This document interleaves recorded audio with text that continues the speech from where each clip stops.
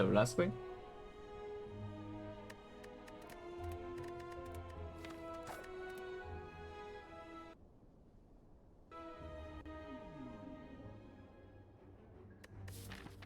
Lose all gold or keep? I'll take the gold instead.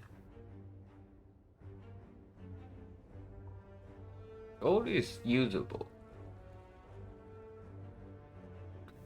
Usually when the gold is usable and there's no... And then the maximum value part has no fire before you. The gold probably gets stronger and this probably gets weaker. And of course it's never this over either this option. And when gold is usable and first elite is fairly early, it's definitely not worse for. And yeah, if gold is usable, I'll probably just take the gold. Is it left or right though? Because the left part is a weaker shot. This shot is a little bit stronger because it's only after 2 fights, so we do not lose gold. We do not lose HP in the third fight. And there's still enough information whether to buy potions here or not. And after 2 fights, there's enough gold to buy a potion and a shop or a common relic here. So taking the gold and going to 2 fights is probably better than like 3 fights, or maybe you can do 2 fights here and this maybe sometimes can give gold. But there's not an option to potentially take 4 fights before this first city. Well, I guess this is okay. But of course the problem with the left part is that you have to face floor 6 elite into floor 8 elite into potential burning elite here or floor 10 elite here. And no fire in between, yeah? Unless you go for burning elite. In this part it's still floor 6 elite. But afterwards there's immediately fire on floor 7. And then of course floor 8 elite again. But fire in between very different from advanced over. And then of course burning elite optional. But in order to take 3 elites, you have to face burning elite here on the right path. But on the left path, you don't have to actually fight this to do 2 elites. You can actually go left. If we are still relatively healthy here, but we cannot handle like, max SP, not max AP Lagavulin, then yeah, we can just go left and take a normal elite instead. I guess we go to like question mark. If this is like wood of group or something, it makes the shop a lot stronger. If it's cleric, we're set. If there's the freaking cleric here and he takes away, and let's say we take the heal, so plus 100 gold, plus another 30, so 230 minus 35, 195. Then we can still buy any relic here, but no potion. But we are definitely full HP if we take the heal here. We only take the heal here if we even lose HP here, which might not be the case. So if we do not lose HP here and this is a freaking cleric, I guess we are stepping into an empty node, which would be quite bad. But yeah, there's only one empty node, right? There's only one empty node here, which is the cleric, and it is only an empty node if we don't even lose HP here. On the other hand, the serpent we can take. And the water whoop is absolutely good. Even going statue, I probably take the go over the thing right before the shot. Removing the slime boss is okay though. Removing defense completely fine. We take the go and I guess starting left is stronger. Just because even if we start left, we can still take this burning elite. And third elite is optional regardless. We can always go to this fire and then avoid this elite anyway and go left. Completely fine. Otherwise, starting on the right path, we either have to commit to this burning elite or we are stepping into a million question marks. And question mark Act 1 not exactly super premium even later in the act because any HP can play into slime boss. So yeah, probably take the go and start left. Start here, question mark, this into the shop, and we decide again here whether this elite is doable or not. If not, we can still take the dark way before 2 elites. Hello, Ab. Thank you for the good luck. We draw 4 strikes. Now, I usually say that if I draw 3 strikes or more on turn 1 against this guy, I just take the 4 damage. Is that even true? He has 42 HP. Actually, I really need to learn the HP roll of the Jorgun to know whether I can grid this turn 1 or not. But we can make rough calculations.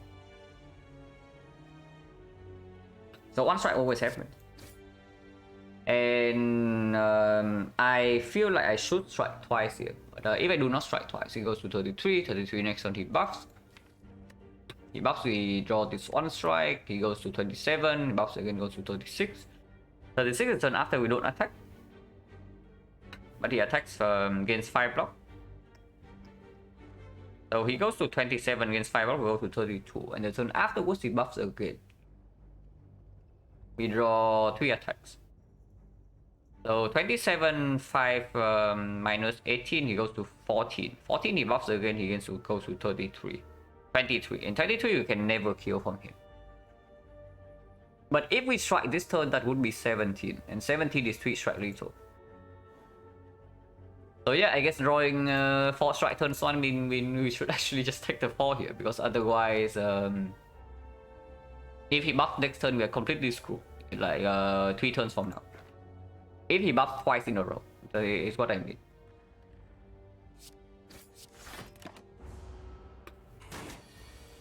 Okay, he does not buff. Paid 4 HP for almost safety. It's not real safety yet. Oh, I sure hope he doesn't attack next turn because we did. Or we draw lethal. If we draw 3 strike plus neutralizes lethal, okay. Oh my god, our potion, guys. Extremely good potion. Best possible potion on floor 1. By best possible, I mean absolute worst possible because this thing is useless and also decrease your freaking potion chance. But this is our potion. Oh, very cool.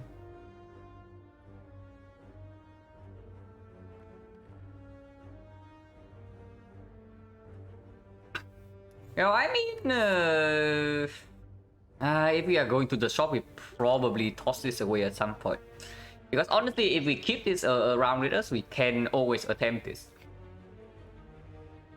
But if we are going through the shop and then we need at least 1 potion before this first elite anyway, then this potion is probably going to be gone soon.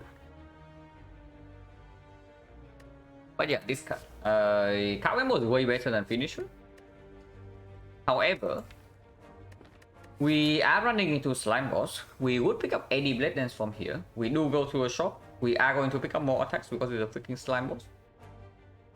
And Finisher is a damage card, even though Memo is better. But Memo is also slightly worse into Slime Boss. Only slightly. It's still very good even into Slime Boss.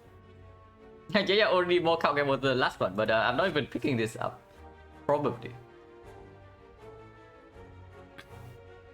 The problem with Memo is that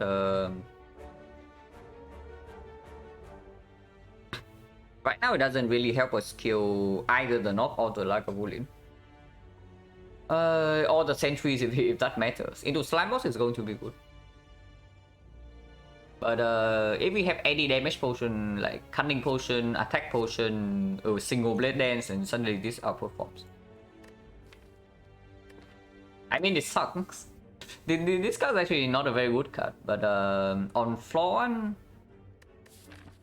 1 into Slime Boss, I probably still click it over the Memo. Because the Memo actually doesn't enable like the discard attacks as you might think. Because it's the same as the Bane and Noxus Fume here. Noxus Fume actually does not enable the Bane. The same way this does not actually enable Sticky Shrine Eviscerate. Because you need to draw them in a very specific order.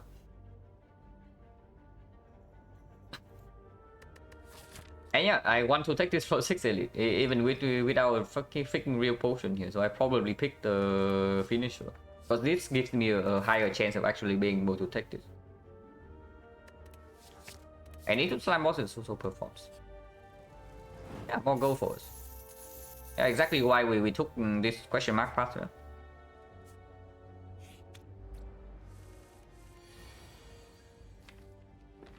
For again, Holy Block.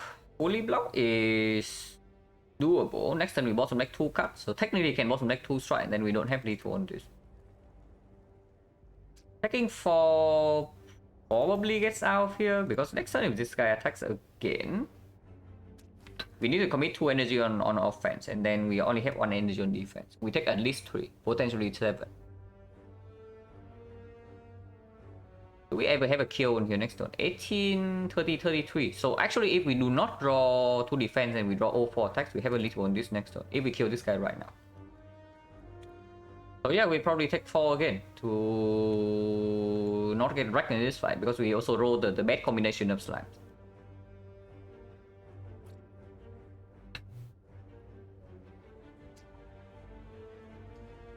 We won with on new sapphire, currently looking good. But what is this? But 3-1 is pretty good, yeah. So congrats with that. Hello, Frankie. But yeah, we take 4 here.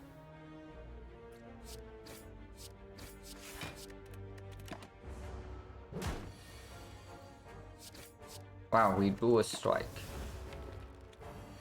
Yes, finisher is basically a strike.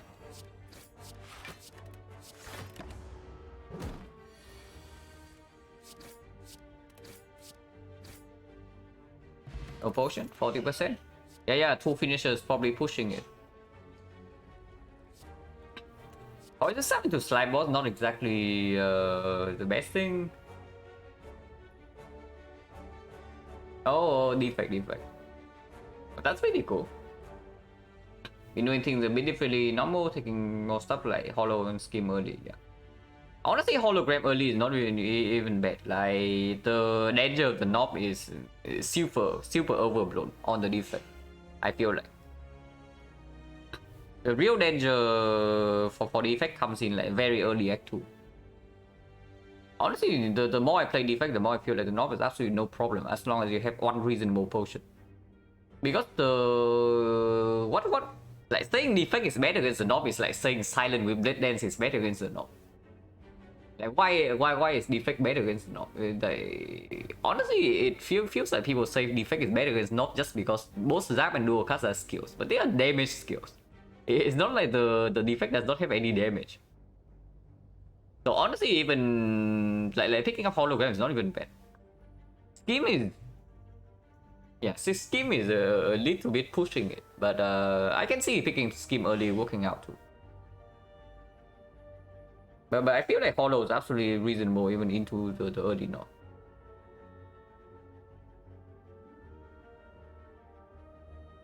And yeah, hologram is like super sick later, so if you can get away with picking the wood capsule in early game, then of course like, it would work out. Hello, Joe Fenty. But yeah, which of the attacks, set attacks here are we going to pick up? Because we are probably picking up one of them. Not the second finisher. Sucker Punch is worse than the slime boss compared to poison stuff. Like, slightly, I would say. If we cannot kill the knob in 3 turns, then Sucker Punch is better than poison stuff. But we do have a 300 gold shot. How do I feel about fumes? You use it as the elite fight or boss fight solution if you have nothing better. Is what I would say. Because it's slow, it's really slow, first of all, yeah. And it's not very good into very fast advanced hallway fights. And also demands an upgrade before it deals real damage. So that is like, you commit 1 floor to upgrade the fumes. And it still doesn't perform for half of the run. But yeah, like if you straight up die to Lagavulin, you straight up die to the Hexer Ghost or the Slime Boss. Or the Collector without the fumes. Then you pick the fumes and be sad about it. And also waste 1 more floor to upgrade it over real cut. But yeah, that's like the silent life, right? The silent life that you reluctantly pick up some bad cards because you die otherwise. That's basically the silent life in early game. But yeah, it's probably Poison Star over Sucker Punch here because we really don't have any damage yet. This is a freaking potion. Yeah, multiple finisher quadratic scaling. If only I have like 7 energy, I could also pick second finisher.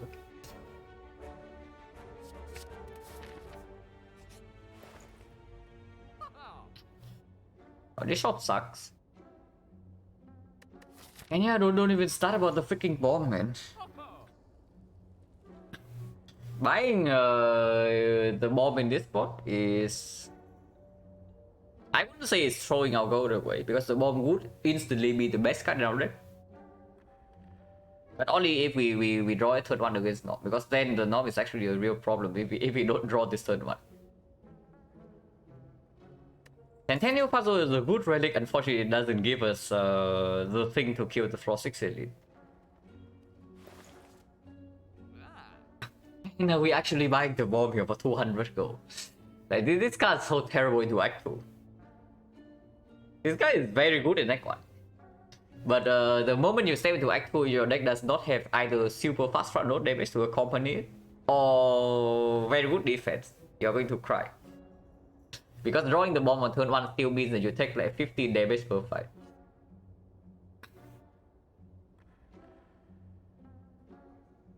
Yeah, Jack overcharges 2 bombs after we upgraded.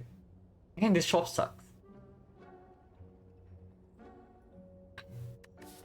Well, I guess if we completely brick on potions, we lose HP. We did not have any good cards, and now the shop also sucks. It probably means that we cannot take Frost 6 Elite.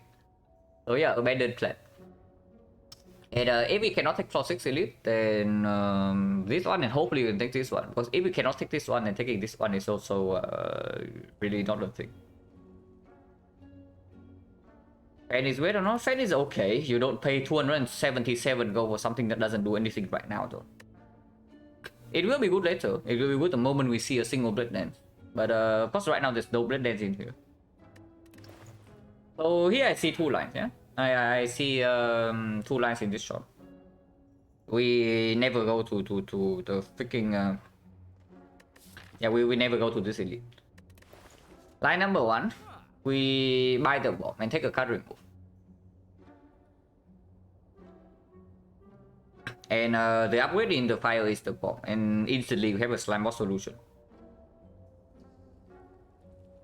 Slime boss solution, Lagavulin solution, and we can pay HP to brute force sentries always. And that's line number 1. It's extremely costly and it doesn't even perform in Act 2. Line number 2 is paying for something slightly less costly that also doesn't perform in Act 2. But it's definitely cheaper. And if we only take 2 elites, then baby. Which is... this garbage. Plus remove by 2 potions. These potions do not give damage. So I do not buy potion if they don't even help me take this elite. If buying potion doesn't help me take this elite, then we just are throwing away our gold. Yeah, line number 2. Buy this garbage. Because this thing actually performs into the slime boss. It performs into the Lagavulin. And it makes the finisher better. So usually this thing's only 4 damage per turn. With the finisher it becomes... maybe 6 damage per turn. Because we shuffle our deck like once every 3 turns. And 6 damage per turn is acceptable into the slime boss. And yeah, it's like 100 gold cheaper than this. 120. Equally useless into Act 2, by the way, yeah? Unless we see Stake Wide. But of course, with the problem with this thing is that we need to pick up more bad cards. If we have the bomb into the slime boss, we can stop picking up bad cards from here and only take 2 elites. Of course, buying this also means that we can still buy the Sentinel puzzle. We cannot take card remove, but we can buy the puzzle. And puzzle is a very reasonable relic. Is that super high roll current? Happy go for extra elite? Yeah. If it gives me like double 5 potion, sure I can take for 6 elite. Maybe 5 potion and cunning potion with the finisher in the deck. But the main problem is that if you buy the current, if Brick Siege, your run is over. So I don't know how much I want to trust the entire run on the freaking current. Like if you cut your losses and buy either the bomb or the puzzle here, at least you are in a playable shape. Like from this point. But if you buy the current and then it breaks, you cannot take for 6 elite. Your run is over on the spot. And yeah, right now when we don't even have one good potion or one reasonable potion, I do not want to do that.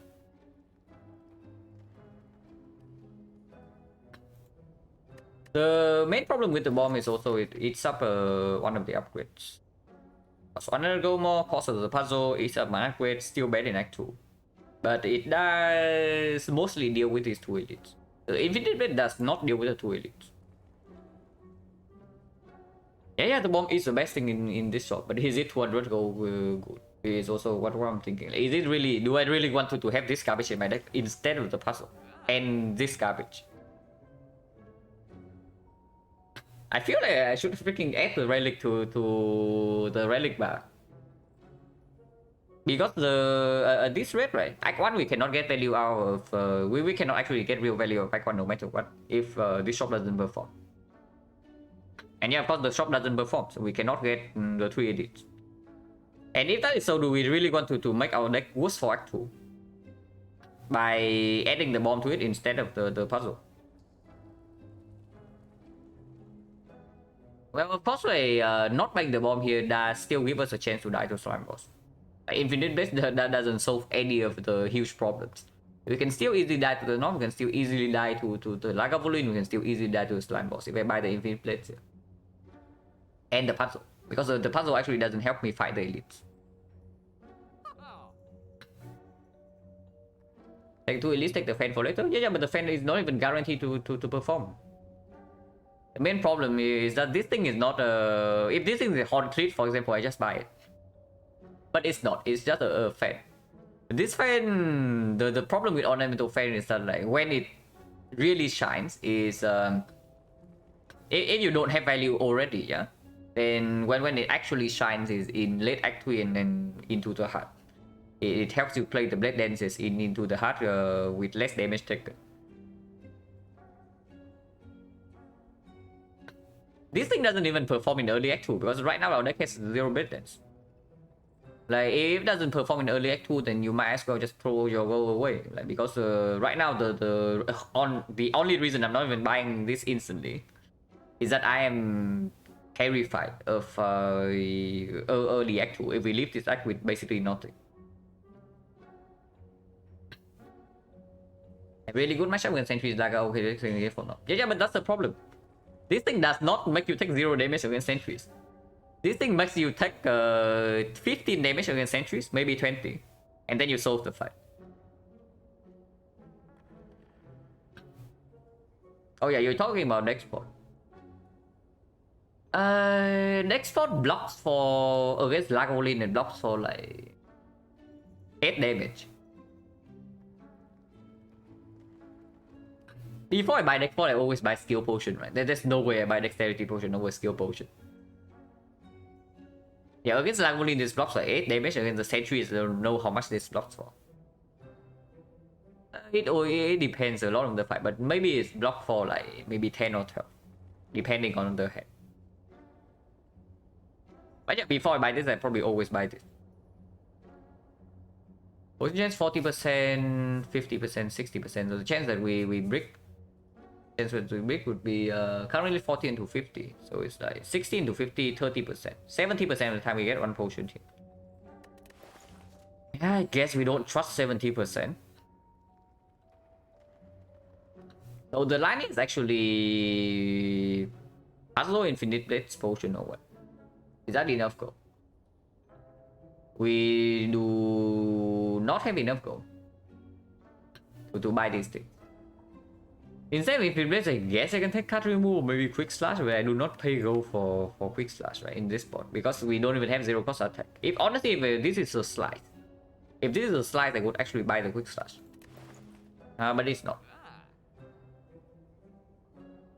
It also can be the line where we just buy the bomb and skill potion and run into the elite anyway. Because if I cannot afford the Infinite Blades, then suddenly the Lagavulin fight is looking like super weird, even if I take the puzzle. These cards definitely do not kill Lagavulin. And again, without let's into finisher, that finisher also doesn't perform into slime boss after the split, and then we die.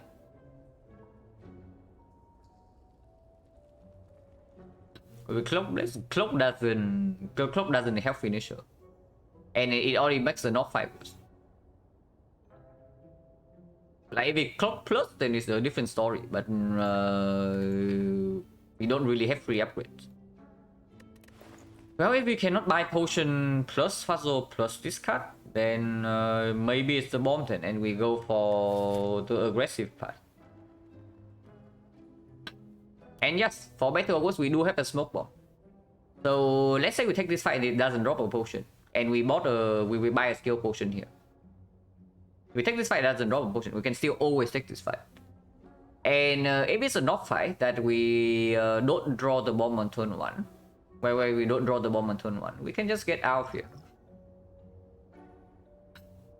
Possible. And then we know that this is not going to be the knock. Now, that would be a very sad story, but it can happen. And if we get a potion here that is worth keeping, then maybe we can take the knock anyway without this thing. And yeah, if this fight is the knock, this is not the knock. So we only have to pass to a Vassal way and a fight where the bomb is good, and then afterwards we get a rest fight.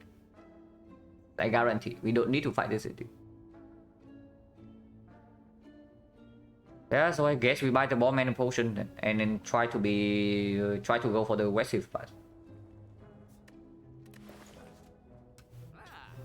We could have taken loose Ogre for red catalyst for this bomb for 199 gold. And plus 1 floor, but instead we are buying the bomb for 207. So that's not a very good deal. But yeah, this shop can also have like a damage relic, damage potion, maybe a good damage card, and then everything's good. It's crazy. We have 300 gold when we still don't have anything good to actually buy in this shop. And it's floor 4. But yeah, I guess we buy the bomb, we buy the skill potion, and then we leave the shop.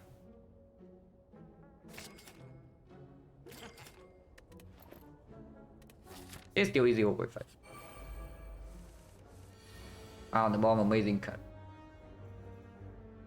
And then right here you see why I dislike this thing. Like imagine this is Act 2 Hallway fight. Yeah, you just imagine this Act 2 Hallway fight and you draw like a hand like this. What does the bomb do to you? Yeah, the bomb makes you take like 10 damage to your face from the avocado, and then it doesn't even kill it in 2 turns. But of course I am never smoke bombing Bao here, so we take the damage. Is there any line where I can kill one of these? 25, 26, and we have 24 damage. Okay, very cool.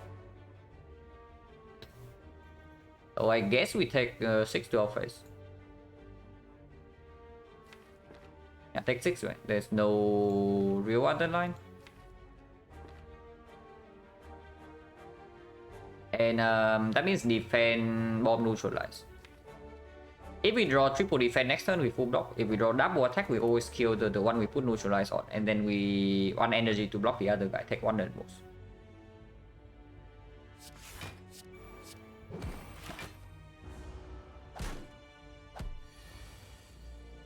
Yeah, now we can just triple defense, and then next turn bomb kills.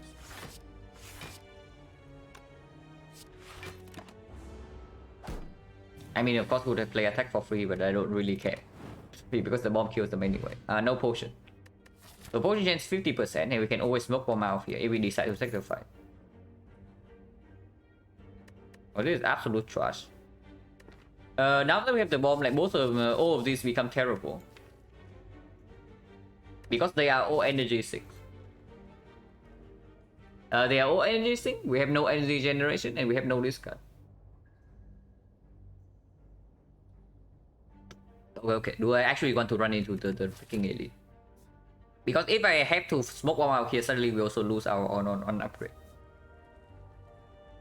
Upgrading, cut our losses, still have 1 potion slot here.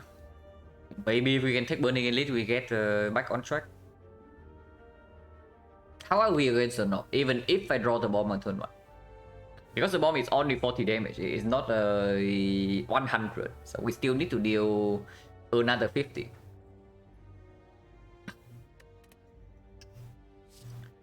All these, okay, this is the only card that doesn't demand an upgrade out of these three, who do reasonably okay. Also skewer finisher like super mega combo. Yeah, all of these also combo extremely well with finisher as well. By extremely well I mean like not at all. But let's say I skip here. Let's say I skip and I immediately run into this elite. Hello, bearded Baker. You arrive at the start of a so far like very tough run. We complete brick on a 300 gold shop and now we are in dire state. In a very dire state. The bomb, yeah, I bought it in the shop for 207 gold because the shop had basically nothing. Oh yeah, let's counter the knock damage first before we do anything. Let's assume we draw this on turn 1, because if we do not draw this on turn 1, we are never killing knock. I don't even need to do the math. But let's say we draw this on turn 1 against the knock, have a 7 out of 16, so it's not even that rare.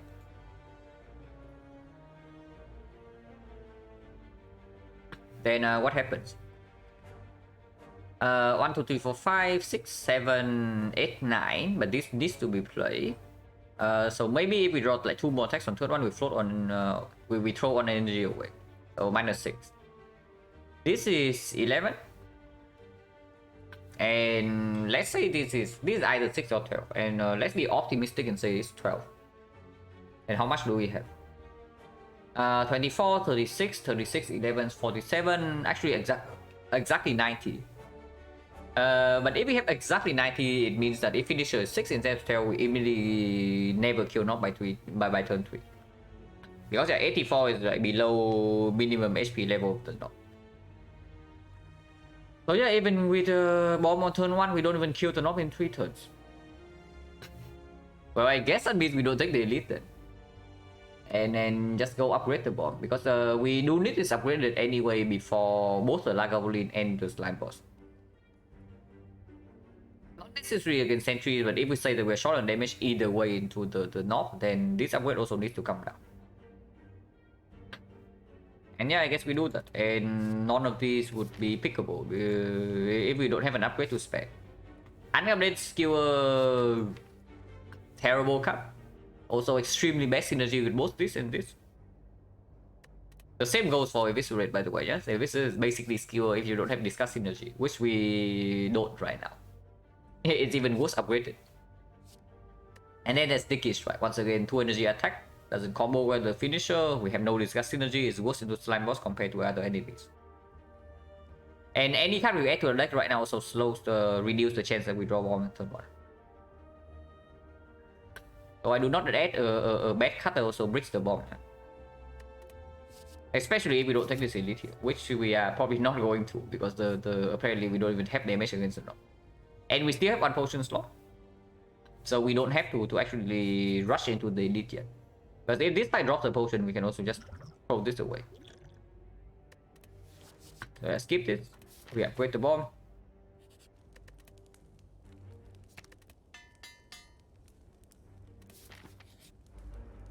Oh, amazing, guys. And don't even suggest this. Not yet at least. And yeah, we do not draw bomb on turn 1 in this fight. We do not draw bomb on turn 1 in this fight. So what are we doing? Because if we do not draw bomb on turn 1 in this fight, then it will not come down in time to kill this wizard before he kills us. Okay, before we smoke bomb away. And another bad thing, we draw 5 attacks from turn 1, which means this finisher right now is a complete trash. And this guy also roll maximum HP. Yeah? 25 is, as far as I know, the absolute maximum this guy can roll.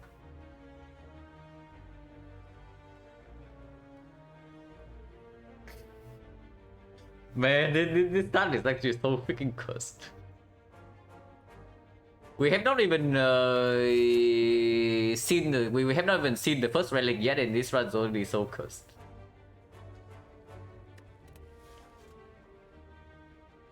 And yeah, this is our first freaking advanced hallway as well. Like, we roll up the one of the worst possible advanced hallways like, as our first fight, and we of course we don't draw our AoE card.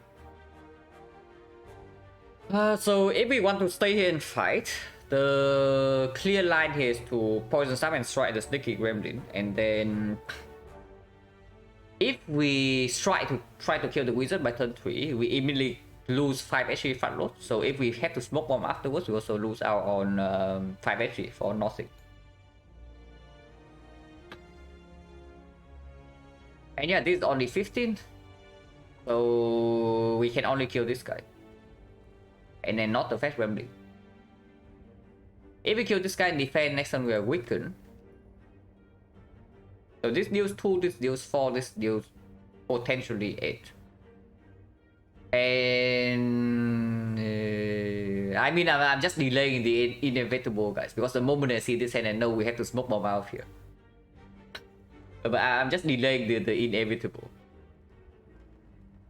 The moment I see this hand, I know that there's a probably 90+% chance that we have to smoke bomb out here. But yeah, if we redraw exactly into like poison stab here, maybe we can kill the wizard on turn 3. So we can always try, because this turn we pay no HP yet. And yeah, the line is like poison stab, strike, defend, and then we see what we draw.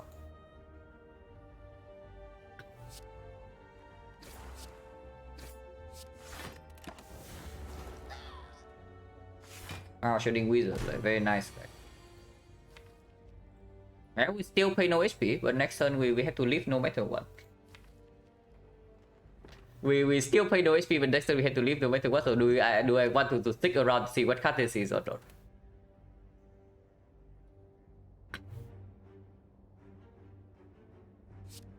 And yeah, like double defense and strike goes on the fast gremlin. Doesn't matter what we do here, because we are smoke bombing next turn. Otherwise we die here.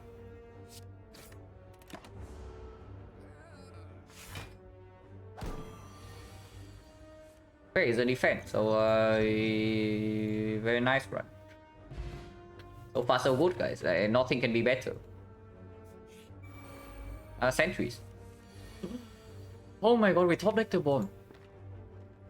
We actually top decked the bomb in one fight. Holy crap. And it's exactly the good fight for it as well. So we lose 5 HP right now. Next turn we only need to block, and then they die in 2. So hopefully we draw a lot of blocks next turn. That's basically the thing. Potion chance unknown, yeah? Potion chance right now is unknown. So the range is between, okay, 1, 2, 3, 4 fights. And we can drop either 1 or 2 potions. So potion chance is ranging from either 40% or 60%. It doesn't matter where we put this damage, because neutralize is the only relevant artifact strip that we care about. We never have enough damage to kill one of these next turn.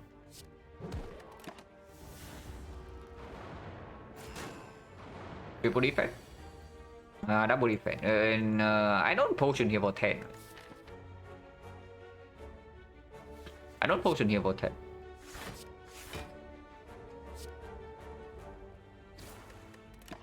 And potion is not even guaranteed to save me 10. And yeah, you see what I'm talking about the bomb against sentries, yeah?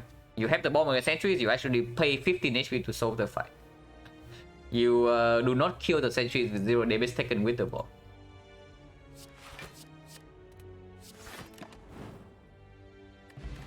Pretty much no potion, so potion chance right now is either 50 or 70, and amazing good, amazing first relic, yeah?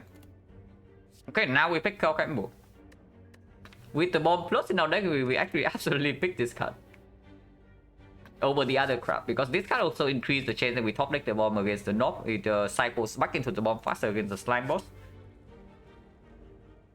And if not this, and then there's some garbage crap that I don't even want in my deck. So if we go here and run into the knob or the Lagavulin. Now against the knob, if we top deck the bomb, now we have plus 10. And plus 10 means that we always kill the knob unless we have to waste 3 energy somehow. And that's also assuming that the skill potion doesn't give us any damage. So as long as we top deck the bomb, the knob is dead. That's not the same story for the burning knob or the burning Lagavulin, yeah? Normal Lagavulin we always open with the bomb. And then we chain the bomb when we redraw, but if we draw into the bomb again when during a turn where Lagavulin is attacking, we have to play it. So at most we can spend 4 energy on defense. And we need to block for 22. So this 5 and 4 energy is 20, so 25. We actually face 15 and we go to 4. And that's assuming that this potion doesn't give block.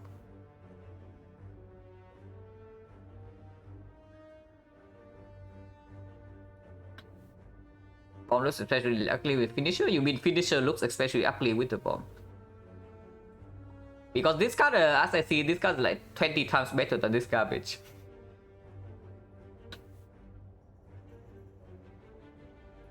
But yeah, we go left, right? Because if we don't go left here and take the elite immediately, this is not takeable.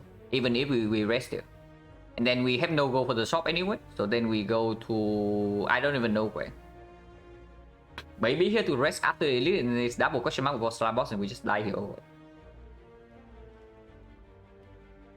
But okay, what is the chance that we top deck the bomb? And yeah, 50% chance is the knob as well, yeah? It's not even 100%. So 50% chance is the knob. If we do not top deck the bomb against the knob, we are dead. But 7 out of 16, 7 out of 17 first of all. So we have to miss this and we have to miss the cow gamble. If we hit the cow gamble, then the bomb only needs to be at the top 30.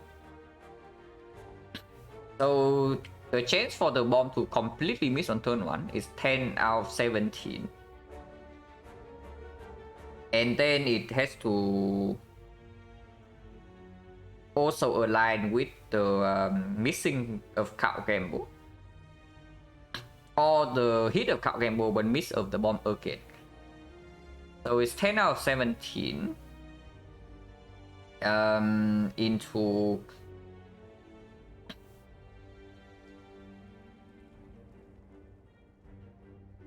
9 out of 16. 9 out of 16 to miss the cow gamble.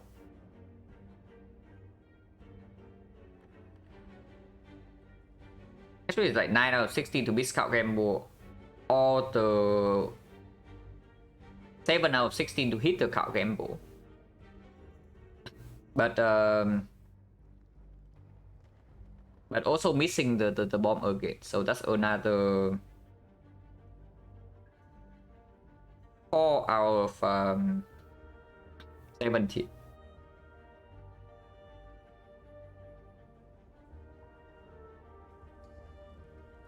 Yeah, okay, so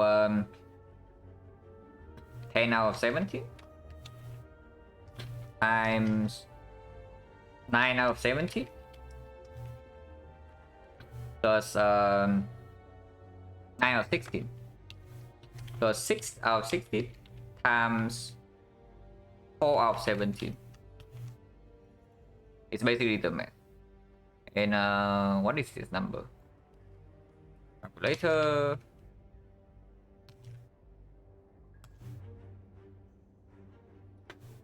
%60 chance to hit the bomb on turn 1. 61. Yeah, 39% chance to miss and 61% chance to hit. 40 more damage of deck after turn 1 bomb is difficult? No, we calculated already. Like, even with only strike and poison tap and finisher. And I count this as 6 damage as well. If it's 12, it's always enough. If it's 6, we need to float 3 energy for the knob to not die to a turn 1 bomb. And that's very unlikely. And this can also give any damage.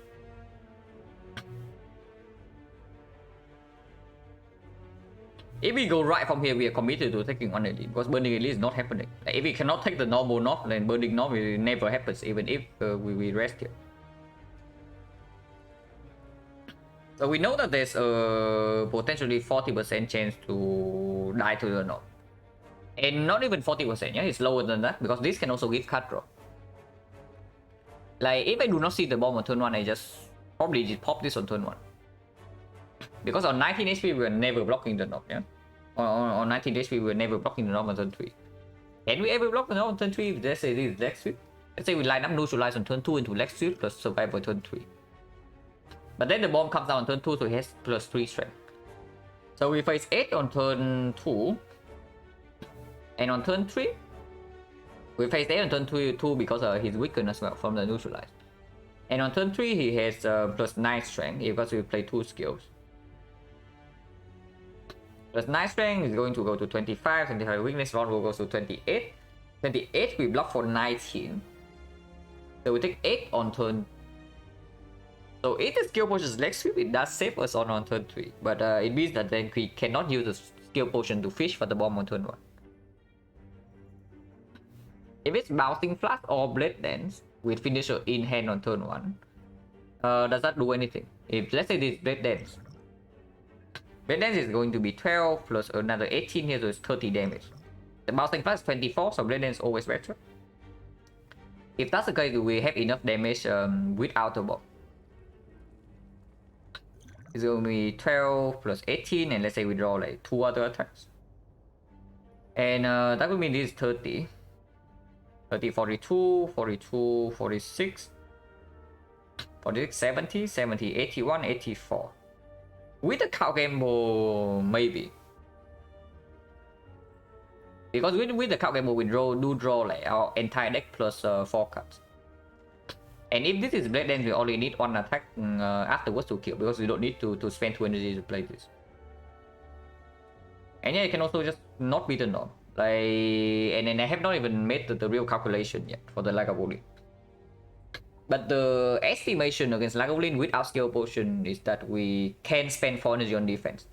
Because we open with the bomb. But if we redrawn to the bomb when during a turn where Lagavulin is attacked, we actually have to play the bomb. So we can only play 1 energy on defense on that turn. The turn afterwards, we play 2 energy on defense. So 4 energy on defense with neutralized blocking for 2, it means that we block for minimum 25. And that is before the skill potion comes in. And then we take 15. If we take 15, we live. And the Lagavulin always dies to 2 bombs. So with the skill potion that do nothing, Lagavulin is a huge threat. It is a threat. Because if we draw badly and we completely brick on the block, we will completely block on one of the 2 turns. We die on the spot. If this also doesn't give block. But the chance is not as high as the knob. And yeah, with this as our first relic with no potion, with freaking smoke bombing, and with the bomb in the deck, like if we don't take the elite here, we're just dying in Act 2. If we don't even die to this, that's already assuming that we don't die to this fight. What do you undo?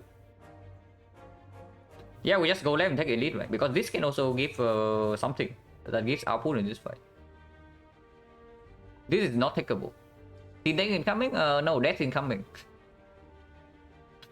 The most likely thing that happens from here is death, but otherwise, I don't know. Maybe team deck. But before team deck comes death. But yeah, we go left here, and knowing full well that if it's not 40%, it is lower than 40% by the way that we die to the knock here. Let's say with this potion, there are 25 skills or something, right? So the chance of getting like Blade Dance, I don't know whether Terror saves or not, but maybe it does. So the chance of getting Blade Dance turn 1 into finisher, maybe it's like...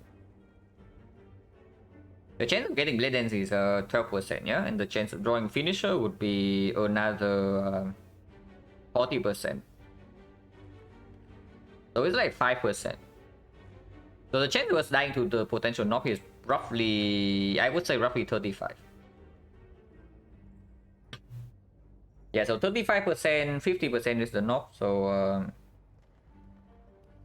like 1/6. And against Lagavulin, I think the chance is fairly low. But it's still present, so probably there's a 20% chance that we die here. Assuming that the relic does not help. And yeah, I do take the 20%, right? Because it's not like this continuous advanced always fights are any better. And yeah, I don't know, maybe this is freaking Lizard Tail.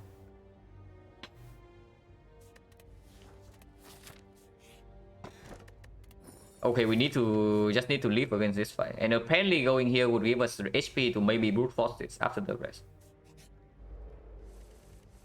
86 HP not, but we do draw bomb on turn 1. Oof. We do float 2 energy, yeah? We do not have 2 energy on attacks this turn. So before we do anything else on this turn.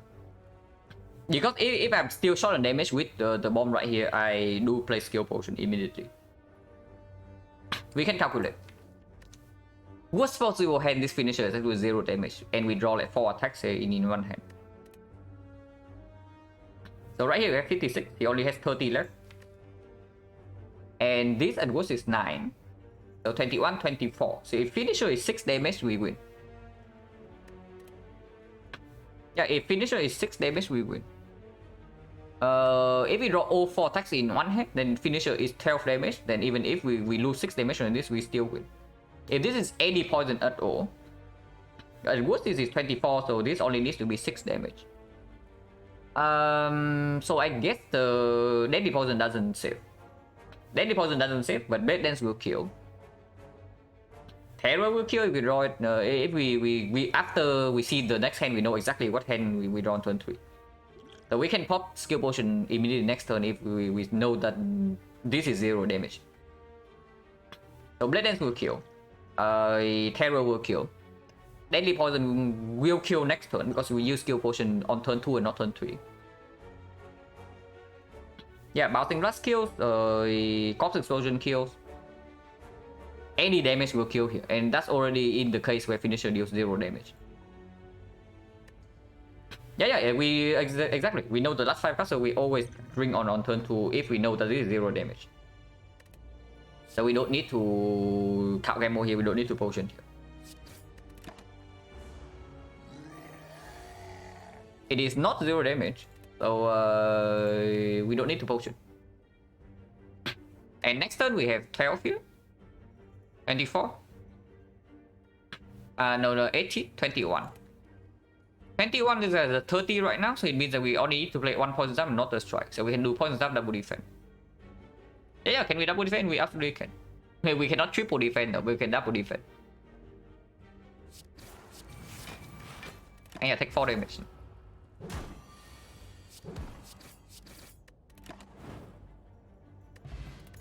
Nice, free relic. Storm of Steel Doppelganger as a rare card, right? Amazing. And Storm of Steel finisher combo like insane. Completely nuts combo. Oh yeah, Doppelganger is not bad. I picked Doppelganger here over skill. Storm of Steel, if we don't have the bomb, then it's actually not negative into the slime boss. But we do have the bomb, so it's going to be a burden the moment we leave Act 1. We already have the burden in our deck. I don't even know like how well we are doing in Act 2. I really do not want to know, guys. Like, do not tell me. But we'll see the moment we step into Act 2 if we survive slime boss. But yeah, with the Feather, of course, we make all the upgrades. How Game Boy upgrade doesn't play yet. Even not even into slime boss, because into slime boss like 2 bombs would be enough. We do not need a 3rd bomb. So we only need to shuffle the deck once. I think that's not true, because if we do not top pick the bomb and we draw Count Game on turn 1, we are playing Count Game Boy, and then of course like Game Boy upgrade will play there. But before I upgrade Game Boy, I just upgrade Doppelganger, right? Because it's a better upgrade into early Act 2. And right now we are kind of getting wrecked in early Act 2 if you ask me. We are getting like completely wrecked in early Act 2, and it's not going to be close.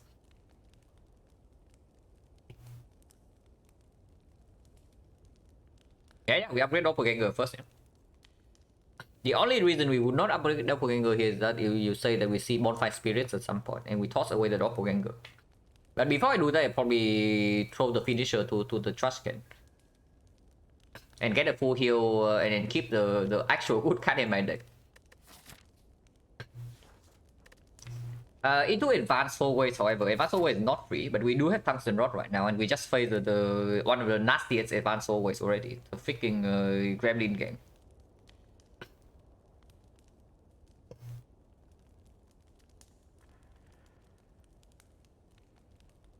Yeah, 24 HP, 2 potions with 2 more heals coming up. We probably don't need to make one of these 2 upgrades just for the whole wave fight. And this is not even super good. Oh, 100% win. Yeah, bomb is also 100% win on in this stream. 1 win, 0 loss. It's still terrible, but the one time we started with it, we won.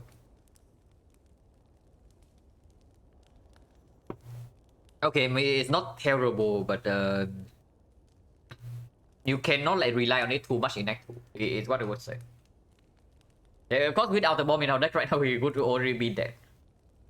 Or we can take 0 elite. One of the 2. So yeah, bomb has performed so far. If we see stack-wise, then it can perform again. And yeah, stack-wise a real consideration, yeah. With our deck being complete trash and there's only 1 good card. And don't forget the upgrade does not hurt the stack pool. It's also just a good upgrade, even into Slime Boss. I think the upgrade priority in our deck would be this thing into maybe this into this thing into maybe this or this into maybe Neutralize. Honestly, Neutralize upgrade probably is more important than this if we have the bomb in our deck. Thank you for the good luck, Big and yeah, have a good time. Yeah, we upgrade the double first.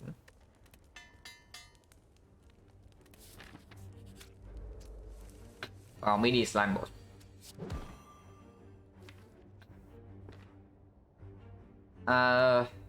Defend count game mode?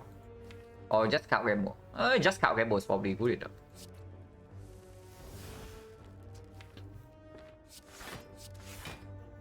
Triple defense? Yeah, triple defense. No reason to actually attack.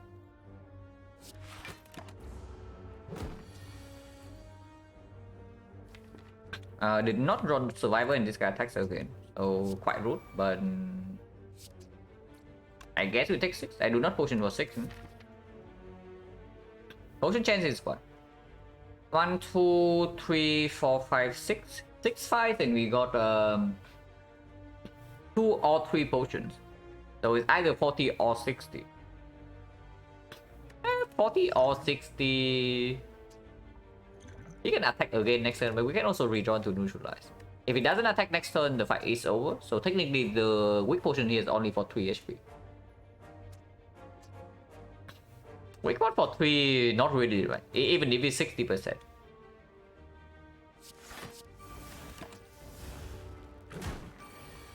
It doesn't even attack.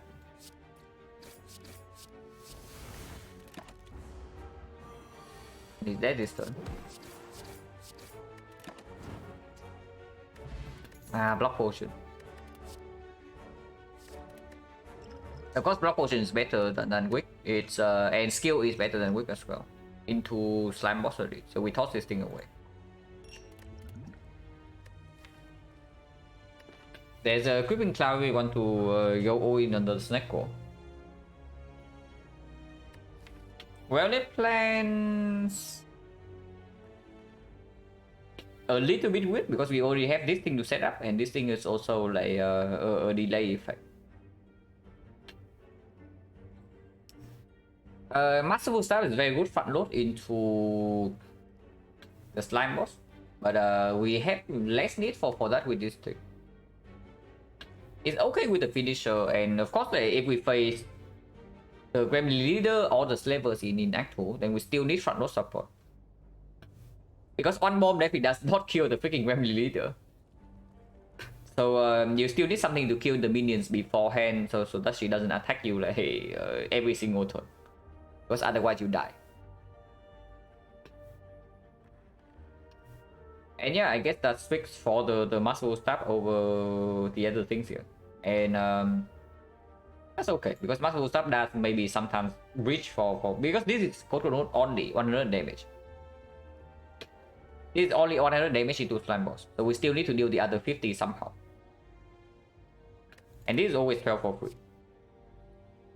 And yeah, we do have block potion to protect this thing one time. It's also good into advanced always here. Into double tips in Act 2, sometimes it can perform. Into Chosen, it's good. And yeah, like this thing definitely doesn't go well with the fact that we already have like so many things to set up. And this thing's damage is extremely mediocre, also demands an upgrade.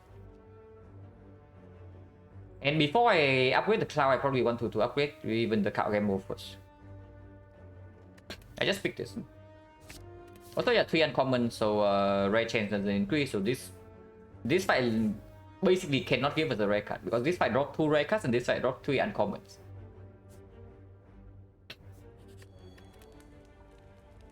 And yeah, with the feather, of course, we upgrade twice. Like, we get another 9 heal, so we have 36 HP, actually we have 48. If we need the neutralize upgrade anyway, then maybe I make the neutralize upgrade first, because the neutralize upgrade does play better into the whole wave fight compared to the card game mode. So what card would what card would I need this thing to drop to not upgrade the neutralize? Because I guess the card game mode upgrade only plays in late Act 2, not early Act 2. It plays a little bit in this fight, but not always. So it needs to be a better upgrade than the card game mode, or the neutralize itself for it to be better. Okay, I cannot drop rare card, so it cannot be read for. So yeah, rare card out of the question, and if not rare card, then what is it?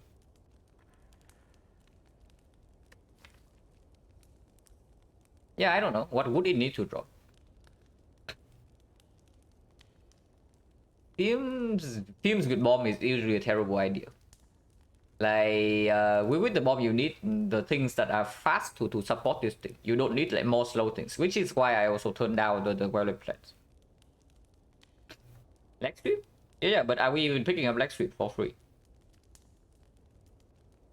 Blade Dance with finisher? Maybe. Yeah, we do have masterful stuff, so maybe we can lean towards the physical front load a little bit. Because we either need physical front load or we need like very good defense to support the bomb in early Act 2, otherwise we get trapped. Leg sweep doesn't need upgrade, yeah, leg sweep doesn't need the upgrade, but if I see the leg sweep here, then the upgrade here also becomes not super relevant. Hello, ball under punches. Yeah, so if I see the leg sweep, I just upgrade the card game mode into like some other thing.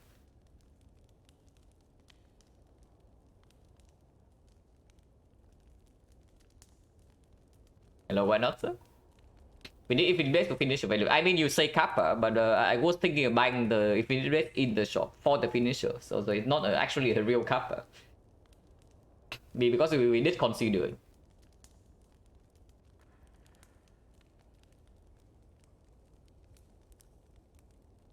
Footwork?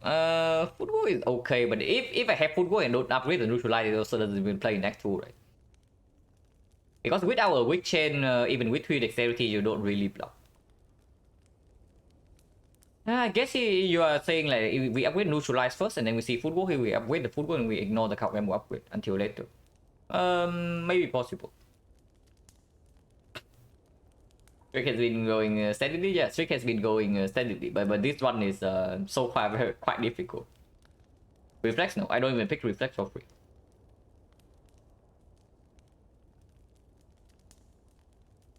Backflip Echo, they do not need an upgrade.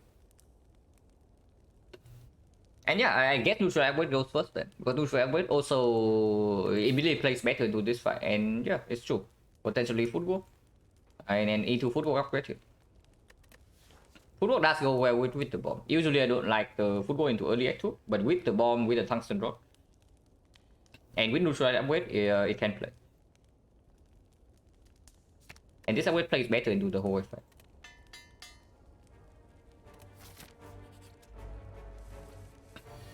Oh my god, good thing we have basketball staff, guys. I'm sure glad this basketball staff is in my head right now and not the well-lit plans or the gripping cloud. Otherwise, would be quite a sad story.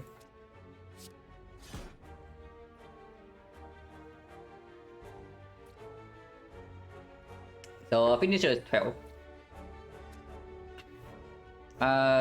We can make it 18. So I guess the line is just poison staff into neutralize here. Poison staff neutralize here, guarantee kill this next turn, into finisher kill this, into survivor full block. Into doppelganger for 1. Unfortunately, this is only 11 damage, so if I do not put neutralize here, I put like... maybe we can ignore this guy. Wait a second. Yeah, if I play neutralize, I ignore this guy. If not, I just play double attack. What am I even talking about? We just kill this guy on turn 1. Yeah, like, of course, right? This is 18. So, do we keep a weakness or do we want like 2 more damage? Because it is a threshold, like strike deals 4 damage, so if I play the strike here into neutralize to weaken, we actually cannot kill this with run attack. And we do draw on next turn, and we only need to block for 8 at most. This only blocks for 1. Yeah, there's no way. There's no way.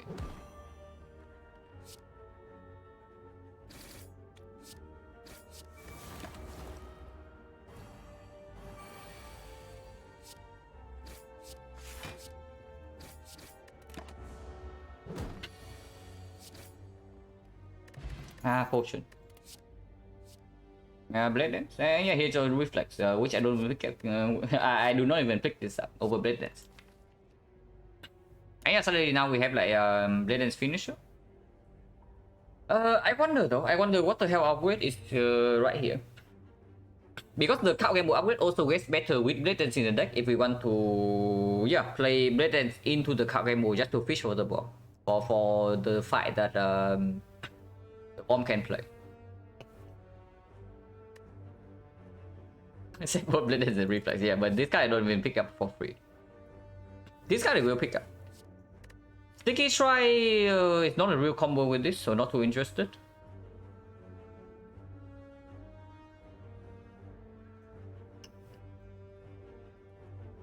Yeah, I really wonder what this upgrade should be.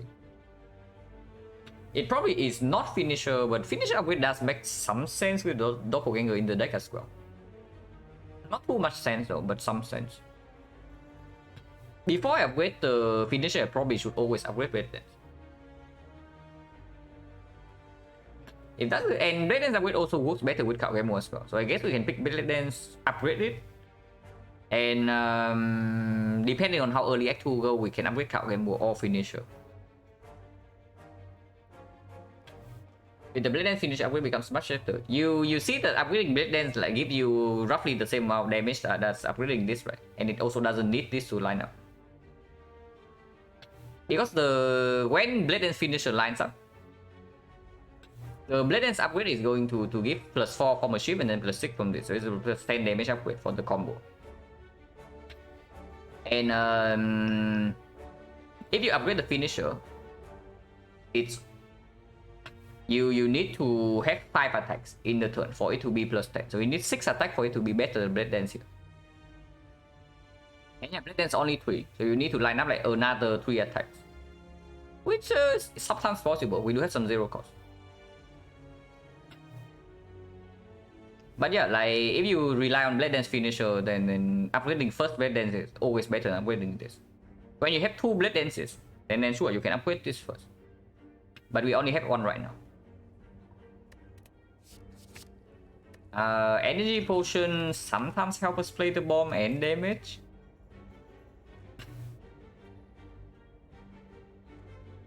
If we are just talking about slime boss, then energy is probably better than skill. Because with energy potion, we are basically never floating energy. Not floating energy, but never get into an awkward spot where we have like both Blade and finisher and the bomb in hand, and we have to choose. So just for the slime boss fight, the energy is probably better than skill. But after we leave Act 1, most likely the skill better is way better in early hallway fights. And yeah, we don't really need this to line up, right? If we can play the bomb twice. The slime boss is already dead after we play this twice. With free fat no damage from this as well. And 16 damage from here. So yeah, I probably don't pick this up. 39 plus we upgrade, and the upgrade goes on this as discussed.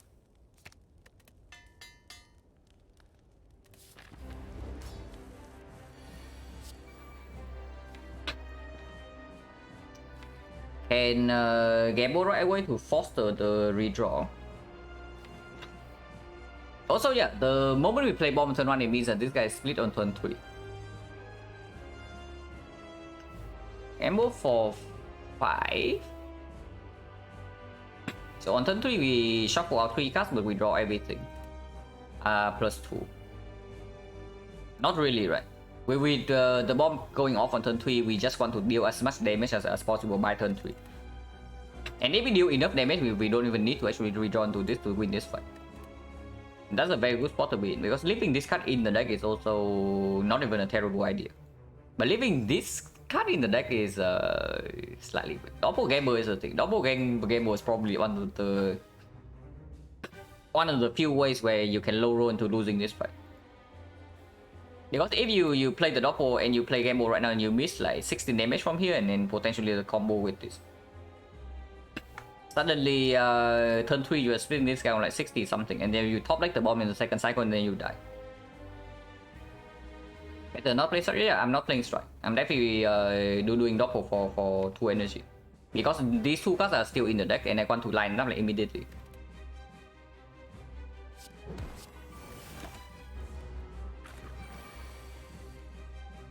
Well, maybe next turn. Voting 3 energy. Root. Oh, that is rude. that is very rude, in fact. The what maybe, I don't know, because we still have 24 damage and it's 26. 26, 76 is split on 43. This thing splits on 43 right now, and we have the bomb. So the moment we play the bomb 2 turns afterwards, the fight is over. And we have 16 damage guarantee next turn. And then, yeah, I know skill pot is good, but why do you want to throw away this potion for nothing when we can still have a very clean fight from here? Because you see, yeah, if we redraw immediately into the finisher, one of the slime dies next turn. If we redraw immediately into the bomb, they both die in 2 turns, and then we can get away with maybe even no potion use, because we have 39 HP. And this thing is not even guaranteed to give us anything good here. Like any poison right now we will not play.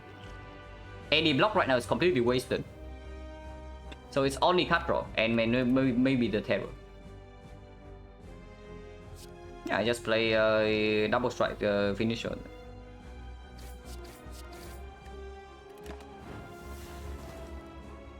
Potion odds is pretty high still. Potion odds is almost unknown. But potion odds is almost unknown because of the smoke bomb we use. And it's not very high. Because the potion chains here is roughly, okay, we can count again, yeah? 1, 2, 3, 4, 5, 6, 7. 7 fights, and we got 3 potion plus 1 unknown. So it's either 30% or 50% right now. I mean, I think the line distance is fairly clear. We blade dance, and they do not gamble away the ships. I blade dance into 4 ships into count gamble. If we draw into the bomb, everything's good. If we draw into finisher, this guy's dead.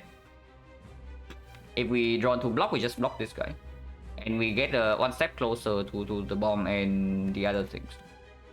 And we also increase the chance of a force interrupt on this guy next turn.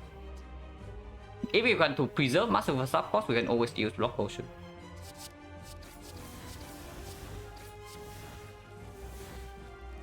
Well, interesting draw. Can also lose 11 here.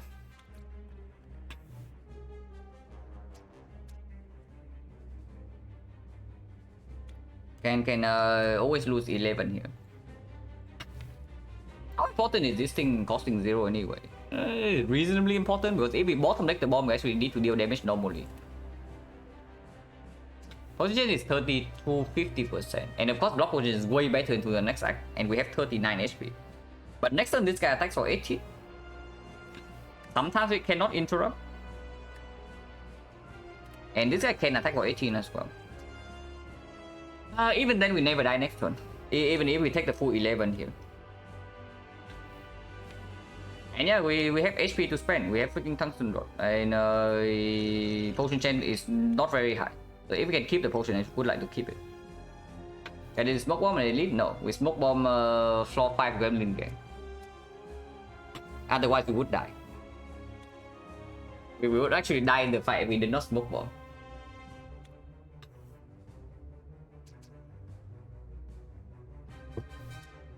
But yeah, just take 11. Is there any way this fight gets super ugly from here? Like it has to be bottom deck bomb. And in Masterful Sub, cost has to be relevant. So it means the next turn I draw into, let's say, Masterful Stab, Finisher, and on cost attack. That is still killing the left slam. So it has to be... We take this hit, and next turn we take 2 hits again, and then Masterful Stab costs 3, and then we cannot play it anymore.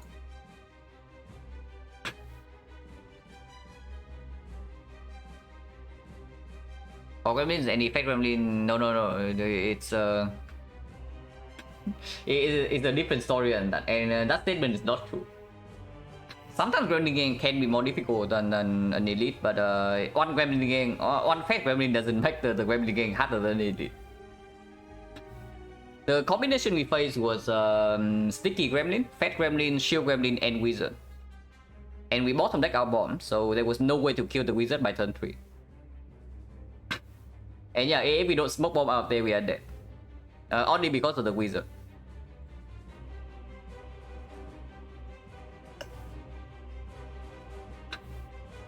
Yeah, the energy cost can become relevant if this thing is bottom deck. Whatever, I guess I potion. I guess I potion.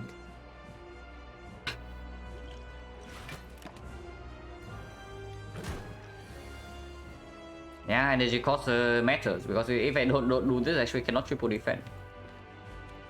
If I even want to triple defend.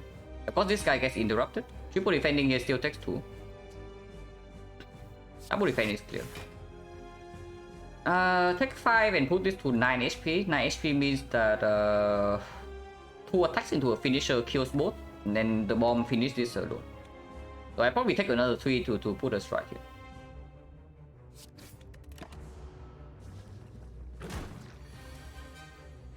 We did not bottom deck the bomb, but this guy's also attacking for 18. We can take 17 to our face, and then we always win the fight.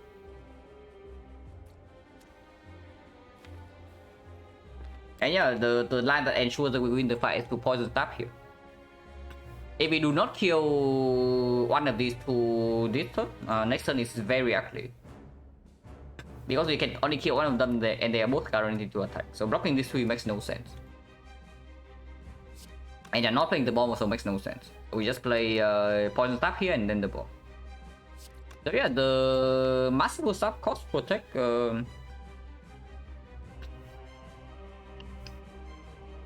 Save us like 3 HP, right? Yeah, it did save 2 HP, and we need to block potion either way in this fight from here, I guess. So that was fine. 17. Yeah, even if this guy attacks again for 18 this turn, we never die. You can also just not attack and we win anyway. But here we have to take more damage because he's a jerk.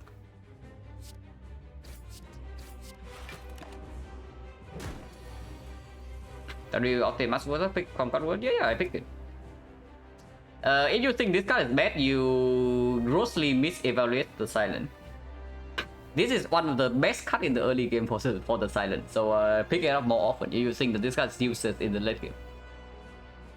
And it is useless in the late game, but there's no late game you don't get past early game, and this is one of the best possible attacks early game. I pick this card up even mid act 2 sometimes. It's just like very good. I prefer Master backstab. Yeah. I prefer backstab. I definitely prefer backstab. Backstab is better because it gives you front load when you need it the most, which is on turn 1. Also, but of course, backstab is going better into like late Act 3 in Act 4 because it does exhaust, and this thing is straight up a curse. Hey, this guy's dead already. Ah, potion. Yeah, no red form. Grand Finale not playable. And Venom complete trust, so there's only that die here or skip. His finisher super good. Maybe not. His finisher is actually one of the actual trash attacks. But you still pick it up sometimes because you're the silent and you're set. But yeah, die is very pickable, yeah, because we do say that against the gremlin leader, we do need to deal with the small gremlins. If we have to wait for this to deal with the small gremlins, the leader is already attacking us twice, and then we are dead. Slaver, sometimes this can also kill Slaver on turn 1 with front load damage from this as well. Of course, I would prefer a defensive card here, like Malaise would be sick, Alchemist would be sick, Red Form would be sick, After Image would be pickable. Because with the bomb like and some front load support for Master Staff and Blade Dance Plus already, like having defense is probably better into early Act 2. But that is still positive. That is probably still positive in the now deck. But yeah, if it's better than skip, then we click it because the other two not exactly pickable in this spot.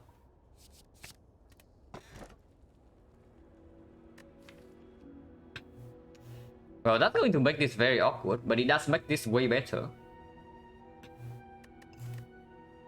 And if not pyramid, then there's nothing, right? The kite doesn't really work yet.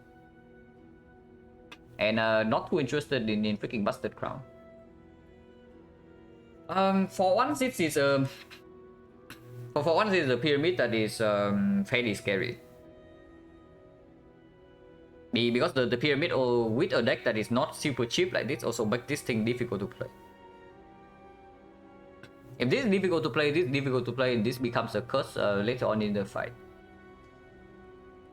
And we have O5 strike, O5 defense, it becomes weird. But of course we will still click pyramid because it's the only ready kill. Like, yeah, no. And not exactly pickable at the moment.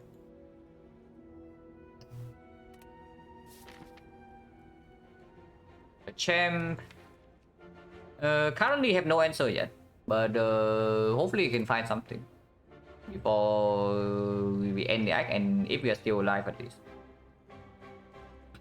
204 gold is not exactly a lot into the shop, but it does, the left part does put us through 0 advance always before the very first edit into several fires to heal with the feather. Into late question mark potential or elite into 1 late question mark still, and even a super late shop if we are desperate for a champ solution. If we do not go to left part, we don't get to go to early shop. Can save into more question marks and maybe take 2 elites on the middle part. Late question mark here into 2 fires for eternal fighter healing. But not exactly a high value part. And rightmost part, burning elite super late, usually decent value, but it also accompanies like 3 advance always, 0 question mark in second half, 1 fire only, and no shot, and advance always before first edit as well. So right part is probably too dangerous. And yeah, left part gives a chance to take 3 edits into early shot, so we probably take it. So start here, question mark, drop, hallway fight, question mark, elite. And this advance hallway is probably never better than this. So it's mostly the very first half of this act is pretty much force starting if we start on the left side. But that's okay. We do have 2 potions.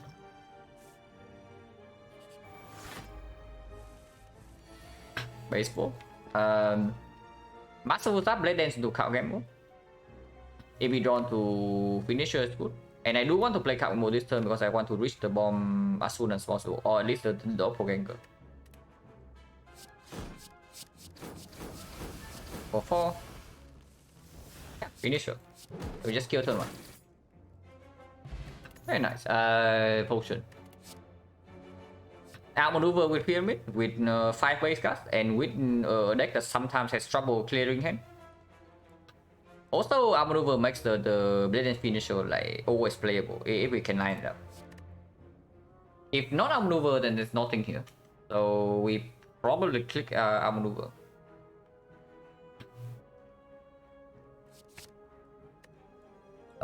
With the Outmaneuver, the Swift Potion does get a little bit better with the card game mode like just now. You can also see when we game mode on turn 1, we absolutely want a bigger hand. But after turn 1, the potion is not going to play. With Neutralize Plus, this value goes down a little bit, but we can also just bottom deck Neutralize and we face the Avocado right now. Then this is better than draw potion. Probably nothing neither is better than Skill Potion because on 3 energy our output is limited enough that a potion that creates output out of nowhere has to be better than the draw potion, and the output from this is not even guaranteed to be effective. And it can also just come from this skill potion. So skill potion is always better than Wick. The only question is whether draw potion is better than Wick or not. We just fought the baseball. Next fight is Bird Chosen Thieves or Avocado. And the Wick potion is only better against the Avocado. And even then, not always. Which probably suggests that I should take the draw potion. Yeah, sure.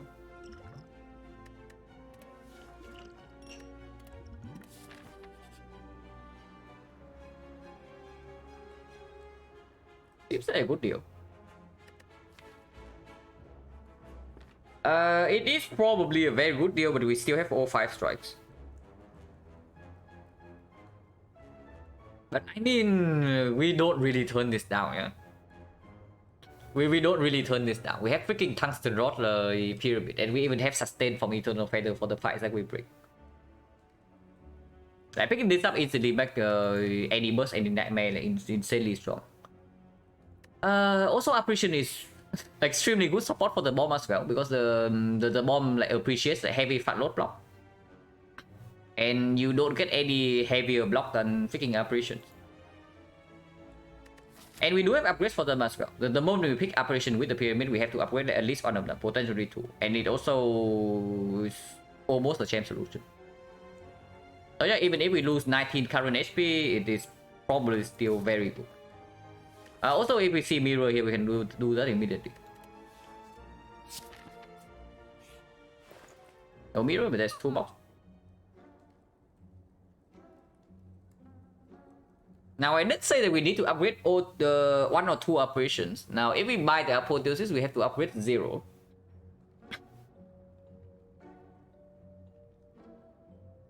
Of course, the trade-off is that we don't get to do 2 box remove. 2 box is very cheap and is also very powerful.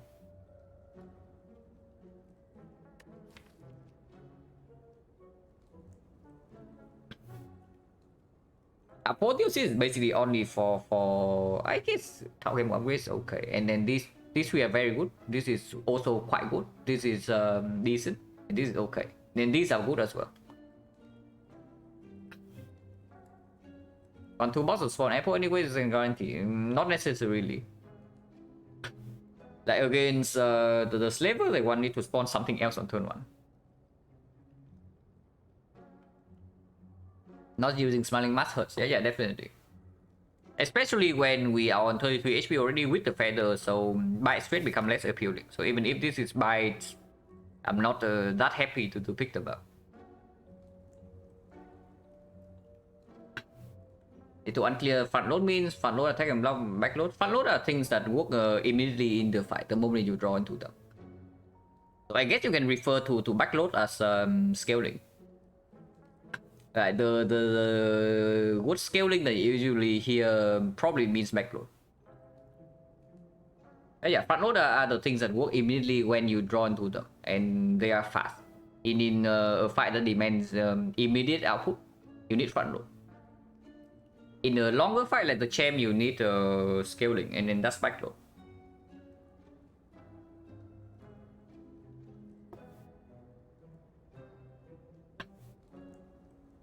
Apotheosis still means that we need to survive this elite fight.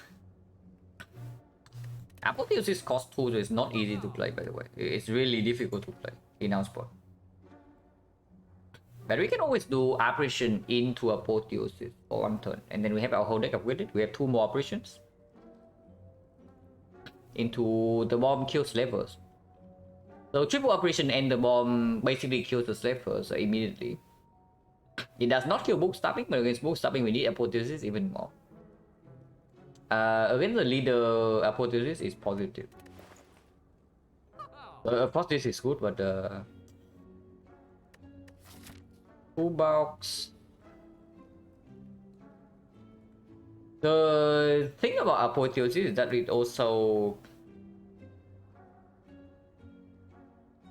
almost single-handedly solves the champ. If we buy Apotheosis here, we basically have the champ fight almost solved already. But if we buy the toolbox, the champ fight is still up in the air, and we need to make the apparition upgrades like 1 by 1.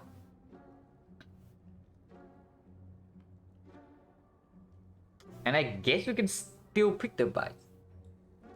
We can still pick the buys even if they are not that good, if we have all 5 strikes here. If this is upgrade all base cards, then of course Apotheosis gets set. But if that's the case, you can just take card remove. Pyramid is good to have all base cards. Yeah, but remove 1, do you really think remove 1 makes that much of a difference? If all of these are wins, suddenly they are not even that bad anymore. And Apotheosis is the card for that. We have to make it to the champ, quite like the toolbox. Yeah, but what I'm asking is the toolbox even stronger than Apotheosis? Because the way I see it, the only troublesome part for the Apotheosis line is this fight. The moment we get through this fight and upgrade the Apotheosis here is just straight up better than the toolbox and remove.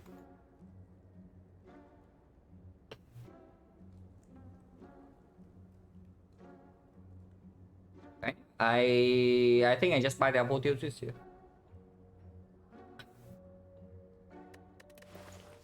If we buy Apotheosis, we go to 29, 29, 44, so Cleric still cannot show up here. Which is fine. If we have something that works with Akabeko, maybe you can consider this, like Preserve Insect. Honestly, if Preserve Insect is here, I might buy it over to the Apotheosis. But not the toolbox, yeah. Do I have front load problem with Apple? No. This is the front load. We have picked the ultimate front load already, like just now. You do not get better front load block than this. I almost nowhere in the spine do you see a better front load block than this. And you do not underestimate the damage output the Apotheosis gives us.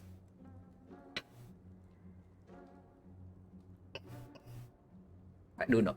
Apotheosis give you damage immediately. Of course, with a 2 energy, it's a little bit weird, but we can always buy on 3 turn with this. Of course, like, if you only talk about this fight, then toolbox is stronger. But yeah, I talked about it already. Right? The moment we leave this fight, Apotheosis is way better, and it immediately, like, almost single-handedly solves the champ. You buy the toolbox, what are you doing in this fight? And yeah, you still need to find a solution, right? And if these fights do not give you a clear champ solution, maybe you have to pass for a desperate shot. But you sacrifice like even 1 more claw, which doesn't even... It's not even guaranteed to give you anything. Yeah, cutting Apotheosis towards the champ. Why not just buy the real one right now? Because the real one only costs 1, you know. The Apotheosis from the toolbox will cost 2. I just do it.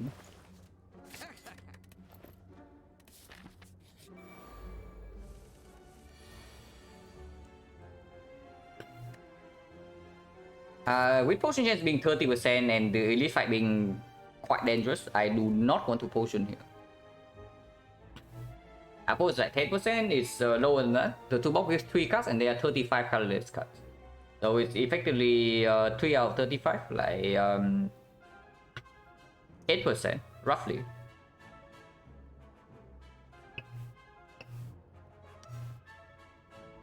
Really want to play the outmaneuver, but playing outmaneuver right now also costs me a little bit of HP.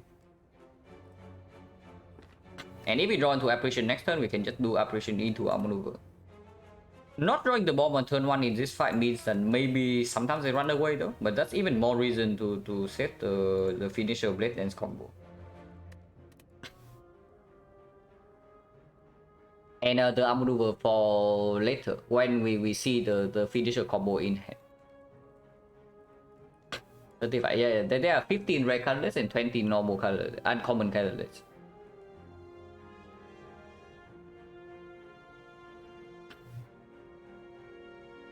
So neutralize double defense, neutralize triple defense seems fairly clear, and if we don't draw into apparition next turn, I'm willing to sweep potion, but hopefully we do.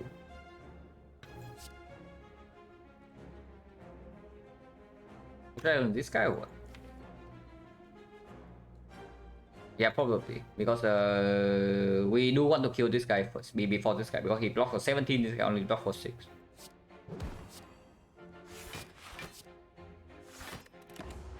Take 3. Root. Cannot play outmaneuver then, so I guess we gamble with the full hand. Because if I draw into Apotheosis, Apparition, I would like to play Apotheosis into Apparition.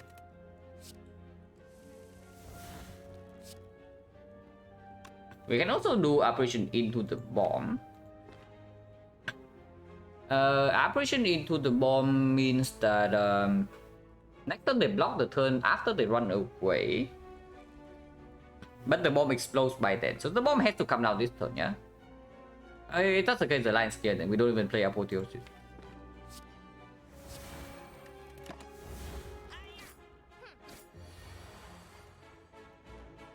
Just running away, we need to deal damage next. So apparition, this guy's dead next turn. And we only need to deal 17 here, so everything's fine. And yeah, we can ignore Apotheosis this fight. We know that on 2 costs it's difficult to play. Don't care about Stolen? Yeah, I do, because if I kill them, I also get the gold they actually drop.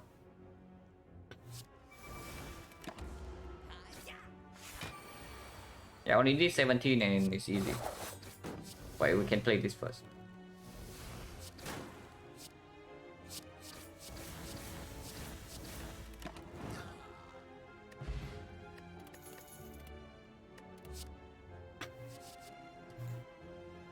Not interested, right?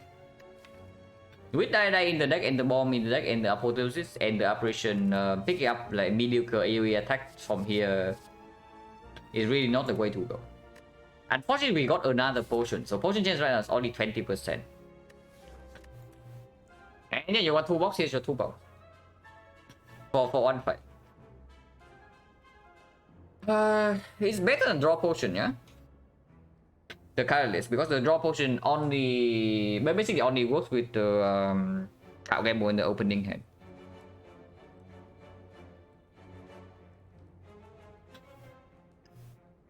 If we brick apparition against the slavers on turn 1, we still don't die immediately, even if colorless and the skill potion both brick. And yeah, colorless potion is going to be better in the other fights, because this can also be like secret technique, can be an actual Apotheosis, can be a second bomb. Yeah, this is another potion that gives us output out of nowhere, and then I talked about it already. On 3 energy, in a deck like this, we really want the potion that actually give output out of nowhere, instead of just like drawing and then we still have to spend energy ourselves.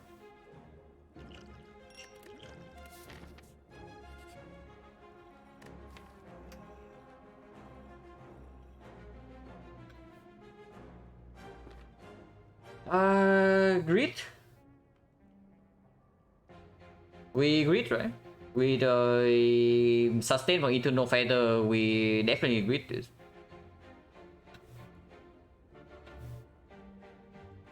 Let's on the worst, yeah, it's unreliable and this thing at least you know it gives you defense. Attack potion gives offense, this thing gives defense, this can be effectively nothing or you can win with the fight.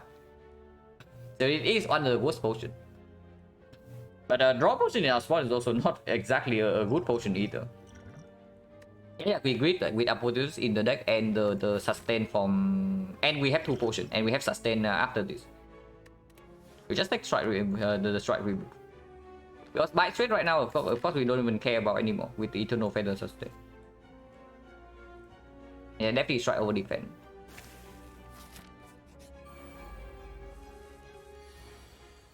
Attack on turn 1 is good. We can kill the Fat Gremlin, which maybe I want to do so. Because that also means that I can get to maybe save Doppelganger. Like we do Blade Dance, kill Fat Gremlin, finish kill the leader into operation. Or we can put 24 damage here, but not putting any damage on the leader while wasting one operation is a little bit weird. Potion is only 20%, so if we can preserve potion, I would like to do so.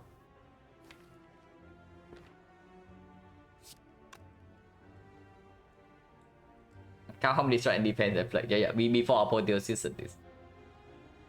This turn is 0.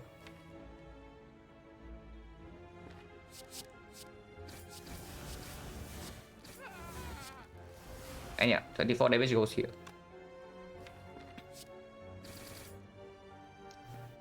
Doppelganger, I guess playing right now does not waste the draw. If we play later, it wastes the draw.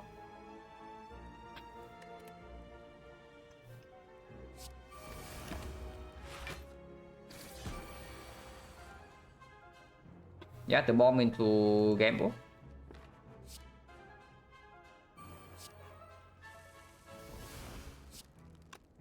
And next turn guarantee apparition. And this thing always kills the shield gremlin. I do want to draw the full fight to guarantee the apparition, so neutralize can go here.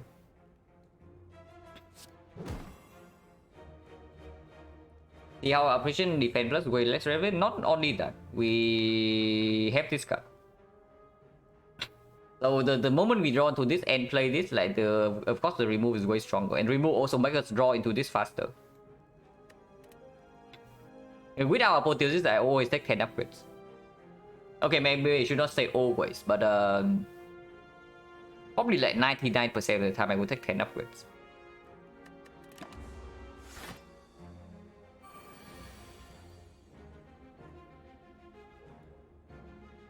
I mean, we can let her attack next turn. We don't really care. We have 2 operations left.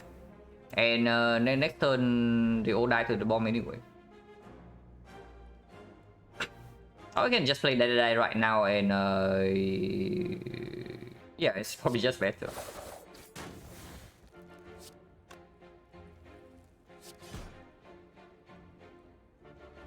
Our maneuver does not need to be played.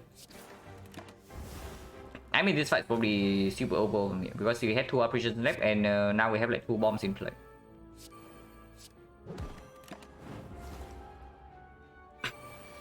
And she doesn't even attack.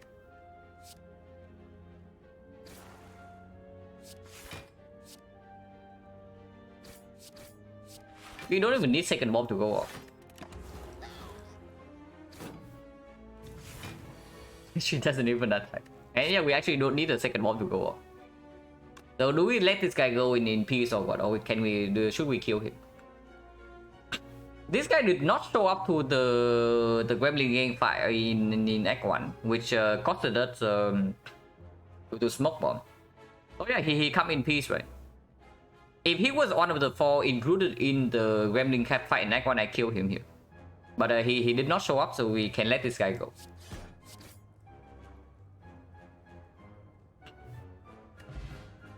Woodstone is quite decent. Efficient. With Outmaneuver Plus in the deck already, don't really think so. Because it only works with card game move. With the Pyramid, it is Efficient Plus eventually. And with the Pyramid, like how bad is it? Maybe it's still very good. It is probably still very good because after we pick this up, we can pick up like any prepare, any echo, and second cow gamble as well. Yeah, it's probably still very good, right? Long in the run. Of course, the first opening turns we can still easily break, but we still have 2 potions. It's okay. If we are stuck on 3 energy after this, and there's definitely a chance that can happen, then this card is going to be phenomenal. Yeah, definitely upgrade goes on this. And of course, Elite way better than Advanced Overweight 5. Difficulty roughly equal. This just gives rare card go relic. This gives nothing. This only gives pain to your run. This gives some pain, but it also gives you a freaking relic. Think we pay over Echo happy a bit? Probably. In this spot on 3 energy, it's probably true. I would pick prepare over Echo. If Snake Clan, yeah, here's your Snake Clan. Snake Clan is right here. You want your Snake Clan, you have it. Here's the Snake Clan that deals 10 less damage on turn 1.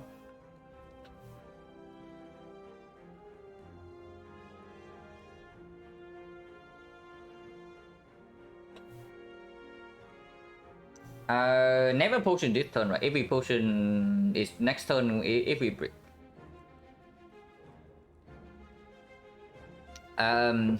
Do I play outmaneuver?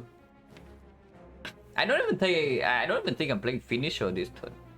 That's stupid. Finisher right now is only 12, yeah? Yeah, I probably don't even play finisher this turn. So it's just neutralize and P-Stab can come down first.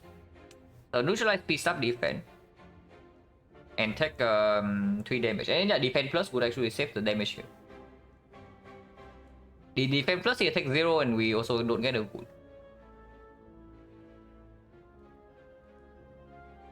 The quick up gig campaign for hours watching it.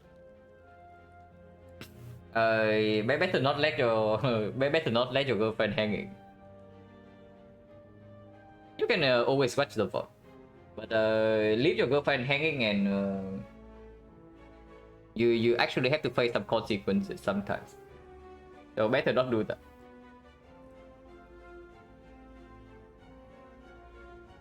But yeah, neutralize, poison up defense.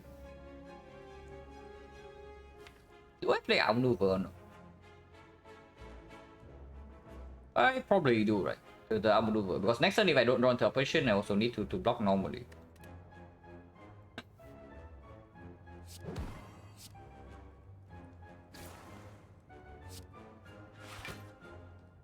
Next turn is only 15. And 50 we don't need energy for. So the energy is only if we draw the bomb into some defense and outmaneuver energy can play. But if not, any outmaneuver energy will play afterwards. We still have survival and tradition in the deck though. Outmaneuver can probably be played right now. Yeah, Living Strike in hand with the finisher with extra energy next turn also might deal some heavy damage because then it's still in the deck.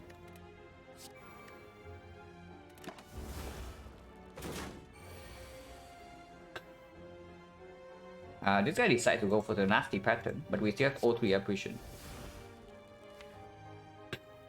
And I do not think we should float energy here. We just do apparition into double shot into finisher.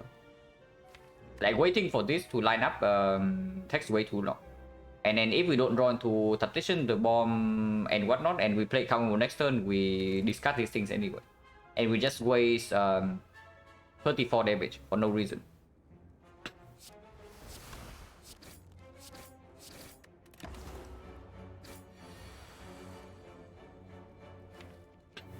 I'm slightly scared. If we bottom deck the bomb and the apparition can only block for 2 more turns.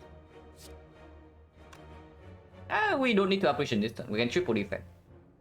Triple defend into doppelganger is full block this turn, and probably should do that instead of throwing away apparition for nothing.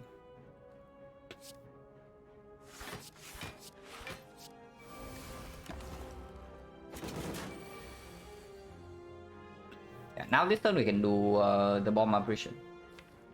And next turn we full block normally again when it's only 24. Can Survivor take into position to deal some heavy damage here?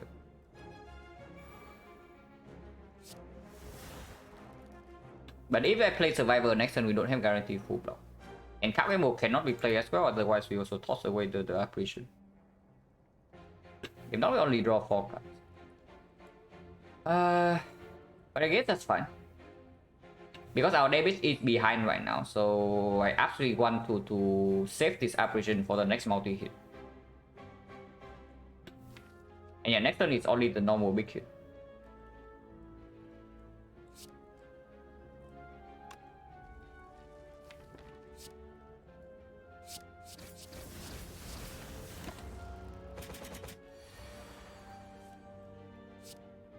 Anyway, we block this hit normally, and we apparition next turn. We only take 2 here.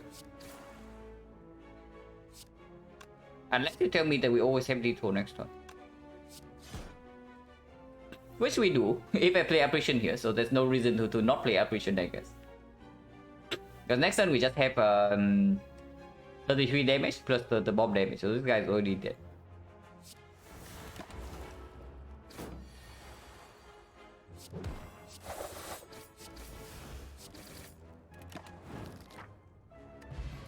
Hurricane with our Blade Dance Plus. Another potion. So 1, 2, 3, 4, 5, 3 potion, 20% again. Yeah, if it raises back, the moment it sees Hurricane, it comes back to advertise itself. But not too interested, yeah?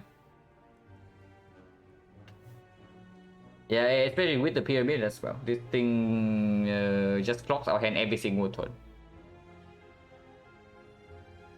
Yeah, if it plays a pyramid, it waits for this moment. The moment it sees Shuriken, it strikes. Weak point definitely not stronger than this. We neutralize plus and apparition in the deck. Wow. We do have Tungsten Rod.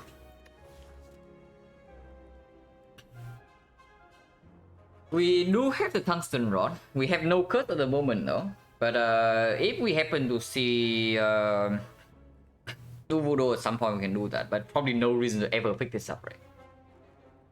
If we see Necronomicon into after image, we have infinite blood. But yeah, so probably not a real reason. I mean, if I keep this right now and we just see Necronomicon here, I'm sad.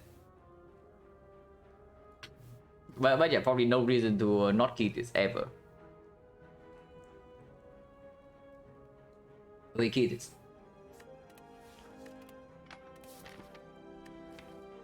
What's upgrade? Probably still goes on 1 apparition first. And I think I wait 1 apparition, but 1 apparition only. And after 1 apparition, the next upgrade is going to be probably card game over, so I don't want this to exhaust. Do we even have to cost attacks for Neko? No, but we would have Blue Candle, Tungsten Rod, and that can enable a lot of things. Like even 1,000 cuts, for example. Don't mention. No, I'm fine with mentioning it. Just don't go too far. Like don't. Yeah. Don't make your entire existence in the chat be an FCA. Is what I would say.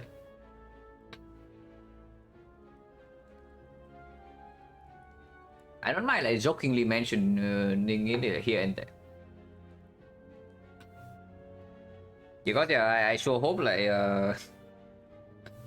I sure hope you're not serious about it. But yeah,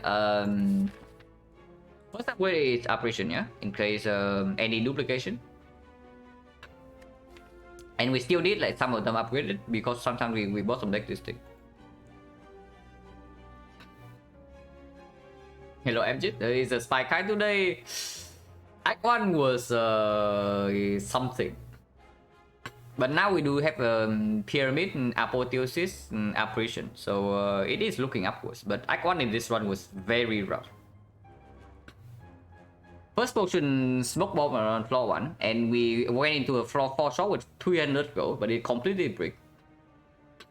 And we have to use smoke bomb on floor 5, otherwise you would die to gremlin again.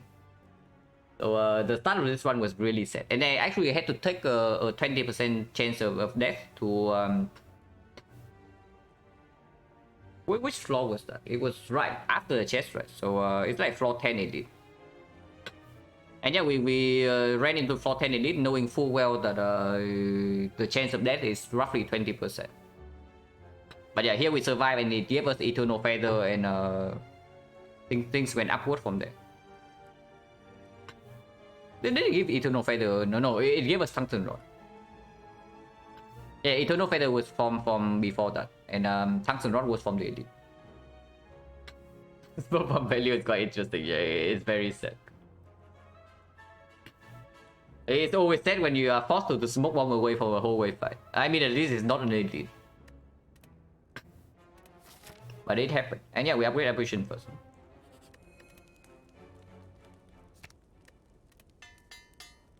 Of course, we run into elite with 2 potions.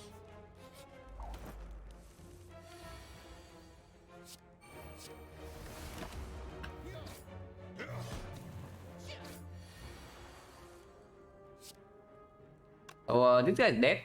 This guy is barely alive, and this guy is also barely alive. So as long as we draw one more apparition, we are good. Which means that the lines always apparition into cow gamble here. They're all dead.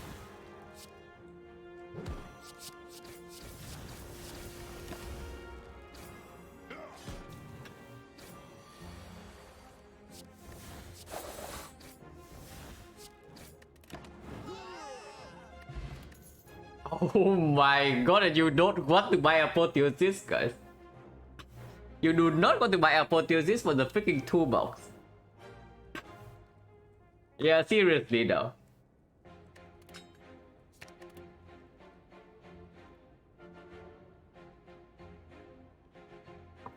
Okay, so now every fire is dead. Unfortunately, that means that every single fire is dead.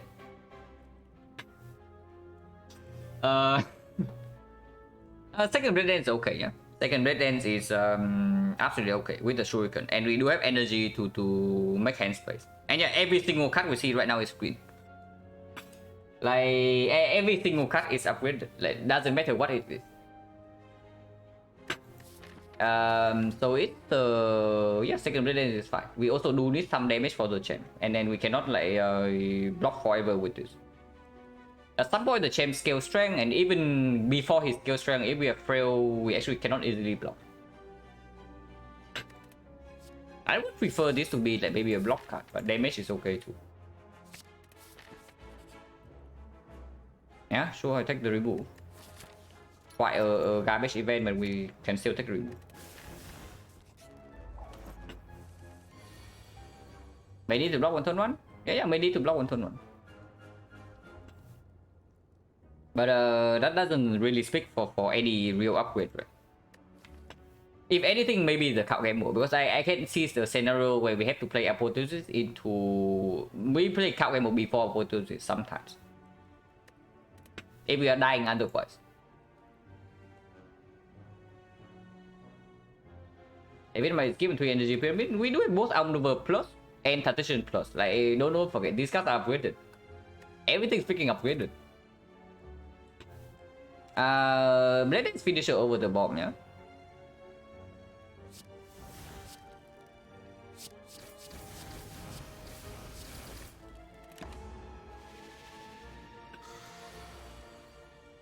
Application cost 3, which is rude, but we can still easily do it. Adjust the bomb into... We don't even need to play the bomb, but the bomb into operation is probably the safest line, and then we just operation next turn, and the turn after the bomb goes off, this guy's dead.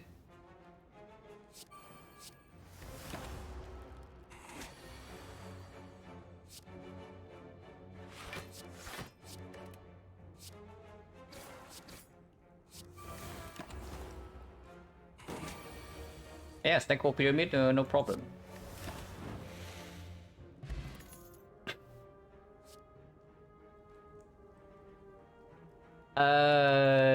Not really, right? If I did not pick a second Red Dance, then maybe you can tell me it's okay. Yeah, it's just bait. I want defense now and not offense. I want defense now. Is that second lap bomber? Yeah, but it costs 0 energy. And yeah, of course we take the fight instead of this. Like potion chance and shop is empty anyway.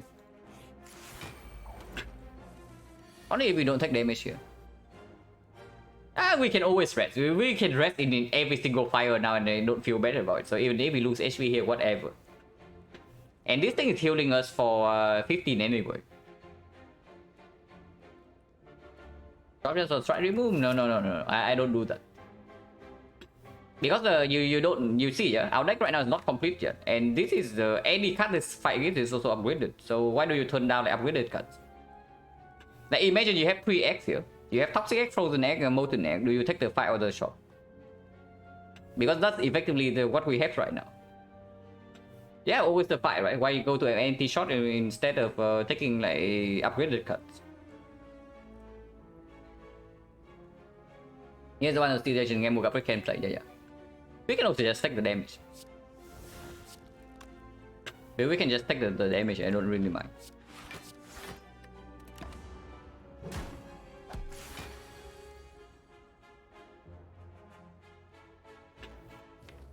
So outmaneuver into card gamble seems okay.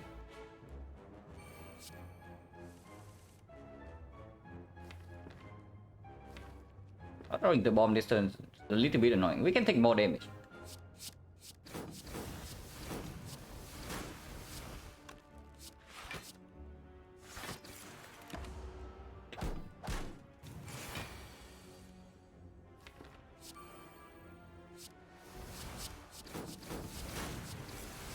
Being able to freely take damage is really a nice thing, you know.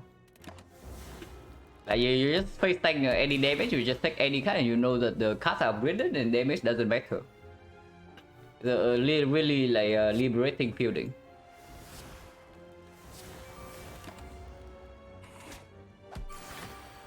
Real talk though, our defense against the champ needs to work. Our defense against the champ does need some work, so I might even pop some potion on turn 1 just to get upgraded card in the fight.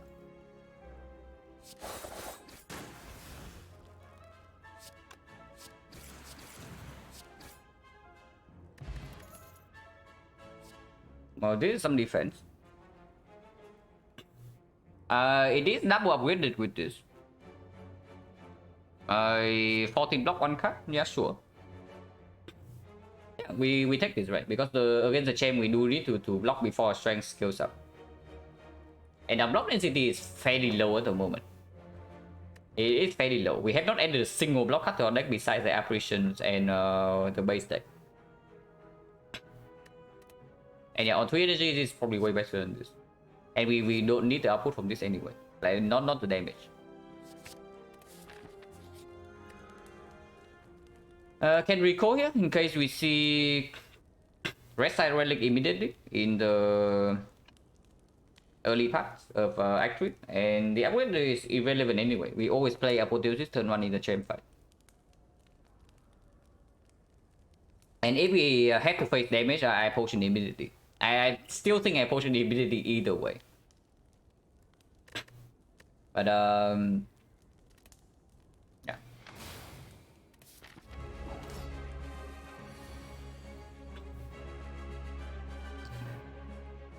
So skill pushes right now give us 1 upgraded skill for the fight. Can be terror, can be PK, can be to massively improve our damage output, or can be a block cut to make our shuriken scaling smoother. Because I do want to save these cards like, for a while.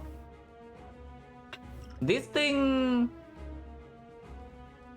is probably better for emergency because potential dark shackles, potential panic button, they are cards that have to stay in our hand. And then this card can usually be played repeatedly. Yeah, magnetism plus. I mean, this can be hand breed, and hand breed is hand breed plus.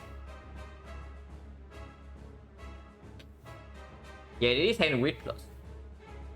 But yeah, not too interested, right? I just want to cleanly get out this fight. This is okay. This is okay too.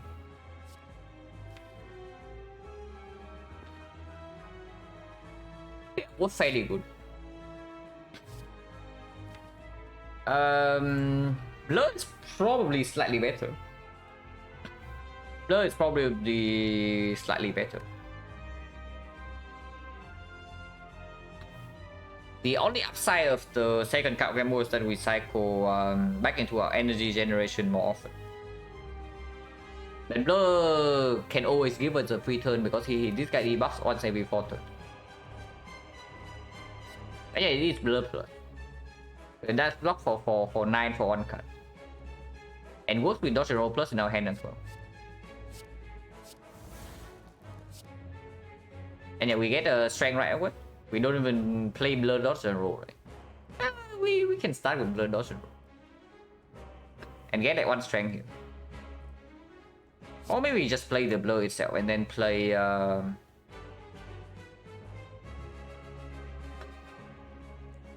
We cannot get 2 strength here. Yeah, if that's so, then it's just this.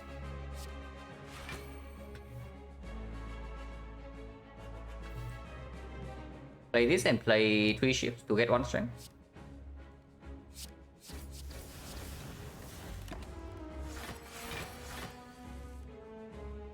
Yeah, we get more strength now.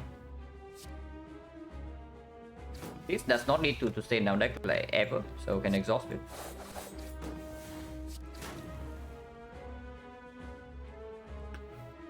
We don't actually need that much strength in this fight. We can preserve all operation.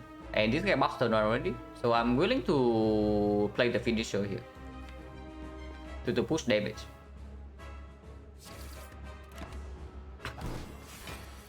That is true. We did not run to the neutralize and we don't really have block in our hand. Operation have to be spent here over. Because that would be quite sad.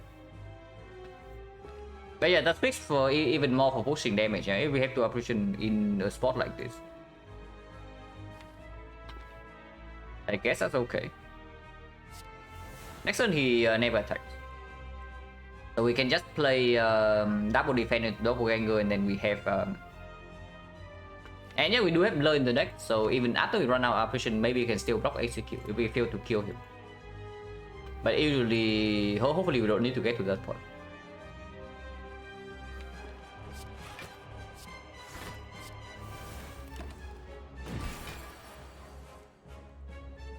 Not trying to outmaneuver all the card game board right here is making hand clock a real issue.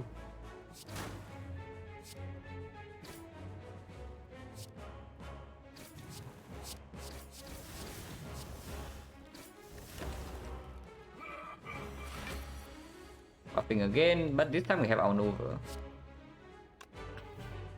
The bomb can be deployed. If we deploy the bomb, basically we are saying we split in 2 turns, but that is also when weakness runs out, so it's also a perfect time to split. It does force us to deal a lot of damage over the next 2 turns though, but I guess I think we can do it with +3 energy from this as well.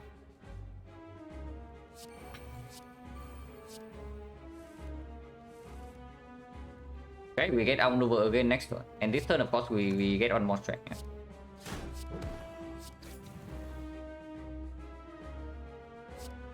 And like hand space, yeah, Brockenstein, the deck is good enough.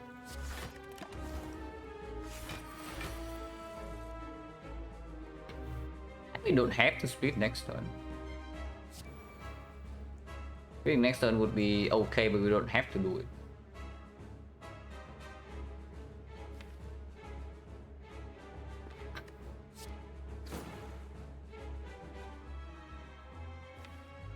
Yeah, I guess you don't split next turn then. Because the bomb also doesn't put him into split range yet. I want to get 1 strength here, but if I get 1 strength here, I have to discard either operation or the Blur.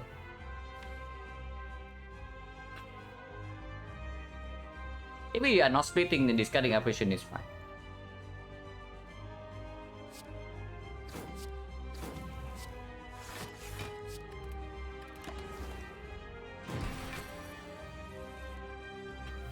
Fine here. Next turn he doesn't attack.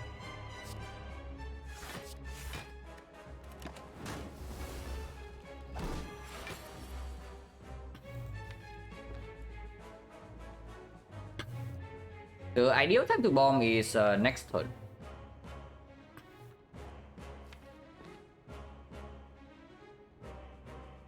So dodge and roll blur this turn into Blade Dance for more strength and into the bomb next turn. Yeah.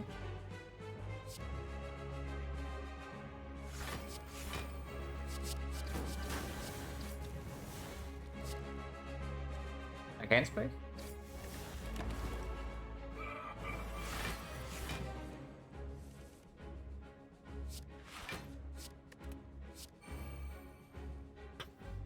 And yeah, we open 2 turns from now. So I want to outmaneuver next turn and not this turn. This can also get out of my hand.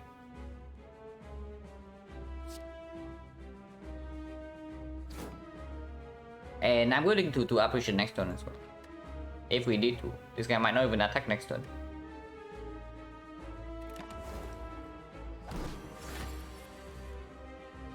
He does, and this turn we play outmaneuver, so apparition can definitely come down.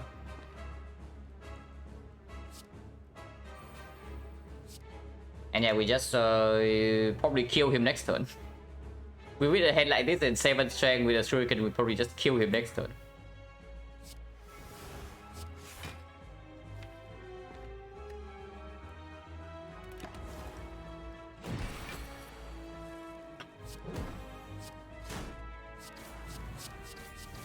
That gem is like so freaking dead, guys. Oh my god, how much damage is this? It's 228. So we overkill by 160, and that's not even the buff turn yet. Burst apparition with the pyramid. Burst plus as well. Eh? I mean, I don't know, seems good. Burst plus, apparition plus into the bomb plus. And yeah, potion came back as well. Cringe. And yeah, I guess this is why we pick up the freaking tactician and our maneuver, because we are stuck on 2 energy now, I guess. Extremely clear case, right? I think it's extremely clear case because the ring draw already gets worse with the pyramid. The tiny house with 2 potions already, and the upgrade literally does not matter. Means that we will pick a boss relic here for what? 1 card reboot and 50 gold. Yeah, okay, cool. And 5 max HP, I guess. I mean, 5 max HP is not that bad, but of course the cage is way better. And removing all of these also makes the energy generation line up more often as well. And yeah, it's definitely double strike. Awaken one? How are we against Awaken one? We have 0 power. We also do not have any defensive scaling, but we do have 0 power.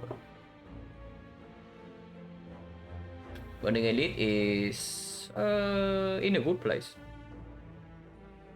We can take 4 elites, but we do have to pass to 3 fires. So hopefully we get a red side relic at some point. And we do not go to a shop in this side, which probably tells me that maybe we want this shop. Maybe avoid the elites and go for card rewards instead. We can sacrifice 1 elite and 1 fire for 2 whole wave fights, which doesn't seem like a fair trade.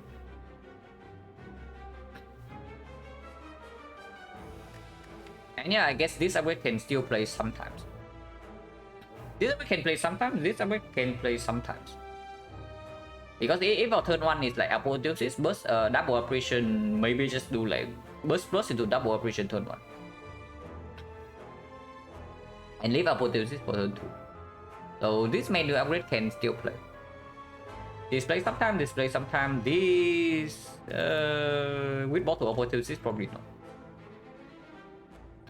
But yeah, we start here, go here, take the shop here, and then move on.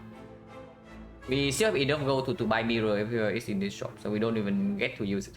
We got We got Smiling Flash for 8 and we have not even removed a single card in this run. So that's pretty handy. Yeah, if this is a shop, we can absolutely pass away from here. So 3%. Double check. Foil it. Yeah, there's no better pattern for this, you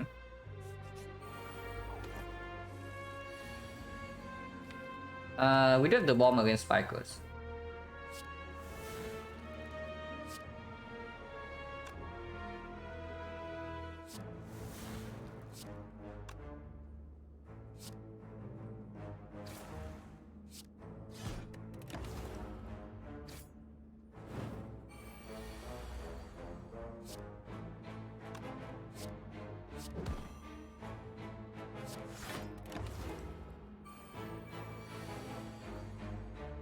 And we draw into the bomb.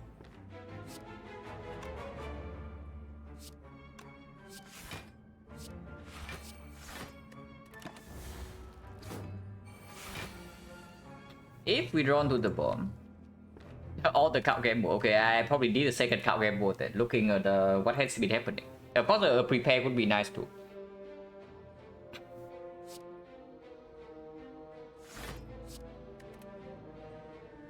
I mean, you can also just burst Apparition and attack. Yeah, let's actually burst Apparition into attack. Like, why not? Let's not bother.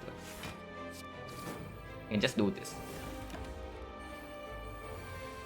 And let the bomb be happy as well. We burst the bomb. These guys are so freaking dead, guys. They just don't know it yet.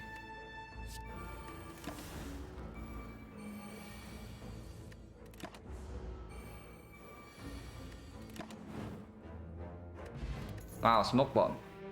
So we come full circle, yeah? Second down maneuver a little bit weird. Before I actually have real cut draw, I don't even want the second down maneuver, right? Of course, everything is green, but they're not good enough.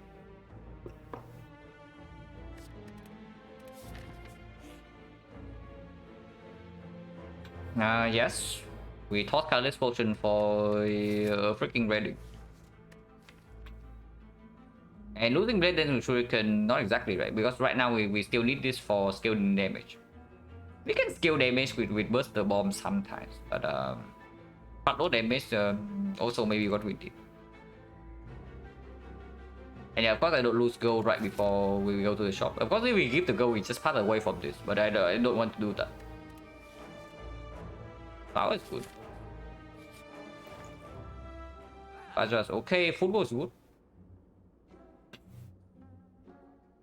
I don't see footwork remove because we do need to scale it to bit more than just upgrading these cards, and we do have dodge and roll plus in our deck. Now it does make the Awakened One fight a little bit weirder because we don't have strength reset at the moment, but Piercing Whale is a common, and we can see Sensory Stone in this deck as well. And yeah, footwork remove seems clear, and after that we can still buy like maybe Cloak Dagger, but we can also just save gold because this card is also common, and anything we add from the card reverse speed also comes up with it.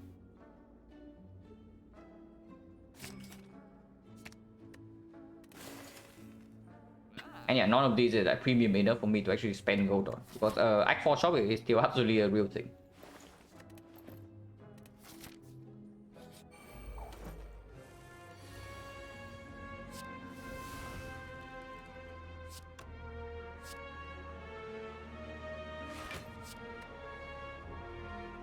Maybe it is.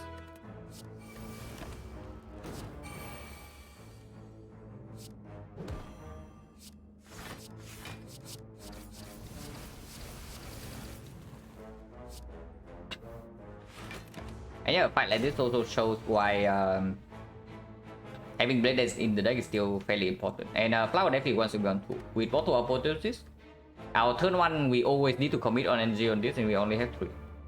And that is also before when we have energy from our maneuver and transition. So Flower probably always goes on 2 until we, unless we see a Lantern at some point. Then maybe that can change.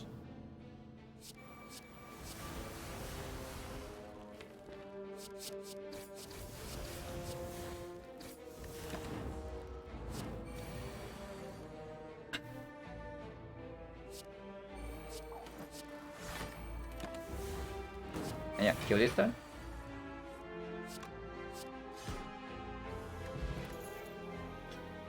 Do we only have like a couple of potions in the spire or what? That's like weak potion, skill potion, careless potion, and smoke bomb. We haven't seen any other potion in the entire run. Okay, we did see block potion in the next one. Besides that, it's just like skill potion, weak potion, careless potion, smoke bomb. Yeah, like where are the actually good potions? I mean, I don't know. Maybe somewhere else. Garbage. Destruction is not that garbage. We do have burst and it's upgraded. We do have the pyramid as well. And destruction is a card that can use an upgrade before the apotheosis, that is. Because if we draw it on turn 1, we can also destruction first into apotheosis for an upgraded skill. But with the footwork added, we don't need this, right? With the footwork added to the deck already, we have scaling defense. Like 4 dexterity with pyramid, everything upgraded, should be enough to get through most fights. Possibly not the awakened one, possibly not the hard, but other fights we should be okay. And we are not desperate enough to pick this card up yet, yeah, on floor 38. Because we still have like 1, 2, 3, 4, 5, 6, 7 more card rewards to go, and another shot. And also 1, 2, 3, 5 relics. Sucker Punch considerable because we also only have 1 card that apply weakness. But not yet.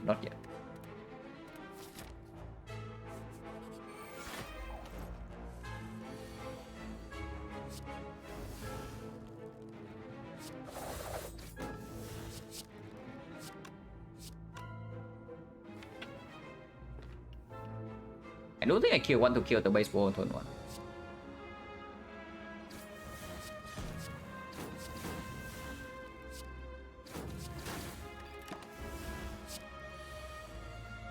Because stalling this guy is way easier. And we want to kill next turn anyway, so we just poison up survivor here and we kill next turn.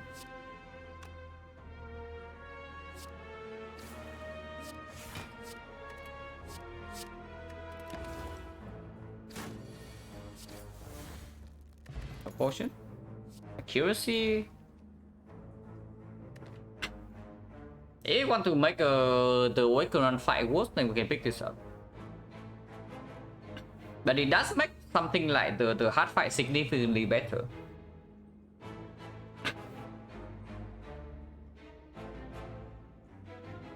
Because right now our main damage is still physical damage. Like we have random damage from the bomb sometimes. But mostly it's still physical damage.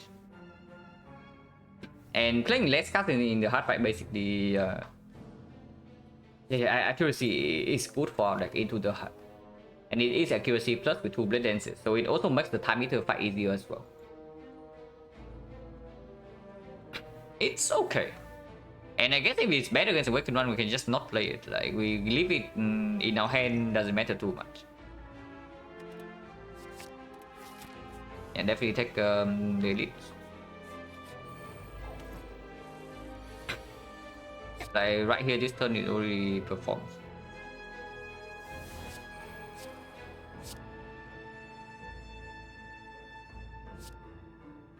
Unfortunately, we have to waste like quite a lot of damage here.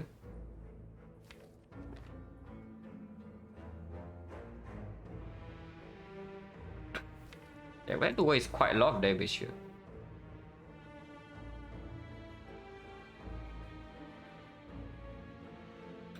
But I guess that's fine.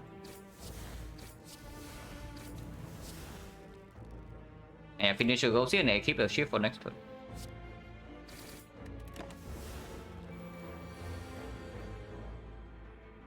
Well, I guess we are bursting the bomb then.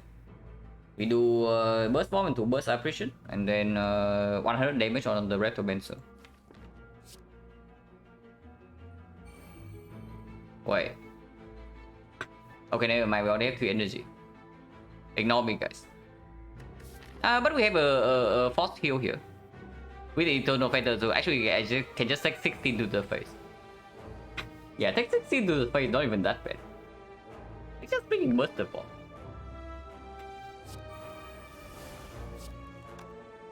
And we still have burst doppelganger as well. And damage goes on Rectomancer.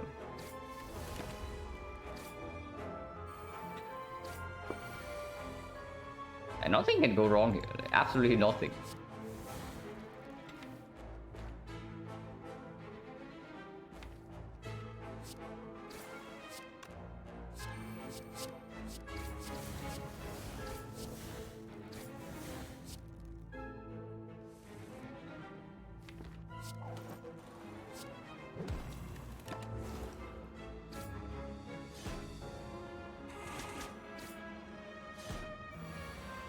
Yeah, 100 damage, but we have a kill in our hand any time.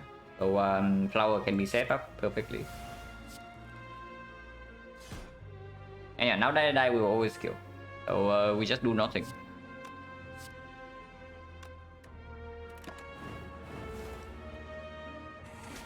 And we don't kill this turn.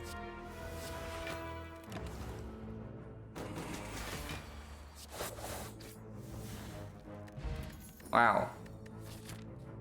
Plus on relic, guys. Amazing for us. Yeah, we go to 0 question mark after this, so this relic is completely useless.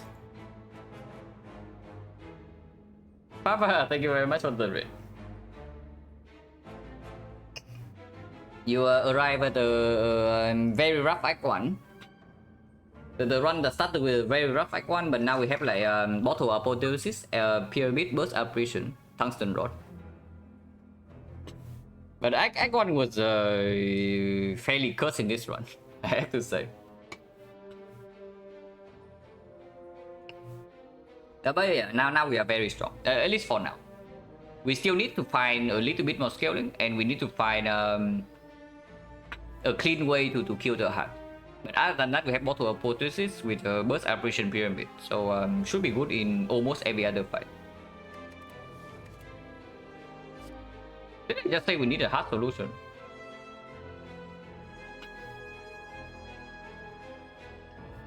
Now that's not quite a piercing wheel. I would definitely prefer to have a piercing wheel or the I would definitely like to prefer to have a piercing wheel or malaise, but it's good. Even though against time meter as well, this deals significant damage, and that is probably also another fight where we are a little bit annoyed against. Like of course, like without strength reset, yeah. Once again, this card makes us worse against the Awakened One. But against the Awakened One, we do have dodge and roll, not a real weak chain though, so maybe you have to pick up more weakness. We can also just potion, and we have a full heal in Act 4. This is just good against the heart, and yeah, the heart is probably one of the most difficult fights for us right now. Because against the heart, the burst apparition doesn't instantly solve, and Blood 6 cannot be freely played. And yeah, of course we take edit. Upgrade doesn't really matter, sometimes it matters. We did talk about the burst upgrade, like sometimes it does play. So I guess we can make the burst upgrade first.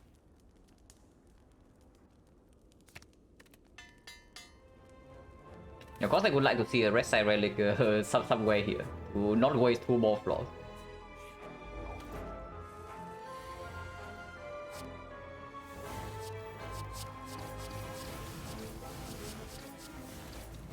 And yeah, don't wait for the finisher in hand before doing this.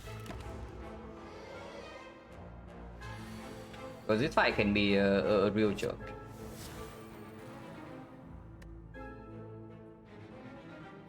And yeah, I do not play this right to gamble for a full hand next turn if needed.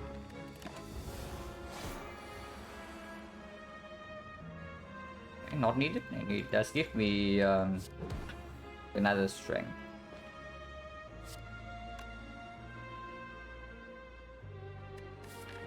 We can take more damage here as well because fire always full heals, but probably not. Because if we draw to burst the bomb right now, it actually kills this guy in 3 turns.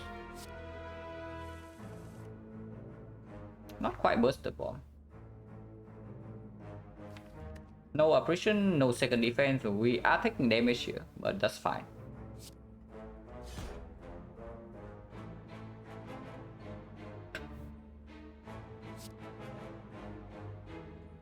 Yeah, damage is irrelevant anyway, as long as we don't straight up die.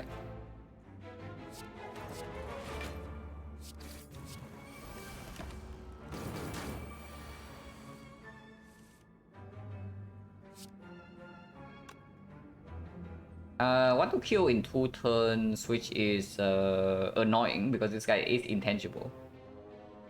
But maybe you can line it up with some cow chops and no more damage here. Ship is how much damage? Right now the ship is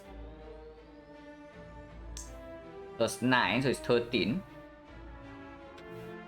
13 means a 3 would be 39. +7 is 46. 46 plus another. The 3 is 49, so this guy does 4 HP right now. We can kill him in 2 turns. Like burst defense, burst the bomb, and then you can go in.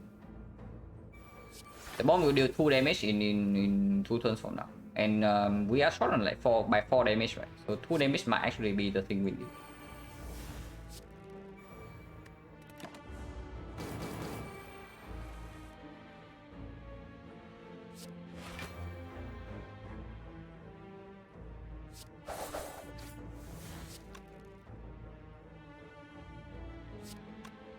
Yeah, Master of Theft neutralize, leave this as 4, and the next one we kill.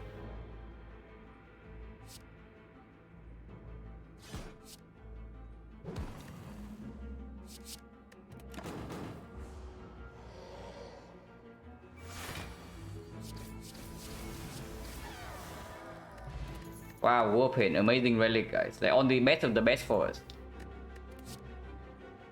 Wow, well plans. Second position plus probably not so good. Okay, is this when we actually pick up the freaking distraction?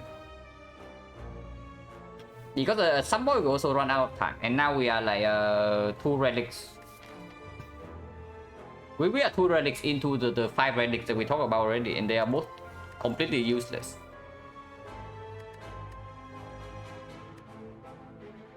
So at some point we need to do something.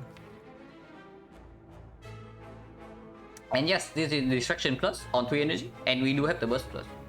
So the value does go up a significant amount. And we also have dexterity, so more block density in the deck is good. Cut draw is good with energy here. And weakness is good. Piercing wave is amazing. Yeah, it's fine. Yeah, upgrade it for free as well, so we don't even need to make the upgrade here. So if we see red side relic, we can still do it in the 2 fires. And yes, distraction upgrade is one of the few that actually matters with bottle apotheosis. Now he said.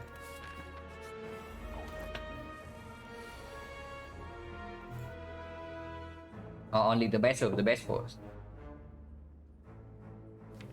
This fight hopefully is not a problem. It can be a problem sometimes, but hopefully it's not. We do not have terror, we do not have PK, but we do have potential for some very huge turns.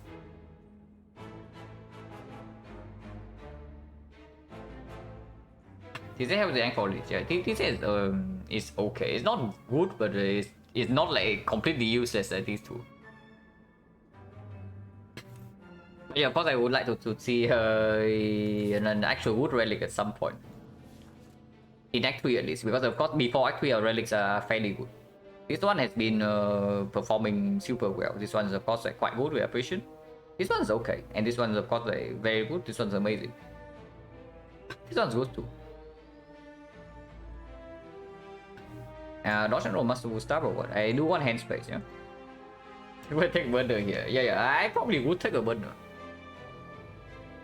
I probably would take a burner if I have to choose a side.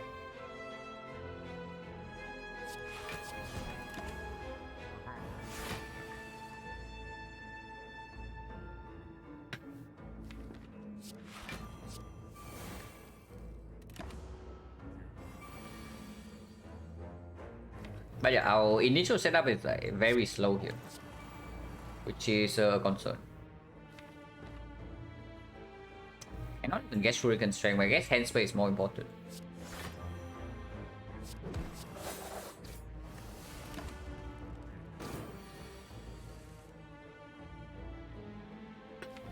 Bottom decking both Bloodlines and the burst and the distraction and the bomb is a little bit annoying.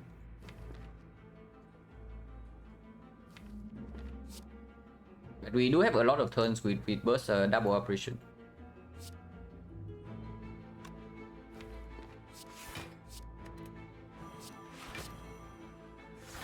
Don't need to outmaneuver this turn yet. I can't do so because we have to operation next turn. And at the same time, I also want to stack up Shuriken Strength and not shuffle these cards out. Probably can do this.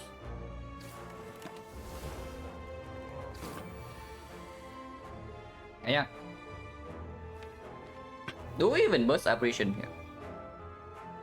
Yeah, probably do. It still burst double operation into like double blade dance finisher over bursting blade dance.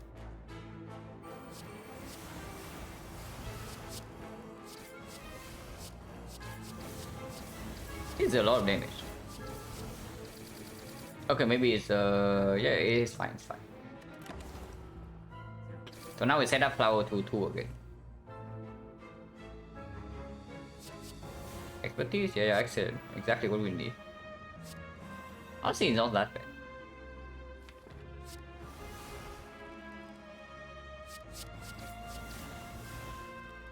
This is good enough.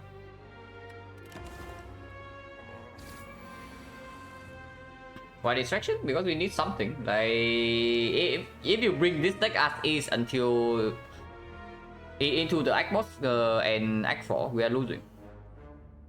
And we do have burst, we do have pyramid, we are on 3 energy, and it's distraction plus. And if you draw distraction on turn 1, it's also giving an upgraded skill because the apotheosis also in our hand. I do not underestimate the distraction. It's not as bad as you think it is. And yeah, we just end turn until flowers on 2. I thought does not kill beforehand. The game is okay. Not that group is okay. They could throw as a second enabler for the addition.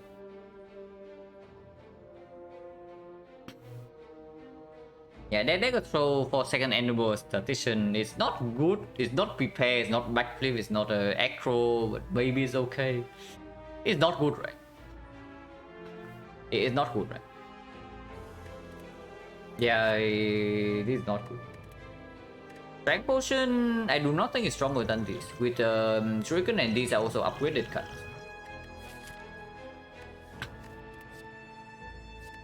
Let's skip.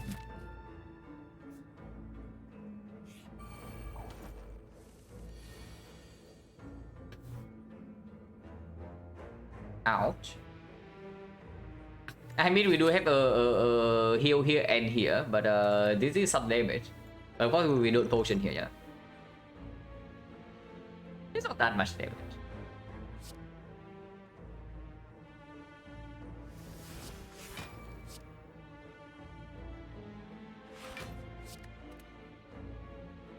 And I think I want to dog for 2 energy over just dealing this damage.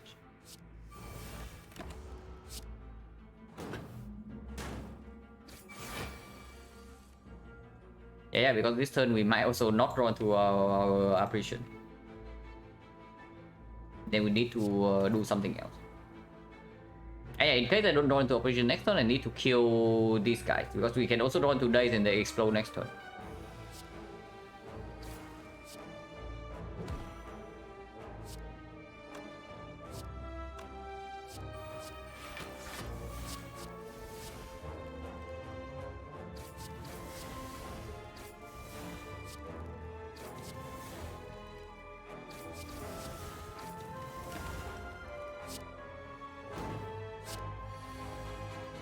Yeah, no operation. So if we don't kill this guy by this turn, could have been bad.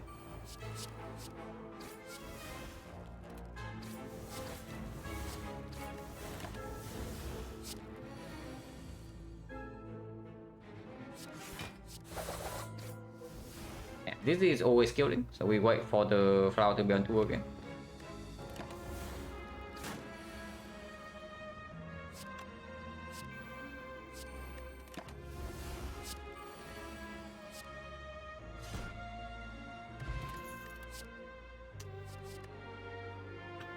This is honestly one of those ones again, yeah, where we don't see any cut draw whatsoever for the entire 3 acts. And yeah, like of course that's mitigated by the pyramid. But if we don't have pyramid right now, it would be like, extremely sad because we have literally 0 cut draw. Okay, maybe not literally. We do have 1 cow game board, but that's all we have, I guess. But that's all we get. Escape plan is acceptable. It's not good, but it's acceptable. We do have a decent amount of skills. We do have dexterity. It's okay. Yeah, escape plan leader say cut draw. Yeah, can be busted for cut draw. This is okay. Gambler's Brew is good though. I take Gambler's Brew over one of these potions. So which one is it? Skill potion is probably stronger than Catalyst if we say that the biggest hit from the Catalyst potion is already in our deck, which is the Apotheosis. So there's only like Panic Button is okay, Dark Shackles okay, Secret Technique is okay, but otherwise skill potion probably always outperform this. And yeah, Gambler's Brew is better than Unbook. Ancient. Ouch. Man, our turn 1 suck. Apparently our turn 1 suck a little bit. How much damage are we taking here anyway? It's blocked for 9, so 18. 18 this deals 12. So we take 9 damage, go to 7. And that's acceptable. Because we can just rest here if we go to 2 low HP. Otherwise we always say put here over 2 fires.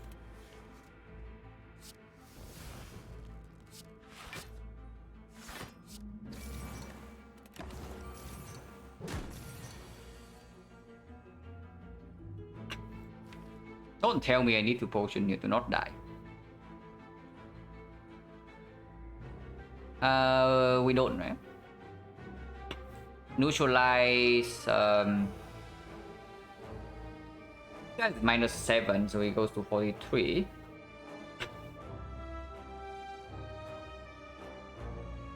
-43 weakens down to -11, right? Yeah, so it's 32. 32 with footwork, burst, dodge and roll, we die. So we have to do burst, dodge and roll into burst defense. And I guess that's okay.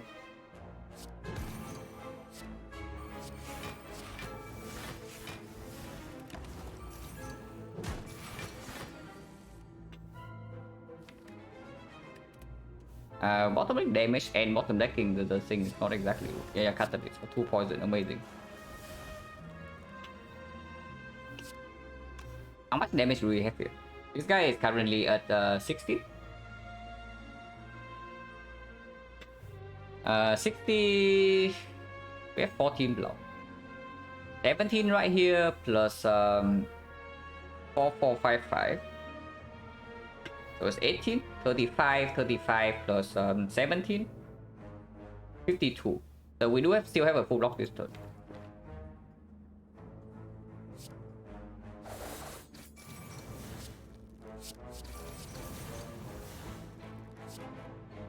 And we gain another strength. Next turn we have energy. Can also play defense here, but getting strength is probably okay.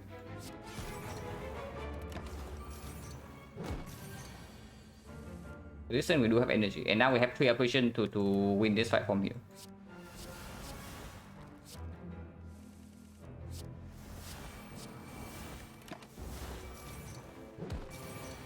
Yeah, we probably really need a second card combo and then more actual card draw. Because if this draw happens in a more dangerous fight, we're just straight up dead.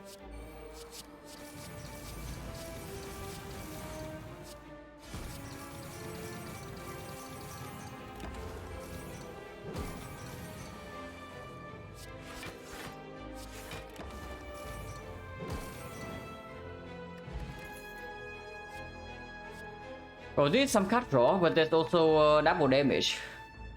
We don't need double damage, right? We added like accuracy for damage already with the shuriken. And in the hard fight, normally PK might be needed to play less ships, but we also pick the couch shot for that. Reflex is not real card draw though. The problem with Reflex is another card that breaks us.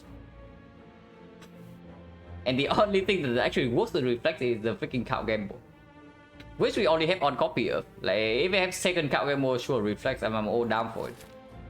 But here, like, what about the another dodge and roll? Because the another dodge and roll plus also mitigates the lack of card draw. If you can just passively gain block every single turn, you don't need as much draw. And if the card draw doesn't really break us if we see it on turn 1. Yeah, it's okay, right? Second dodge and roll. Upgraded with 4 dexterity, dodge for 20 per 1 card. Can be bursted. Yeah, I don't mind.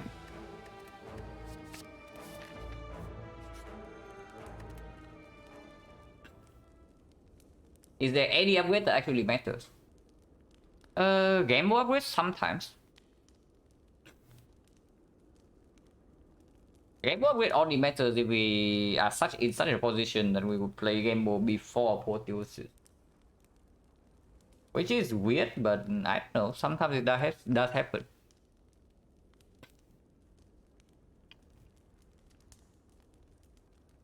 If not, then there's literally nothing else. But we can always just... if we rest here and this thing drops the rest side relic and we take a lot of damage, then we can actually do something here with the Feather full heal. Feather does heal for 18 though, so we have to lose more than 10 HP here. Which is definitely possible. We just rest here, right? None of these upgrades actually ever matters. We have made all the upgrades that can matter already with the bottle apotheosis. Yeah, we just rest here. And if this thing drops a rest side relic, we can guarantee to use it.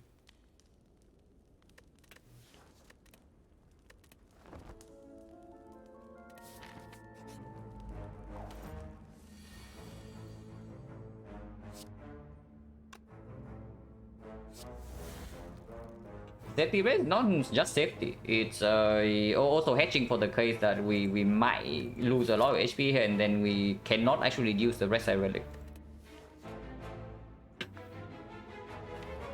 Dog 4 for 4. We draw a full hand next turn, defend first, and the dog 4 might be better.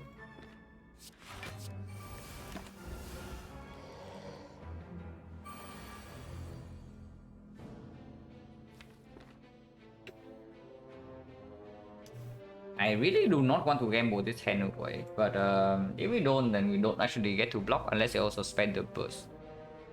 Yeah, start with escape land first and see. Oh, that's something.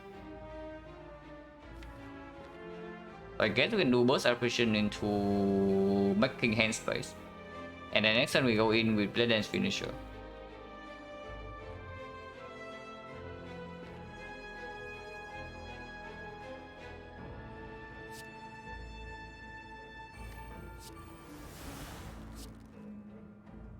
And yeah, I do want to save Survivor Tactician in my hand to get energy next turn. Just like this.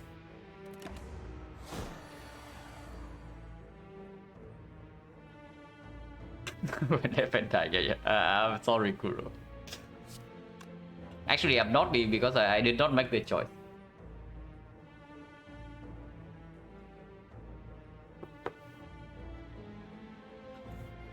Yeah, it's really weird. Like we have multiple apotheosis, but somehow it feels like we are actually a little bit weak.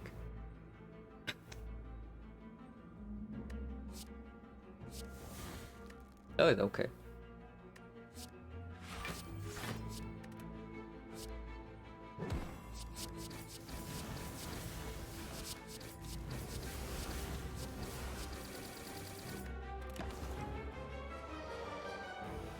Gonna crescendo do platform, okay.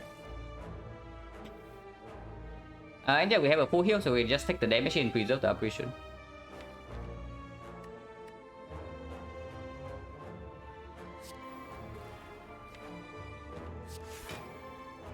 Because before we redraw to the Blood Dances and have guaranteed lethal in hand, this fight is not super trivial. I want this card out of my hand though, because it costs 1 from next turn, and I also don't want to see this card in the redraw. This guy is just burning into 45ing us fairly consistently, huh?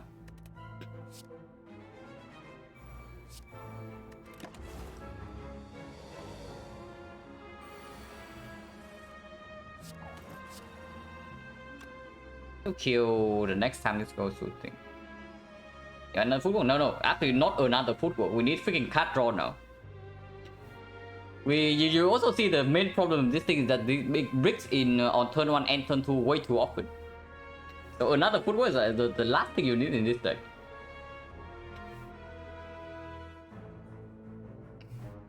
We need a thing that makes us brick on turn 1 less, not more.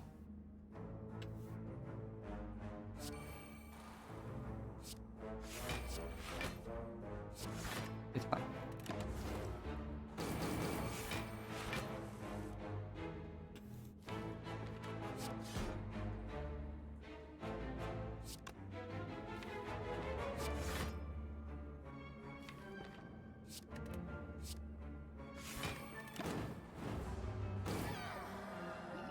Wait. Yeah, premium relic for us. Okay, oh, no. Never punish. We have freaking T-set. So never punish. Turn 1 we have enough energy. But yeah, completely, very nice like actually relic bar here. Yeah, we take 4 elites and open 1 chest, and this is what we get. These are not exactly what I need, but I guess Sucker Punch is okay. Yeah, amazing relic, amazing potion, absolutely. But Sucker Punch is okay, yeah? Sucker Punch is, if we don't get more card draw, we actually need the Wick Chain against the Awakened one now, because like, Neutralize alone is not enough. Neutralize alone is definitely not enough. So yeah, we probably need this to not die to Awakened one. And yeah, potion is completely worthless. And I do think that we might need to skill potion, but in the second fight. In the first fight, ideally I do not want to spend potion. Over the yeah, we have freaking multiple opportunities like pyramid burst operation, and we still feel so freaking weak. So this one is actually in the entire 3 act where we see like, this is our card draw, and yeah, I guess we had to take this. If like no, we need the weakness chain. What is the upgrade? Nothing actually matters here. Is there any way to get a curse now? You can duplicate. You can buy a mirror in Act 4 to get a curse. And I think that's the only way, right? You can mirror a curse in Act 4. Escape plan upgrade doesn't matter. You can always play Apotheosis first before the escape plan.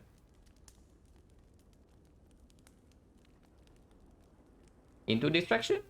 Okay, sometimes. Yeah, okay, nothing else matters anyway, so I guess if it plays like one thing in a while, it's the upgrade.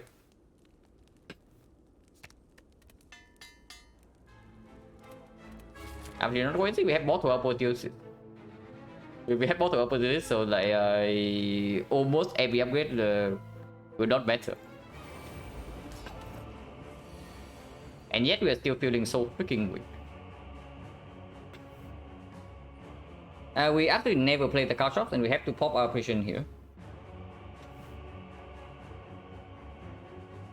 I sure hope I don't need to potion this fight, but I'm not like super optimistic either about our chances. Yeah, this sucks, right? The deck sucks completely. Like you see these things and you think the deck is like OP, but it's really not, because card rewards have been completely awful. And it's not like we see nothing in this deck, you know. We took 4 elites and we basically did not get stronger. We took 4 elites, like took a billion fight with everything upgraded, and we did not get stronger in this entire act. Like that's pretty crazy.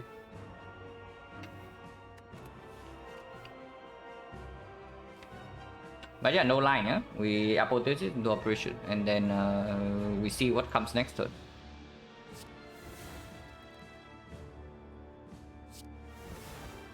And of course I don't play neutralize now, but witness plays later on, but not here. And saving attacks for Shuriken proc also a thing. Honestly, if this Shuriken is a kunai, I would feel much safer, but it's not.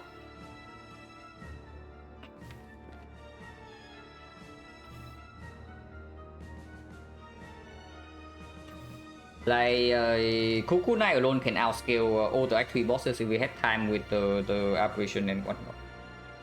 Especially with like 2 dodge and roll. But Shuriken doesn't beat this fight alone.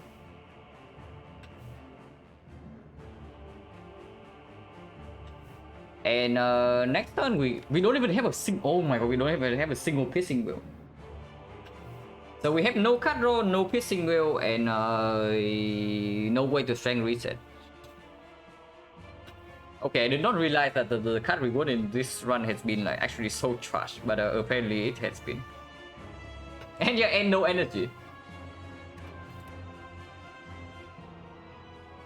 So we cannot operation this turn, yeah? If we operation this turn, next turn everything sucks. On single attack, I just see a second edition, but I do not pick it up because of course we don't have any discard. We have like one count game mode, no acros, no prepared.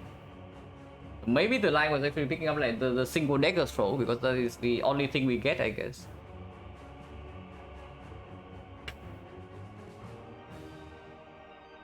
And yeah, like the thing is that without cut draw, second edition also doesn't even perform.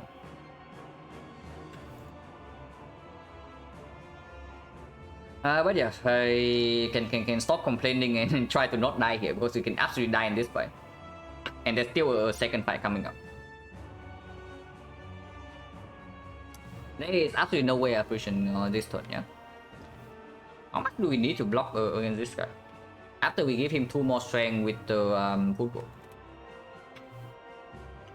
He's going to have the base is 6. So the base is 6, so with 4 strength is going to have 10, it's 28. That is also assuming that we can keep him weakened, which is not always the case, but we do have dodge and roll to breach a little bit.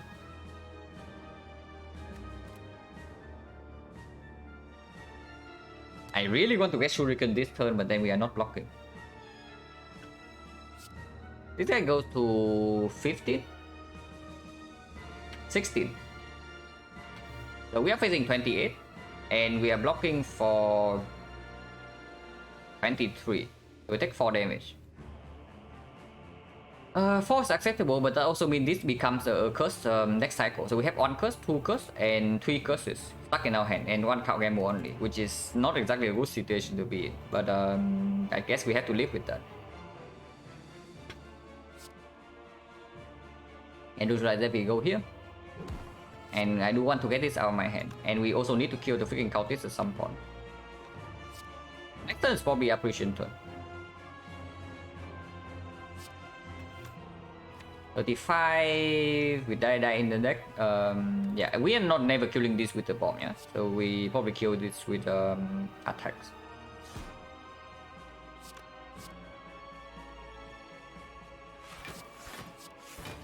Doppelganger, next time we do have Happy Tower and we are playing Apparition. So Doppelganger for the turn after may be better.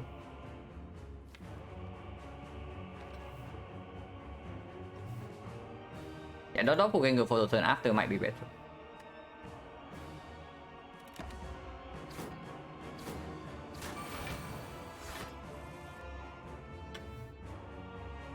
Did not draw to any damage.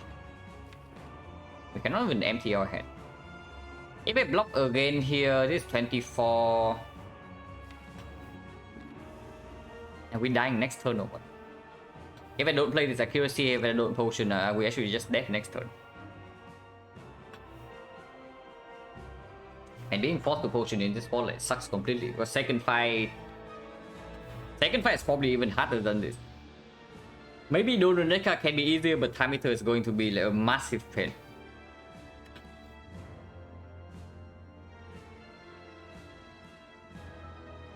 But I don't really see a way out of this unless I game the screw immediately. Because if we leave these guys alone They're just freaking killing us. There's absolutely no way we can deal with this. And this head is not good enough.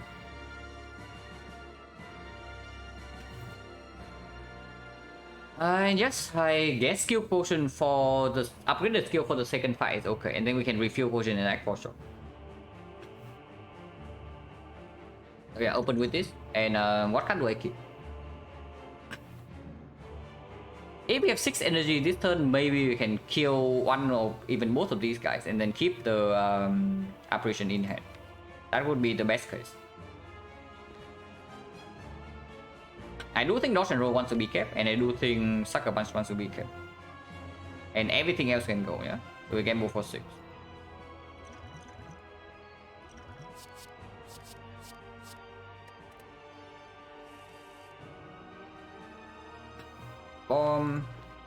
Did not run to any blade dance yet, but maybe that's okay.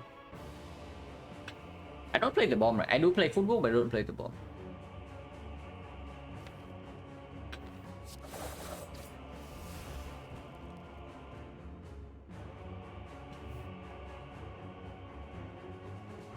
If we can do this, doesn't even kill this.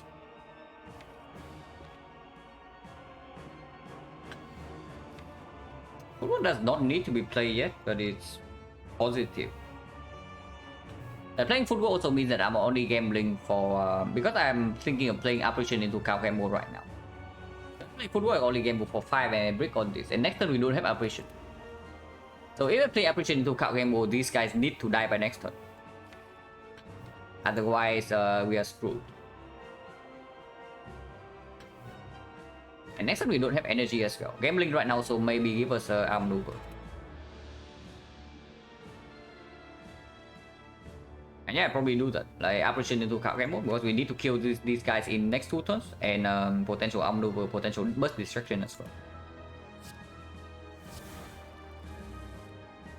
Okay, we do have burst distraction. Wow. Well, I guess these are okay. Not quite the cards I really want in this fight, but they are okay. We do have another burst charge, and I do not think I want to waste adrenaline on this turn if I can. So then burst escape plan into playing the blade dances. Because bursting adrenaline right now also shuffle out the blade dances and the arm maneuver. I don't want that.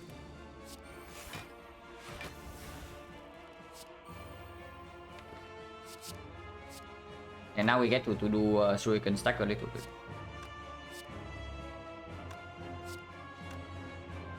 Is 8. This is going to be 13. So the best case is that we play 1 ship dealing 5 here. Actually, no. Poison ticks over 2 turns. So this is going to be 7 damage. 7 damage is 15 right now. Which means that ship plus poison tap on this guy and to triple ship on this guy is the best line.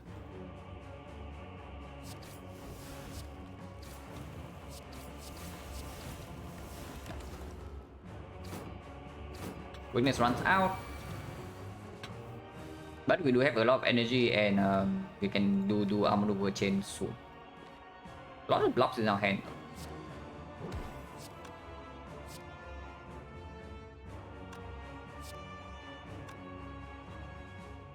These are 6 each, so it's perfectly kills this.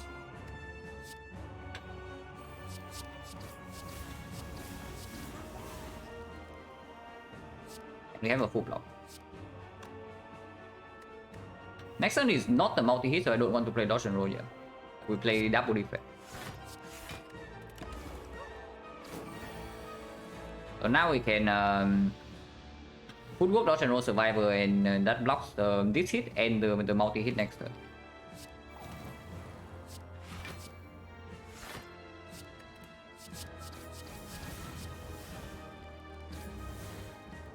.48 is 50. And I guess this is still useful with... not really. But this is harder to get out of our head. Can be bursted though. If I see burst, for example, I can do burst. I really need to burst the bomb next turn. And yeah, definitely I do not play a Adrenaline right now. We need to block this 40.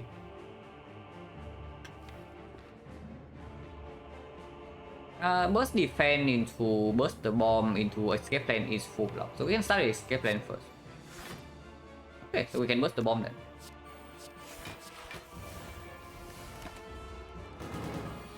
After we win the after we kill this guy in the first phase, the fight is going to be much easier. Because we get to get 2 curses out of our deck. And also massively improve our damage output.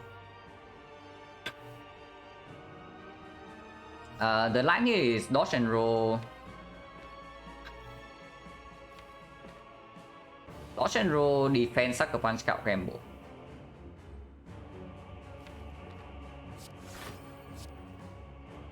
I can see using one adrenaline to get a tradition energy immediately.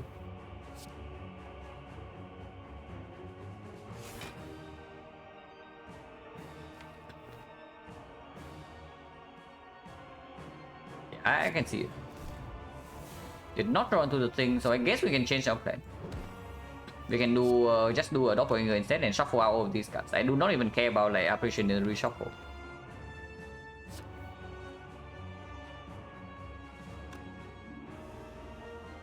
Yeah, I don't really care about apparition in the reshuffle, right? Or do I care enough that I should actually gamble right now? Not really. Yeah, but next time we have counter gamble, tradition energy, so we don't even need to do doppel for a big hit. Which means that I do want to draw into defend next turn.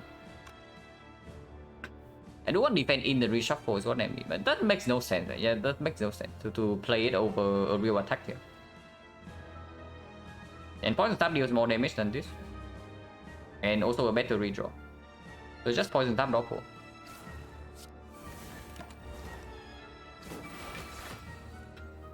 Next one is the multi-hit.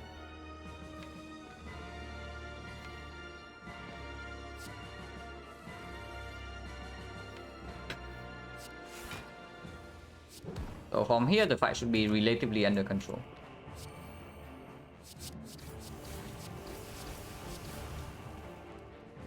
Can play dodge and roll to get free block for next turn, and I think that's good. Because the pattern usually 2 single into 1 multi, but the multi can happen randomly at some point. It has 70% chance to do single hit and 30% chance to do multi hit. But single hit cannot happen 3 times in a row. Maybe it's 75-25. I don't exactly remember the percentage, but something like that. A dodge and roll can be played here.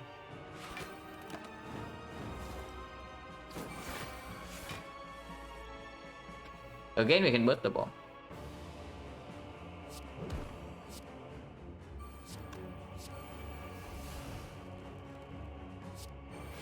Don't need to burst on roll because I think I want to save dodge and roll for the next multi hit. Can multi happens 3 times in a row? I think multi cannot happen twice. I think multi cannot happen twice in a row. Yeah, it's 75-25, okay. And we don't need this many block in our hand.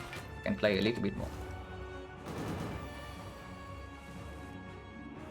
Next turn, this guy is dead to the thing. And I do want dodge and roll to block against the 40 hit. Also having weakness in hand is good too, so we just block normally this turn. And save these cards in our hand. Hopefully I draw enough damage here to kill. And I do.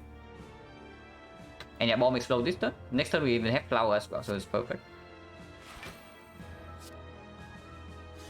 And he's dead to two bombs. I think this gives 1 chip, but I guess we can draw and maybe draw into on power. This can be played as well. This gets our hand for free.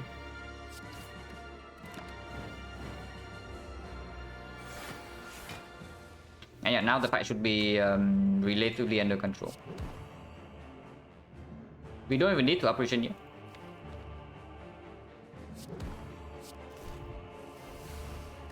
And they can play the freaking power.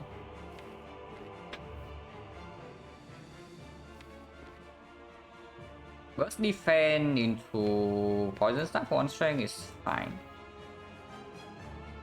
We don't actually need survivor in our hand though, because this is already for the decision. We can save burst in our hand instead because burst is a stronger card. And this also gives 1 more strength.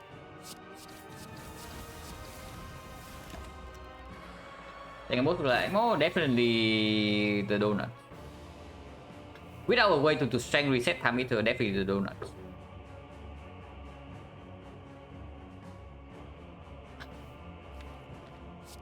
And yeah, burst outmaneuver into burst dodge and roll seems fine.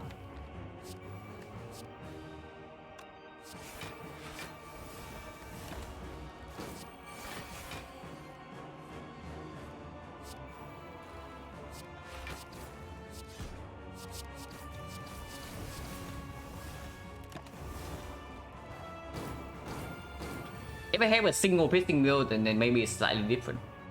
Yeah, but I don't.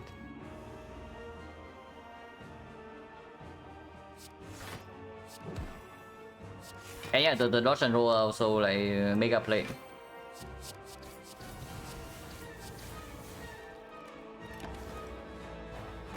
Need to set up flower too.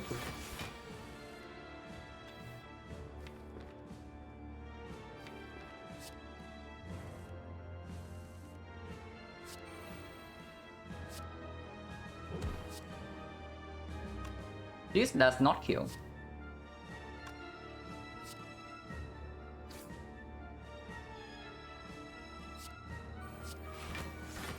A kill next turn.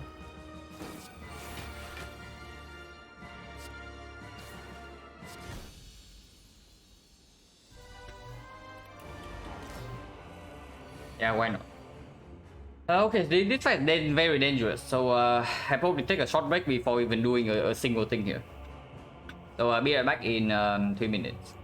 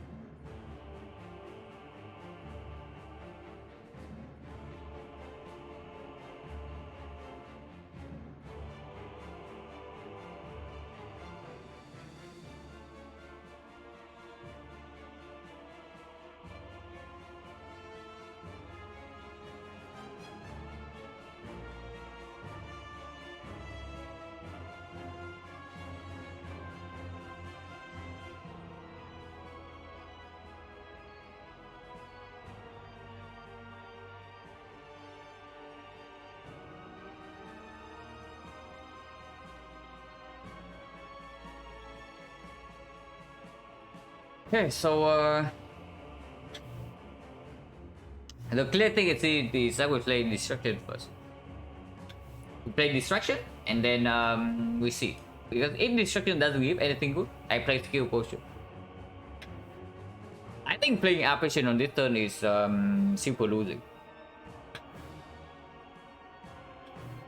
I think playing the Apparition on this turn is extremely losing because without way to strength reset, right? When this guy gets to second phase, we only have 4 dexterity. We only have 4 dexterity and a weak chain, and we cannot scale beyond that defensively. So yeah, when this guy has like 8 strength in the second phase and he debuffs us into a multi-hit, we can never block that without Apparition. But of course we can see what this gives. It doesn't help, and if it doesn't help, then I pop Skill Potion as well.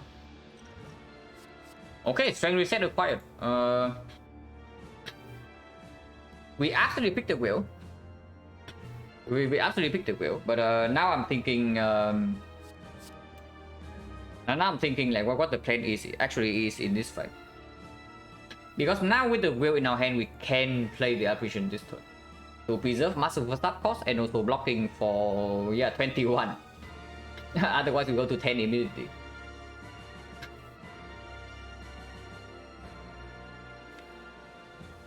And I guess with the strength reset and Cow Shot plus and also poison plus being deployed, we can spend on Apparition here. And of course, enable Whirling this turn. Whirling this turn is effectively suicide, so let's not do that. And this is good to play. And yeah, I can spend on Apparition. Honestly, with Piercing Wheel in our hand already, I'm willing to even spend 3 Apparition in the first phase. If it means that we get the safe and complete setup. Because I think we can win this fight with 0 Apparition in the second half. If this guy has no strength. I do not play this.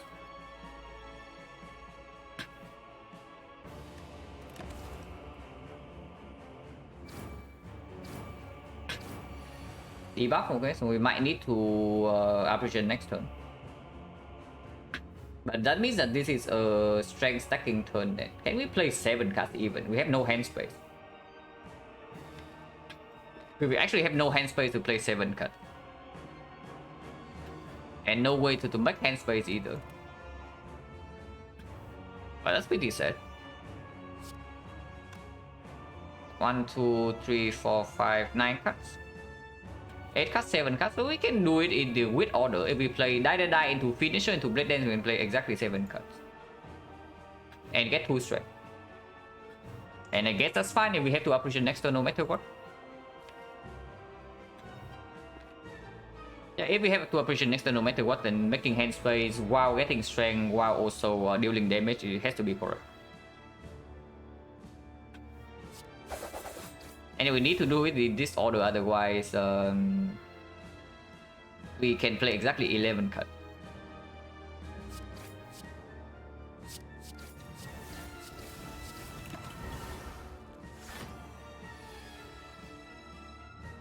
And yeah, playing Piercing Wheel here again is dead, so let's not do that. Accuracy does mean that I get to see 1 more card.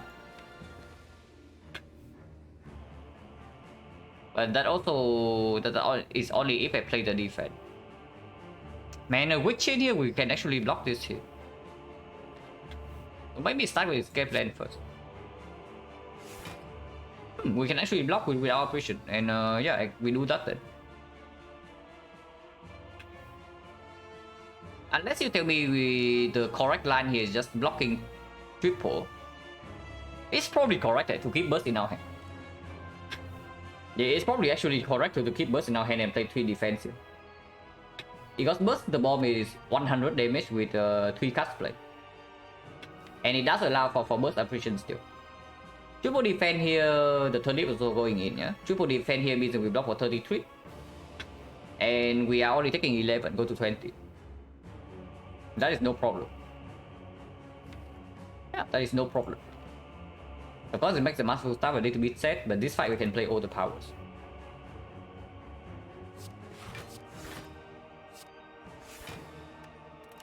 Next turn we have 4 energy, so we can do burst apparition and do burst the bomb if this guy attack again. And yeah, that's the line. I mean, there's only one line here, otherwise we die.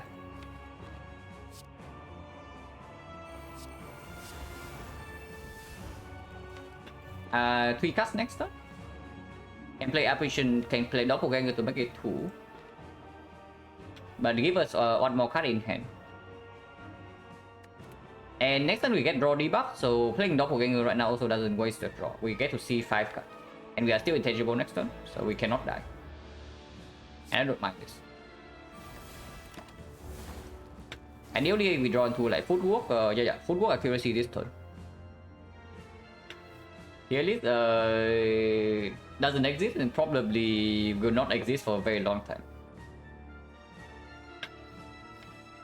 Because like creating tier list without context for in this game is I don't even know where to start.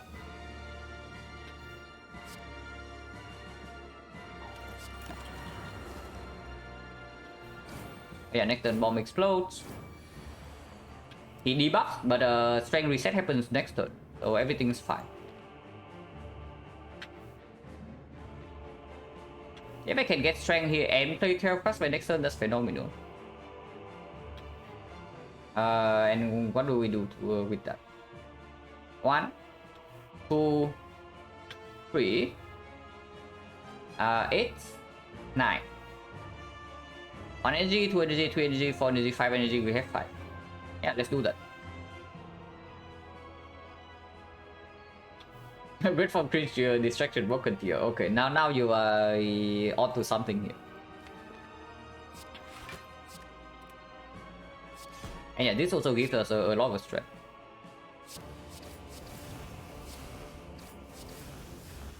Like 4 strength already with accuracy plus. If only there's actual damage in this, then we can play 12 cards this turn, we can actually kill in 2. But we cannot. That one wants to be kept in hand for the after reset.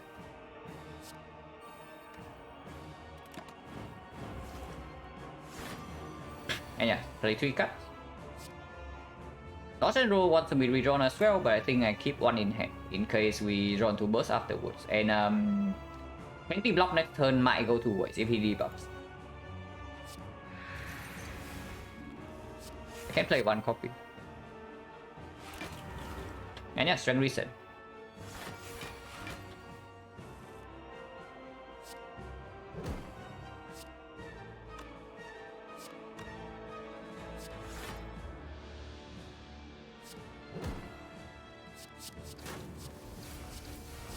Now for the fight should be fairly easy. We save this for the debuff turn. If he doesn't debuff, we don't play this. And we can play 4 cards here, yeah? 3 defense into card game or 2 defense into card game into something else. But probably 3 defense into card game is good.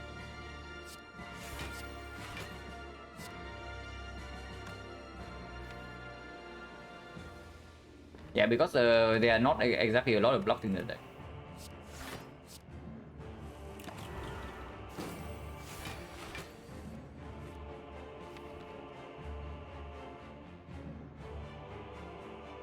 Burst CE into burst defense seems fine. But maybe we want to make hand space. Yeah, maybe we want to make hand space because the ship blade dance also deals a lot of damage.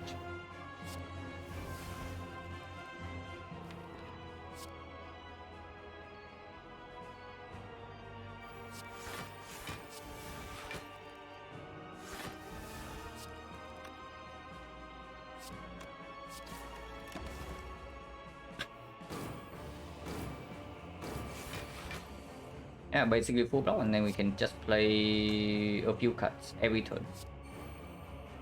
3 cards is sufficient to block any one turn. So we can just play the slime here. Yeah, maybe it's not because weakness runs out, but it still blocks for a lot. Yeah, it still does block for a lot.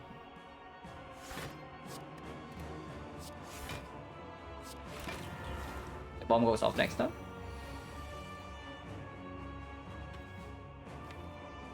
And we still have honor prison in the deck.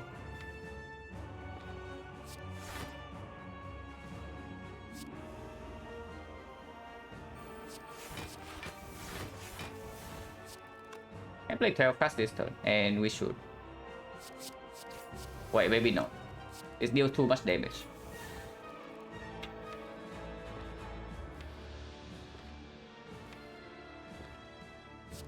It deals way too much damage and don't want to kill this turn.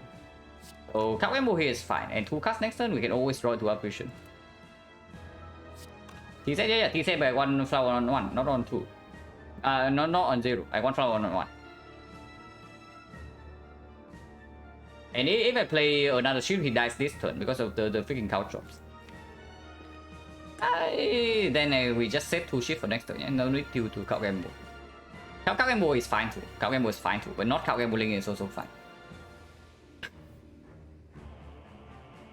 Yeah, we just stop here and kill next turn with 2 shield. Like 3 cards in.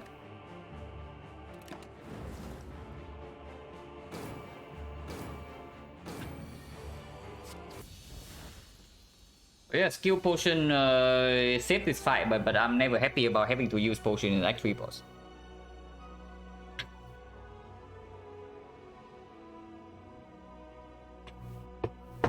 Well, at least we have a big shop coming up.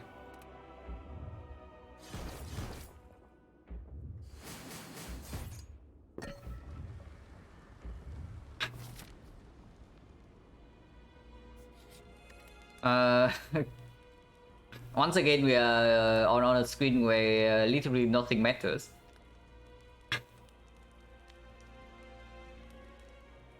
Got the upgrade that might matter a little bit. Footwork in the heart maybe. Because it does allow us to play like footwork first into a block card into the thing. We would go first into a block card into playing more cards, like Blade Dances for example. On the same way, like playing some block cards first can matter. So like let's say dodge and roll upgrade, we can start with dodge and roll into the apotheosis, into some cards. It's probably this, yeah. It's probably this.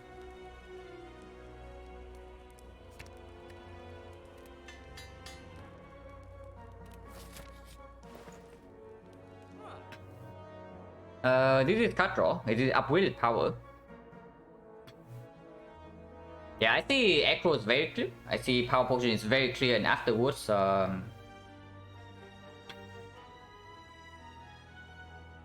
it's up for debate. Medkit, no, Medkit is completely worthless. So I mean, not completely, but it's fairly worthless in this spot. I shouldn't say worthless, but it's not worth as much as you think.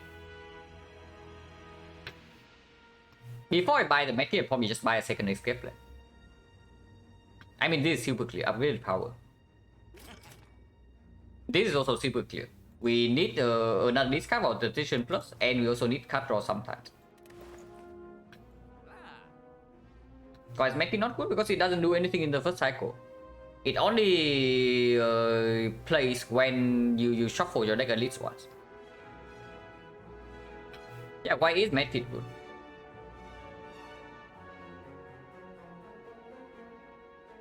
It's not even like 2 real removes, you know. Yeah, Echo's good. Buying 2 potions. So Echo into a potion is 111, 160. So then we cannot buy escape plan afterwards. But I do want to take a card remove. I think removing Masterful Staff is going to really play.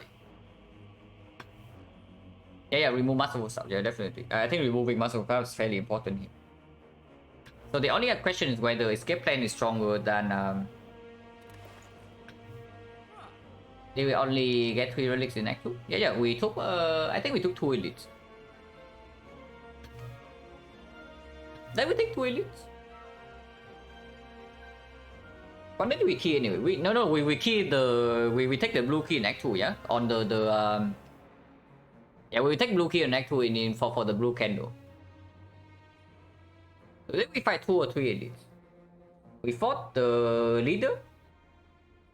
We fought the book with stabbing, and we fought the slaver. Okay, we actually fought 3 elites.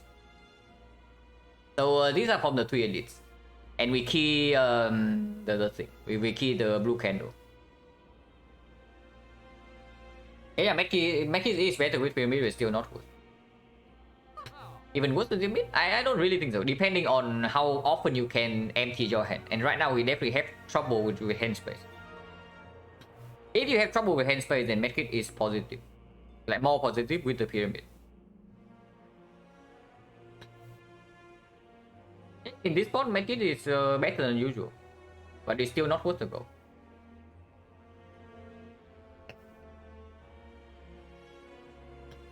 Acro. Yeah, Acro draw potion and then can't remove, right?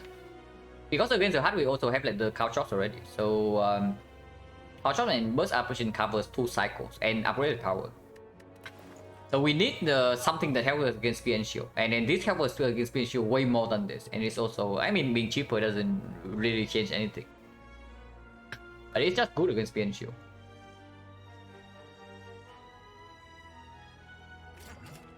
Because we also have T-set energy on turn 1, so like cut draw gets even stronger. And Echo is better than escape plan, and remove is better than escape plan as well. So now we have nothing else to do, yeah? Unless you tell me Eviscerate is good, but Eviscerate is not good because we have no discard. If we cannot even freaking discard position, then Eviscerate is just a brick in our hand. So if not this, then there's nothing else. We leave.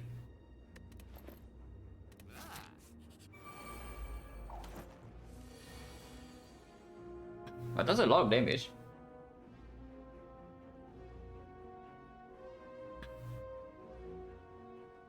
Accuracy in your opening hand and this is actually a kill. Is this still a kill? 5 energies, you can play everything. So time to do some shuriken man. 1, 2, 3, 4, 8, 9. So this is 9 attacks, yeah. 9 attacks, so we actually get 3 strength. So this is going to be 11 times 9, 99 damage. And we do Blade Dance first and do Apotheosis for upgraded chips. So we have 6 times 3. 18. 18 plus 1 ship is 7. And then 2 more ship is 5. So 17, 18, 35. 35 and then 12 from the other 2 ships. So 47. 47 plus 11 is 58. 58 plus 99 from here is not enough to kill this, but it's enough to one-shot this. Yeah, I know we can play dance before pull for damage, but that's still not enough to kill this guy. Ever draw potion here?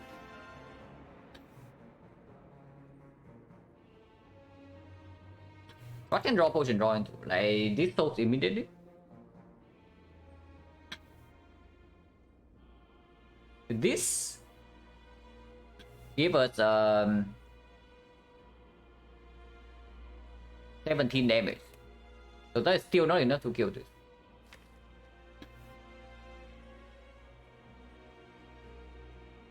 And if I open with draw potion, then we cannot even play Dead Dance before the Apotheosis or the shield.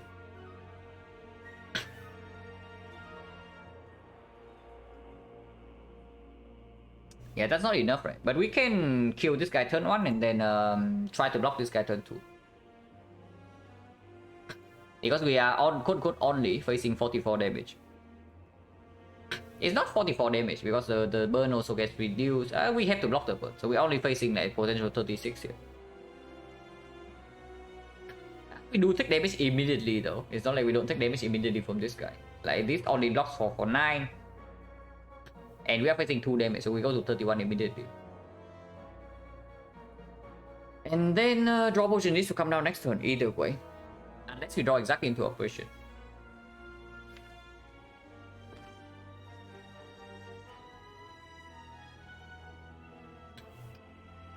If we skip filling second one, can we kill them and play defense? Yeah, that's what I'm thinking right now. And we can double check because that would only mean we play 8 attacks. 8 attacks means it's only 80. But this is still 25, 80 plus another. Yeah, we barely have enough. So double check that. This is 25. 25. This is 5566.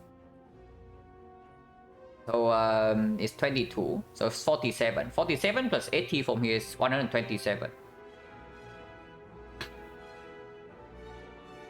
Yeah, 127, and then we defend. And next turn, draw potion.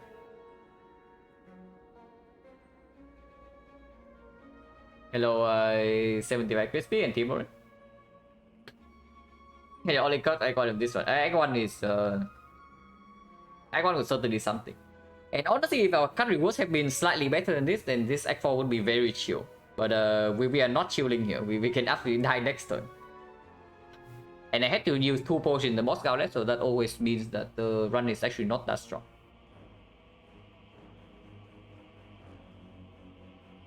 But yeah, no other line makes sense, right? Drawing potion right now doesn't make sense. And we have 4 energy next turn for this thing.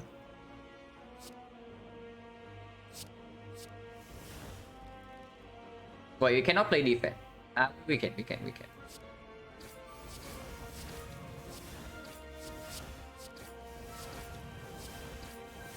And we need to play everything here.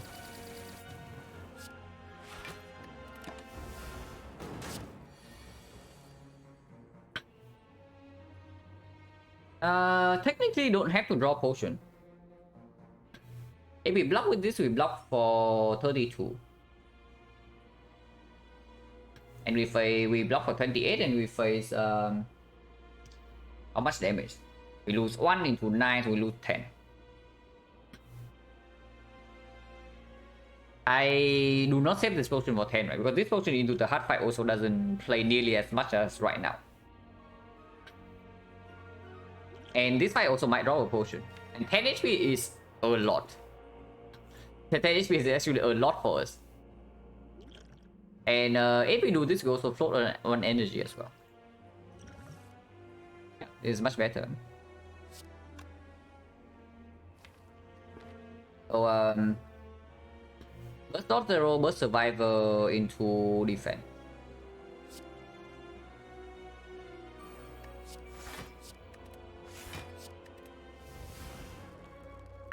And just burst defense and leave double dodge and roll in hand. That's probably better as well.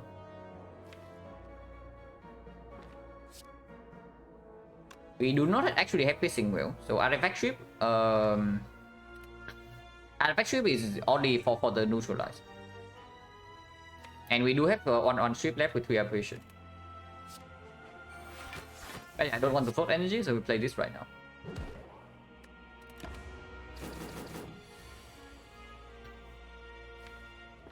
Next turn, Bird Strike, the turn afterwards is a big hit.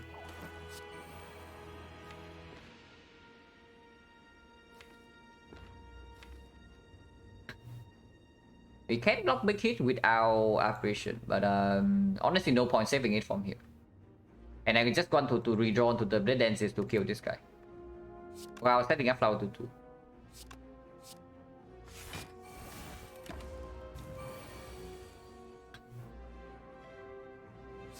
Yeah, if we can block it for free, then I would also do so.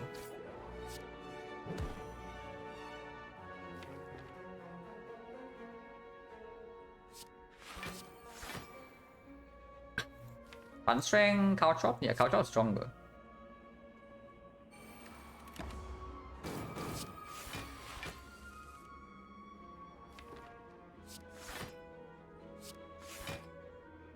It's already full block, so now we can play damage.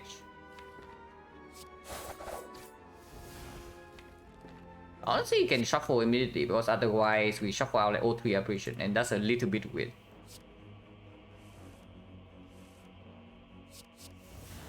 See, just in time, guys.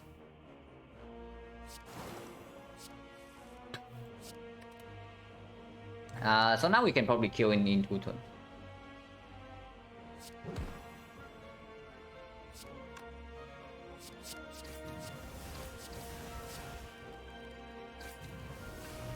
Yeah, leave this as is. This kills right now because we don't want to do that.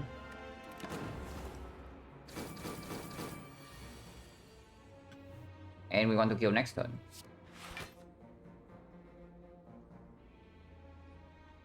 Which means double defense into playing 1 Blade Dance. Into playing the Blade Dance to make sure that we have shift in hand.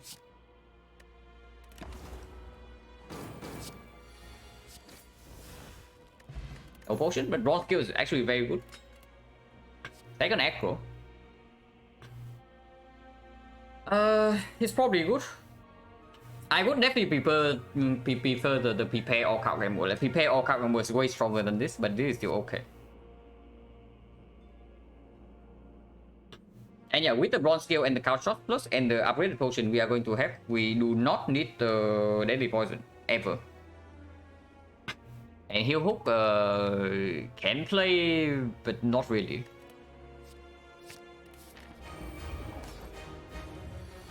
And yeah, start with the power potion, yeah. Upgraded power.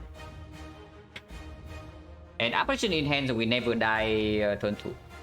We do not have a way to we do not have a piercing wheel or malaise though, so multi-hit actually has to be face stack even with the pyramid. Garbage. Is 1000 guts better than accuracy plus? We do not have terror, so accuracy plus is effectively 48 damage per deck cycle. That tells me that 1000 guts is way better. Yeah, that tells me the 1000 guts is just way better because we are definitely playing more than 24 cuts per cycle, right? With the burst and whatnot. And even when we play a single blade dance, it's already 5 cuts. We are taking some damage here, and not insignificant damage either, but we do have tungsten rod to mitigate.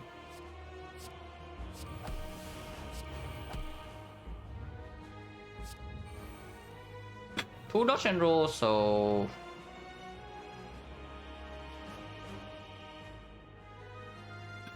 and cast a skill couch of passive damage. Yeah, absolutely. We have a lot of random damage in this fight.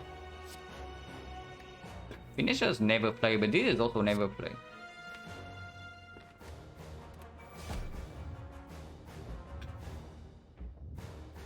I can see defend doppelganger here. If next turn is the multi-hit,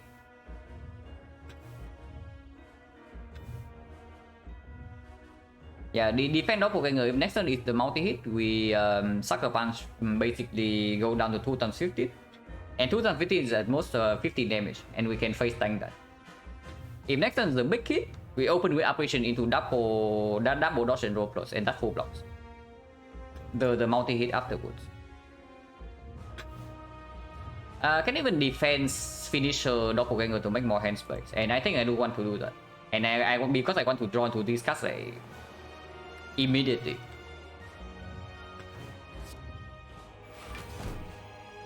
But I also want to have weakness guarantee for the multi-hit. Because I think we are face tank the multi-hit with the tungsten rod.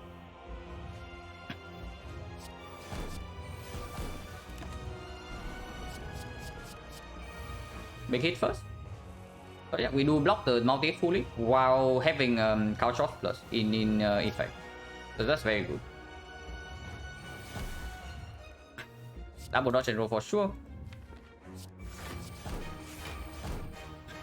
And we need to play this next turn, we also need to play this next turn. So the order does not matter, and this deals more damage right now. So we start with couch off, yeah. If we draw to neutralize, we also don't need to play sucker punch.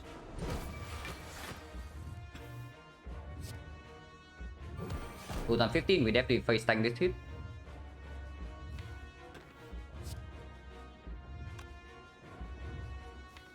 Survivor is better than Echo in hand, but we might need to play 2 defense this turn. Not really, right? I think I want to play accuracy just to get it out of the deck. I am not playing Blade Dances, but I do want to play accuracy. And making hand space right now with the Survivor also is better because we have not drawn into footwork yet. And this card game was never played, by the way, because otherwise we are missing burst apparition next cycle.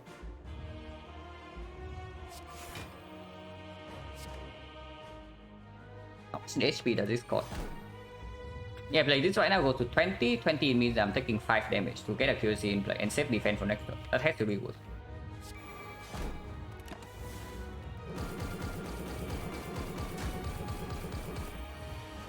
And yeah, so far 1000 cards has dealt a lot of damage, but the accuracy has not done anything yet if we pick the accuracy at the start. Oh, so far so good. Exhausted. Play the Echo.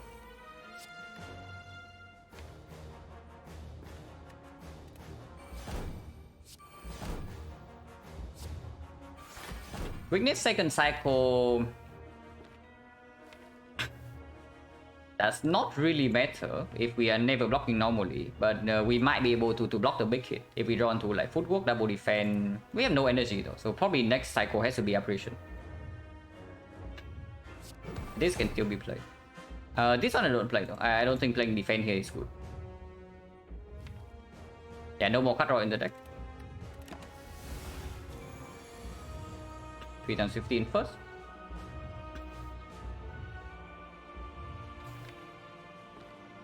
We can do apparition footwork, outmaneuver, distraction. And next time we draw into burst, we play burst into double defense, full block the big hit, and then we have another apparition for the cycle afterwards.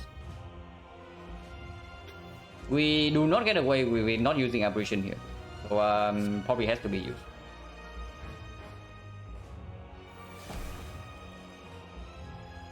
We can save the distraction for the burst as well next turn. But I think we need to play burst double defense next turn. And weakness is still persisting, so reapplying weakness actually plays here. Oh. Well, I guess we don't have to appreciate the next multi-hit. But that's pretty cool. If we do not need to appreciate the next multi-hit, then that's like completely phenomenal. So now we need to shift to artifact. Yeah, but this is a very big hit on the distraction. We are not guaranteed to draw into burst, by the way, yeah. But hopefully we do. Otherwise, I'm sad. We are never appreciating next turn, so Cow Gamble can be played if we brick on the burst.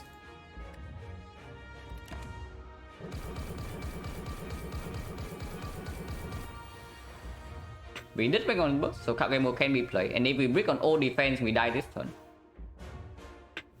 Or maybe we can even start with double defense into Cow Gamble. That is way safer, yeah. Because we still have 4 energy and we still draw a lot of cards.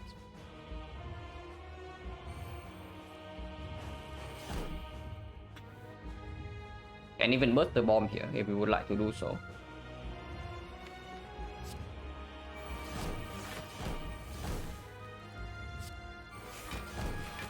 It's full block and 1000 cards also doing good work. Unfortunately, Artifact Shield is not in hand yet, but there are a bunch coming up.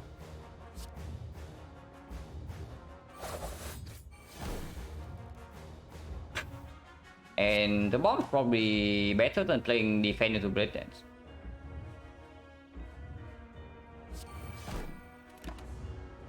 Perfect block. Not drawing into any affect ship yet, but next turn we have a lot of energy. And this makes hand space. And attack this turn. And should attack this turn.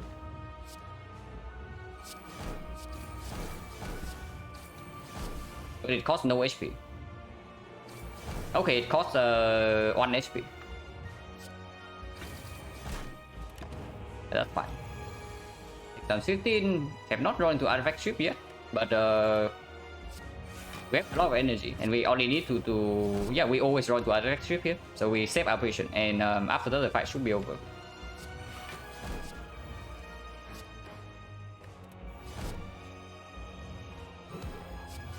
Fully block and reapply weakness while also getting shuriken stack. Apparition in hand, so perfect.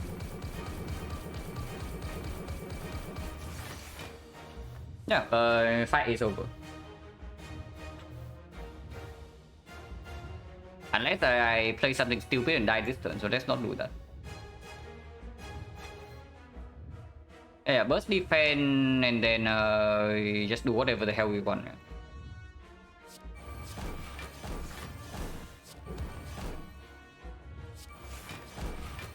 And yeah, 1000 cuts does a lot of work. Accuracy would not have done anything or nearly as much.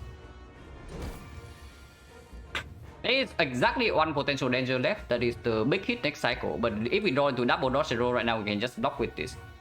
And if the next hit is multi-hit, it dies with the taunts. If it's the end, we can apparition. If it's a big hit, we block with this. So nothing can go wrong from here.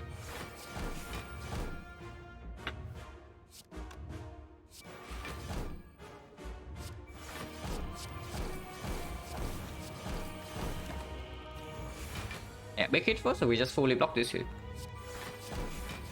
Okay, maybe not fully, but doesn't matter. It's painful stuff, but we don't care. I mean, we can probably kill this turn with play Blade Dance right now, but not too interested. Because then we can just kill with taunts. We can attack and kill, but we let the taunts kill, yeah. I play the bot.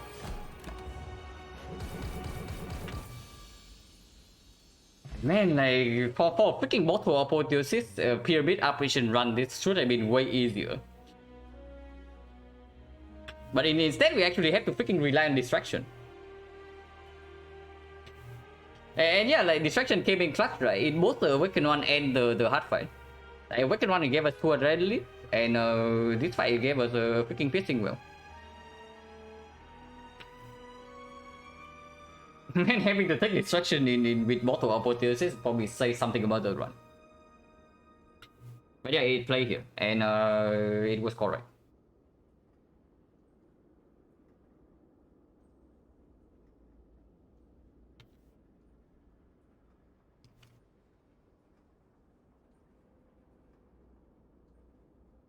What's my favorite flower? It's probably the... Okay, I need to Google this name in English. But it's probably the flower you see the Asian people buy. At least I don't know, Asian. Or maybe just Vietnamese and Chinese. But then there's a flower we always buy when Chinese New Year comes. But I need to Google this name in English.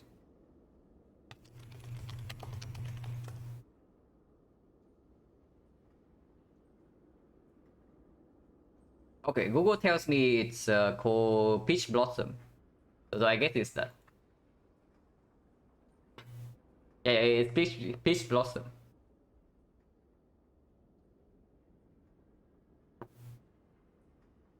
Not Happy Flower? I mean, Happy Flower is pretty good. But yeah, like... This one is like a roller coaster as well. This one is actually a total roller coaster, yeah? We started on completely garbage. And we had to risk a 20% chance of death to take this elite and get a tungsten rod. In Act 2, we see Pyramid and then we see freaking Bottle of Apotheosis apparition, and we thought the run was going super mega upwards. And then came Act 3. And then came Act 3 and then we are set again. This one is like start at the bottom, go all the way up to the very top, and then it dies back down to the bottom. But at least we barely stay afloat to win the run in the end. Why do I like Peach Blossom? Because it just reminds me of the happy times in childhood.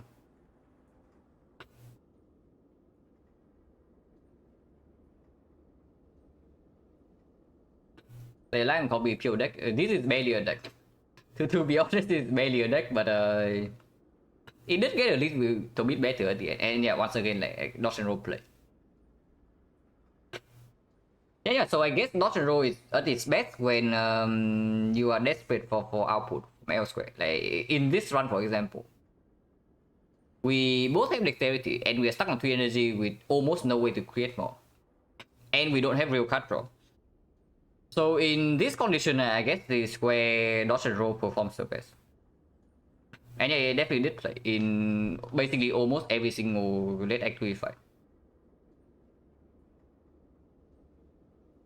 Gonna go for new mic. What's going on? It's the like ooh sound back again, like with the vibration.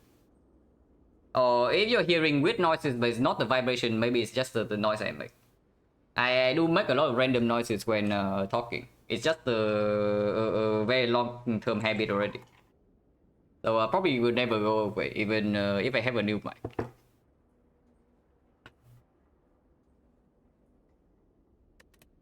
But yeah, very solid. Honestly, there's some mic noise. Okay. So maybe it's like just the PC vibration getting to it. So I probably have to replace yeah, maybe I need to replace the right now, yeah. I'm supporting the mic with some cloths and some tissues to reduce the vibration from the table itself. But maybe these are too old and it's getting too again. Another run, yeah, another run.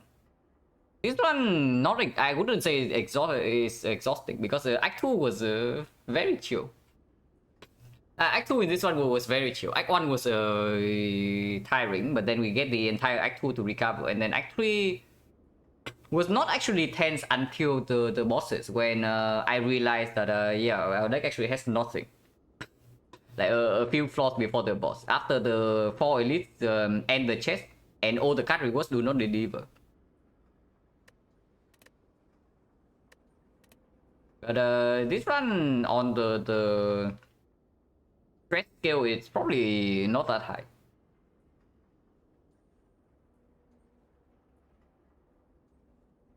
My sound is up to metallic quality, I'm used to it. If it's not the vibration sound, then it's probably just because the mic is not that expensive. I bought this mic like how long ago? It's probably somewhere around 2 years ago and costed like $20 at the time. So fairly cheap. Wait, wrong screen. But yeah, icon in this one was an absolute crap. We went into this shop with 300 gold and we left with yeah, the bomb. And smoke bomb this fight. If we did not smoke bomb this fight, we would die here.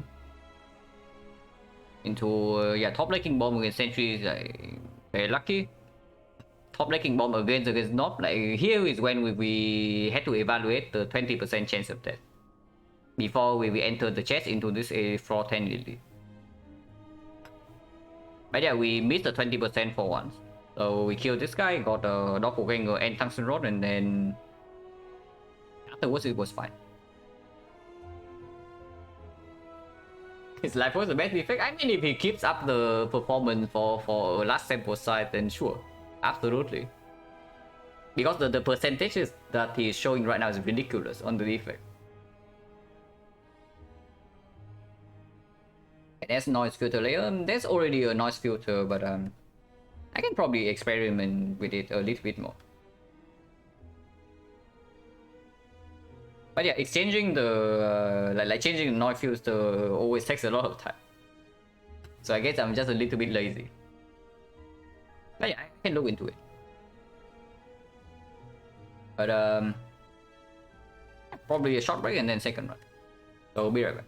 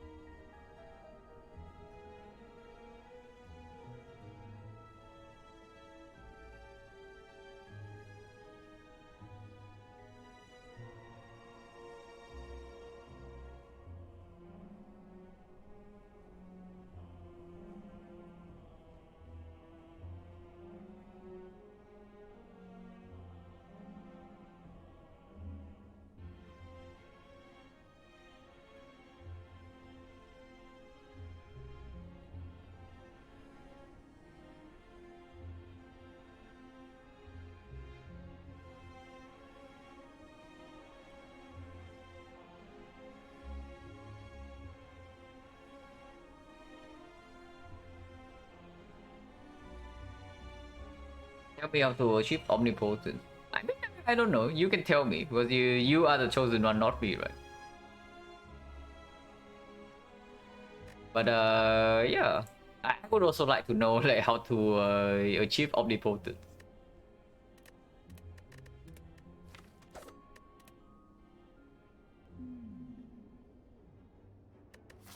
Red card, boss squad, boss elite on floor 6 or 7. If you want upgrade before the elite, it has to be 2 burning elite. Yeah, okay, cool. So freaking lose all goals, so I cannot even go here to pause a potion. So if we take the red card here and red card bricks, yeah, can be a short run.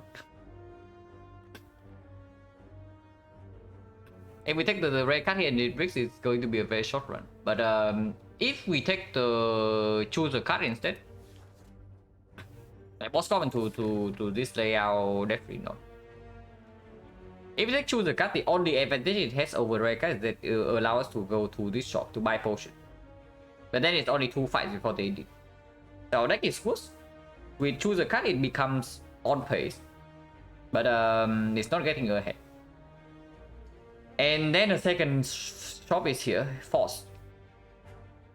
And if we survive this fight or this fight, then afterwards the part gets way better because the 2 super late elites here and everything is optional.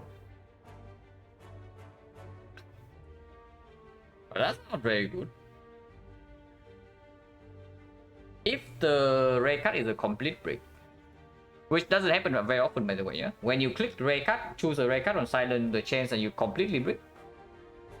The chance that you completely break is only around 7%. But if we completely break in this spot, I don't even know what the hell we are doing. I sure hope we don't break. Because choose a card in this act layout also doesn't really perform either. And yeah, this layout is extremely dangerous. But we still click this, yeah. Not quite a total brick, but not super good hits either. Yeah, second half is good if we can survive first city with a reasonable amount of HP as well. Because if you fight here and if you go here and you take a lot of damage, right, then suddenly these fights are dangerous and maybe you have to pass away from this fight into this fire. And if you're too low, you cannot even take that 2 elites back to back. And then it's better again. In this spot, bullet time is way worse than an up damage into hallway fights. Also, very bad into the knock. Not exactly super good against sentries either, but it's okay against Lagavulin. But if you are talking about Lagavulin, then after image is way better. So before we click bullet time, we click after image. What about Storm of Steel? So with cut roll, the only cut roll we have is on turn 1. So if we top deck the Storm of Steel, and we play 2 other cards on our attacks, for example, then we have 5 cards left, Storm of Steel is energy deal 16. That's pretty good, but that alone doesn't kill the knob. It's useless against Lagavulin. Against sentries, I guess it's okay. How much max HP of Neo? How much max HP would make worth picking? I don't even pick 12 max HP, so I don't know.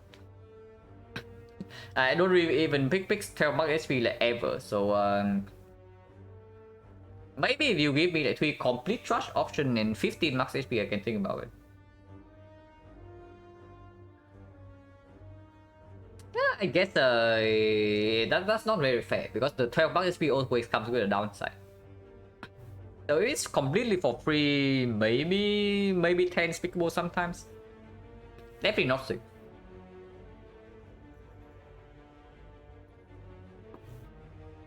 But the biggest problem...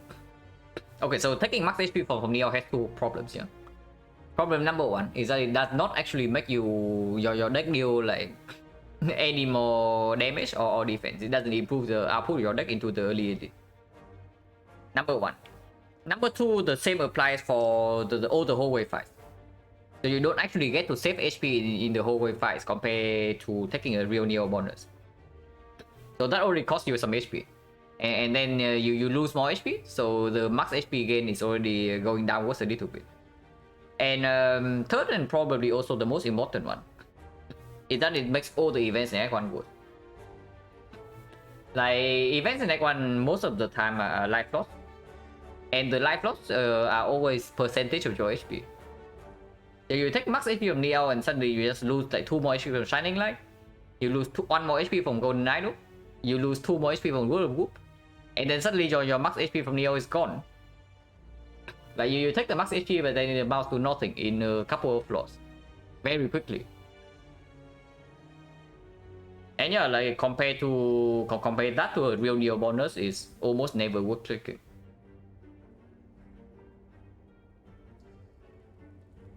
But yeah, in this point, it's probably Afterimage. That's because this guy is also better into hallway fights compared to this.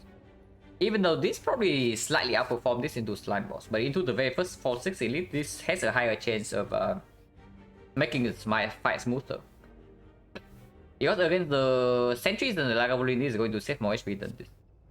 Only against the Nob, it sometimes can save more HP than this, but not even always. If we cannot kill the Nob in 3 turns, this suddenly is better again. But yeah, we click Afterimage, yeah? And if the floor 6 Elite is forced, I think I want 4 fights. Because Afterimage also makes us marginally better against the advanced hallways.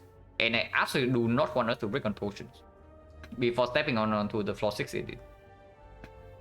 If we are way too low here, there's a chance that we even take a risk and then take the Burning Elite instead. Because if we get to roll something like Strength Sentries, for example, or Strength Knock, then it really doesn't make a difference. And or even Strength Lagavulin, so at least 1/4 of the time. Anytime the Burning Elite rolls Strength, the fire will make the fight way better compared to this. So that's at least 25%. Everything else is quite better. Like max HP, anything is dead. Regen Sentry is probably also dead. Regen Lagavulin not much better. And yeah, like Metallicize Sentry is also like a massive pain. So I sure hope we don't need to resort to this, but can keep it in mind. But yeah, take 4 fights. And after we take 4 fights, if this is healing, it gets like way more effective. If it's life loss, we just ignore it.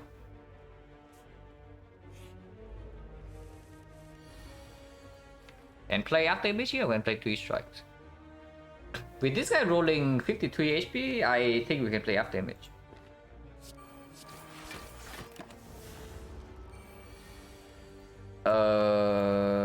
Okay. I sure hope playing Afterimage is correct. But it does mean that we can play double strike into 1 defense this turn and still full block.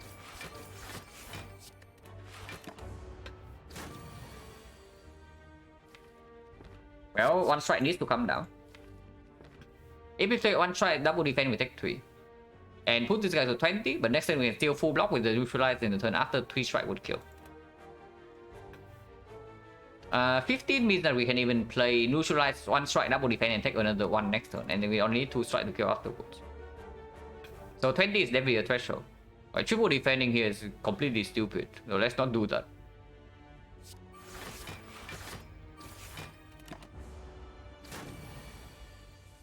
Yeah. 15 go no potion. Dagger Spray, Eviscerate, Sucker Punch. Now, if you are just talking about Slime Boss, then Dagger Spray is the best card out of these. And we just fought the Cultist, so Dagger Spray has a higher chance of performing into the hallway fights. Dagger Spray also is terrible against Lagavulin, but it's good against Sentries and is reasonable against the Nob.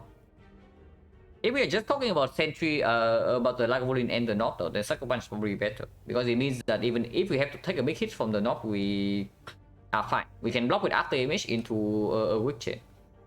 And as long as we can kill in 4 turns, we actually do not take that much damage. Probably can never be eviscerated, because before the upgrade, we also cannot really pick up like unability P-Pass in these nodes. We have no Gambler's Brew, no Energy Potion, and Eviscerate is not even good into Lagavulin. It gets triple debuff. And the upgrade doesn't come until here. I would say just because it's way better into the whole wave fight, it's probably Dagger's Play over the Sucker Punch. And yeah, 1/3 of the time it delivers, Mega delivers here. Against the Nob, it's reasonable, it's not good, but it's reasonable. Definitely worse than Sucker Punch. And into Lagavulin's complete trash, but hopefully we can find a Lagavulin's answer somehow. Because against Lagavulin, we also do have like quote-unquote free block from this thing. So we can put more energy into damage and trade our HP.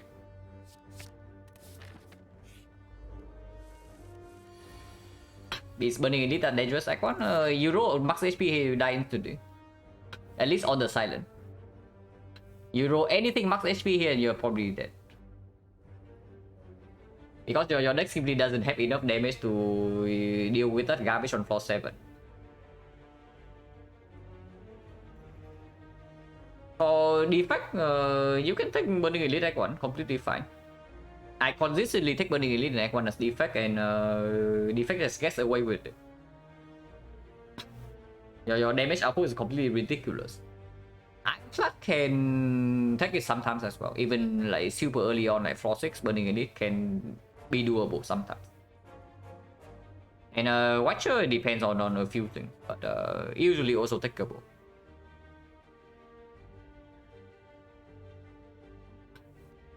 But yeah, for Silent's a different story. Silent, if the Burning Elite is somewhere here, then taking it is absolutely good as well. But here is extremely dangerous. We only draw 2 strike with after image in the deck. I think we can double defend him.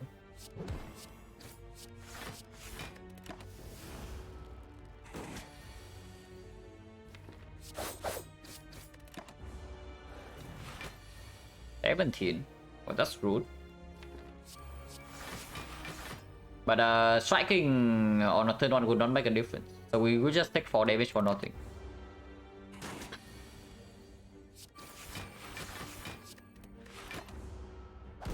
So let me take more damage from here. Blocking on turn 1 is correct. No potion, so 60%. Yeah, there's a red dance with the up damage. There's also a skill that cannot be upgraded. And there's a piercing wheel into this elite, we probably not to recommend it. Blade Dance is once again a card that gets triple debuff by Lagavulin, so I don't know. Right now, unless we see something else, we are completely wrecked by the Lagavulin here. Even the Nob as well, yeah? Without potion use, we are going to take a big hit from the Nob.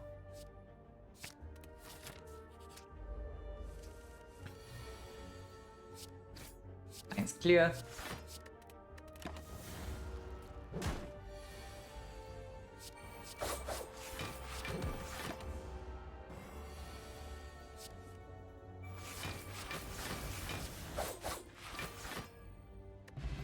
One potion. So 50%.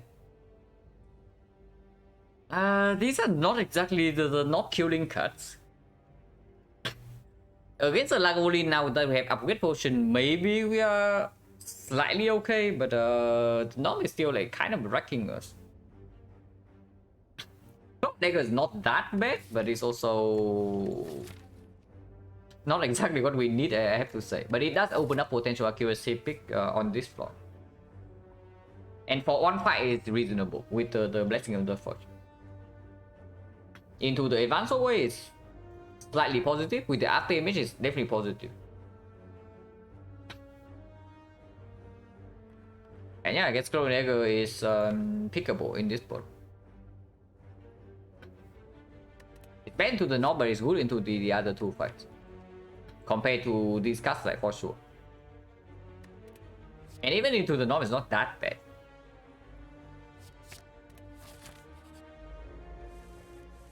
Single blue sliver, so fairly tame. And we do have after image in this fight, so maybe we can try to stall this guy a little bit.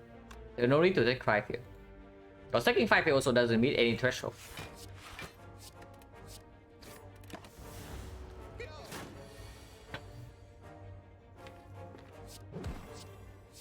I guess we have to take 6. That is after adding a block card, yeah.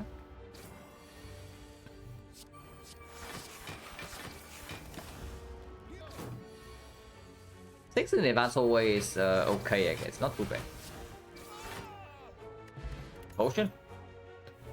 So yeah, taking 4-5 so far has been paying off because now we have 2 potions into 4-6 indeed.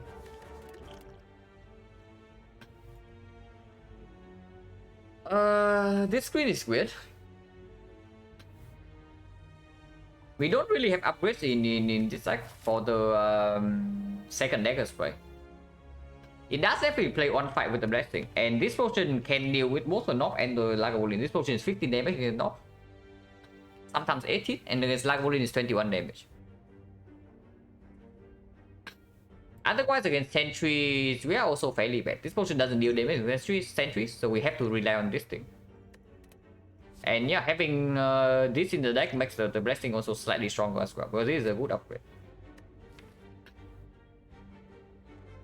Into Lagavulin, however, the best pick is probably the Flying Knee. And the Flying Knee does play into both the knock. Doesn't play that much into the knock, but it's okay. But it plays into Lagavulin and the sentries. And even into Slime Ball, the energy is not wasted because you can always exhaust the slimes.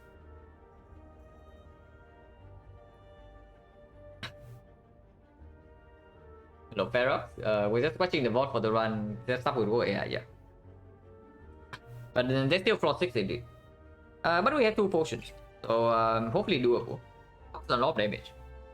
If we see the knock, how poison potion always comes down turn 1, yeah? Whichever card we pick here is only going to be 8 damage. We're trying this sometimes with energy. So let's say we don't have energy from the... how would we do? 1, 2, 3, 4, 5, 6, 7, 8, 9 here. So we can play everything, but sometimes we don't play couple dagger, so we can -4 and add everything else. 30. 42, 50, 58, 61, 76. So in order to kill the knob in 3 turns, even with this, is impossible. If we pick the dagger spray. This potion at most gives us... it's currently 12, yeah? With Blade Dance into a Great Potion, it deals +6. It's +4, so at most it gives 14. Actually it's 15, but usually it doesn't line up like that. Usually it's only 10 damage. So this potion is 10, this potion is 15, 25, 25 plus this is 55, 55 plus this is 71, 71, 74, 86. 86 is not enough to kill the knob. With the Flying Knee, exactly the same.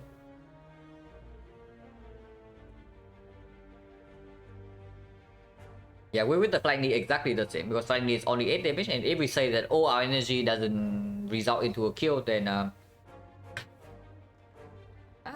actually it's not true, because Flying Knee does make the upgrade potion stronger. So if we use 2 potions not fight the Flying Knee, does give us a kill. Sometimes. And Flying Knee does play better into Lagavulin. Second dagger straight is absolutely awful into the Lagavulin. Even with this potion dealing 21. Just for that alone, I think I should pick the freaking Flying Knee. The Flying Knee is both better into Lagavulin, and the North fight also sometimes give us a kill with the Flying Knee. And Sentry's fight probably is already our best fight out of the 3, because you have after image, 1 dagger spray already, and the cast that always block with after image.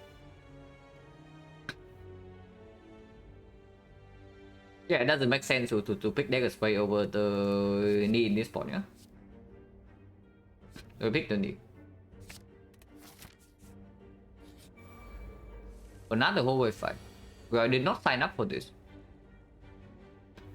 So hopefully we can actually do this fight flawlessly.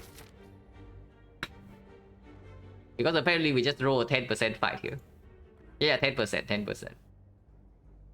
I did not sign up for this, so hopefully we don't lose HP here. At least not a lot, and then we also don't have to throw away potion, but that would be sad. Dagger spray could be good here. Maybe not. This guy needs to die next turn. He doesn't need to, but this guy sometimes doesn't attack, and we are still not real. This guy always attack for 11 next turn. This guy might not attack at all. And we do have after image dagger spray in our deck. So as long as this guy dies next turn, this should be almost under control, I would say. Almost. We can be taking 15 when fail 2 turns from now, but after that, this is down and maybe we also have weakened. If we had not outright killed this. But yeah, knee here into double defense seems clear. Like leaving it to 16 and dagger spray plus 2 ship would be a kill. And we do have 4 energy next turn. Taking 5 here is complete nonsense, yeah. If we take 5, it's like 2 turns from now.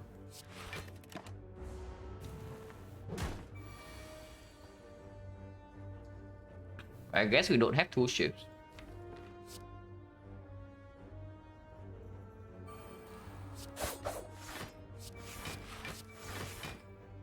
So I guess we take 6 this turn. That's fine too. Next turn this guy never attack. And I do not potion for 6 HP. And if I potion, I would have done it beforehand. So not taking 5 last turn costed me 1 HP in the end. Not a huge deal, but of course we could have also lost 0 HP turn 2. Yeah, 1 is not.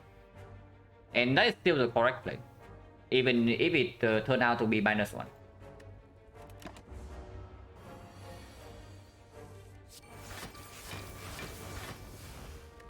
No potion, so 50%. Well, that's a juicy card. If we are scared Lagavulin, this deals with it. And yeah, it's yellow, it's good. It's good into slide boss, it's good into Lagavulin. Sometimes it gives us a free knock kill. We click the good card. Okay, maybe I should have signed up for this after all. If I know it gives me a yellow card. Okay, there is no way we go here, yeah? No, not even with the PK. There is no way we actually go here. Or are you telling me that we can rest into this fight?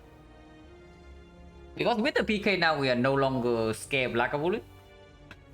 The knob is still an absolute pain, but with the PK, we most likely kill the knob in 4. And we do have PK into dagger spray sometimes. We need to rest here though. If we go here, I don't think we can upgrade because we have to take 1 big hit. No. If it rolls any kind of HP. To a boss, no, we already calculated the damage. Even with potion, it's not enough. So PK is like 1 energy deal maybe 16, maybe 18. Into the North fight at least. Into the Lagavulin is small. Because you can freely set it up. But into the North fight is 1 energy deal like 16 or 18. So it's not even that premium to run into Burning Elite.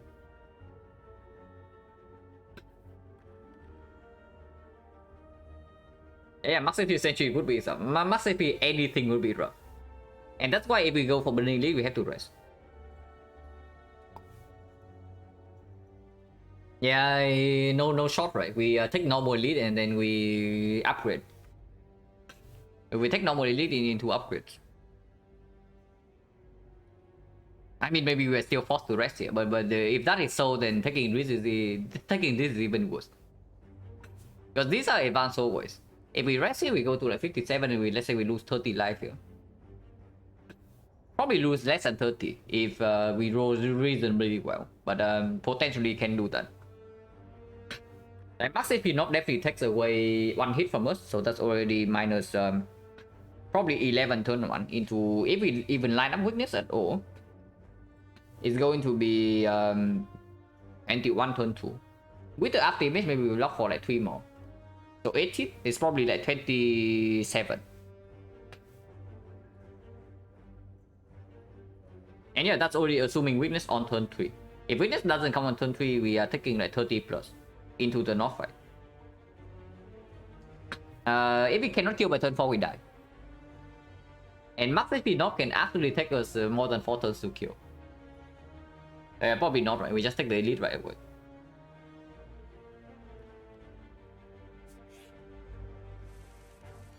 Normal knock, but we do draw PK on turn 1. Absolutely no reason to upgrade potion here. There is a reason to poison potion. But honestly, I think I just use upgrade potion next turn for the damage. So we can calculate first. We can calculate first because this turn the line is super clear. We play the 3 cards. We do not use upgrade potion, but we might use this potion. Which potion is stronger? Potion gen is 50%, so I absolutely use one potion here. I guess poison potion is weaker, right? Because against the Lagavulin, we already have both the PK and the AI to set up, and the flying knee as well sometimes. And against the Sentry, this potion is way better. Into advanced always, this potion is probably better than this as well. If we use the potion here, it's probably the poison. So do we even need to potion? And can we do it next turn instead of this turn? So yeah, 14 damage here. 14 plus 3k. And next turn, we can completely brick. But if we do not brick, let's say we draw 20 damage. 20 damage is a reasonable estimation. Like double strike into flying knee or blade dance plus flying knee plus some block. So 20 damage from PK is reasonable. So it's 34. 34, and we draw another 20 next turn because it gets PK. It's 54 by next turn, and the turn afterwards it goes to plus another 18. 72, 75. 75, this guy is 88, so poison potion next turn will not kill. Yeah, I guess poison potion this turn then. There is still a chance that we are forced to do double potion here, but I sure hope it doesn't happen. If he get completely bricks, then we actually have to double potion. But for now, poison potion should be enough. And yeah, we do need this.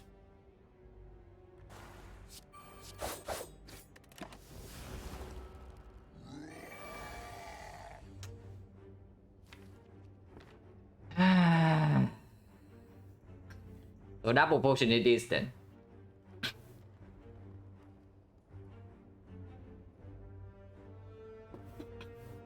Our potion gen is 50%. And this does block for a decent amount. Okay, do we actually need to double potion? Next turn at most we have 26. The next turn at most we have 26. So if we do not double potion this turn, it's 18. 18 times 8, 26. 26 plus 9 is 35. 35 is the 31, and next turn we never have a kill. So yeah, we potion, and potion comes this turn because it guarantees neutralize on next turn, and then it gives immediately 8 damage extra.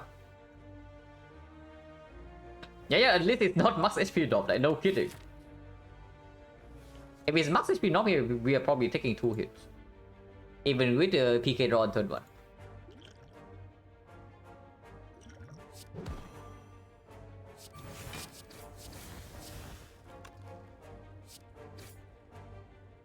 Uh, 17 we never break next turn, so we can defend. And defense positive anyway, because it's weakened.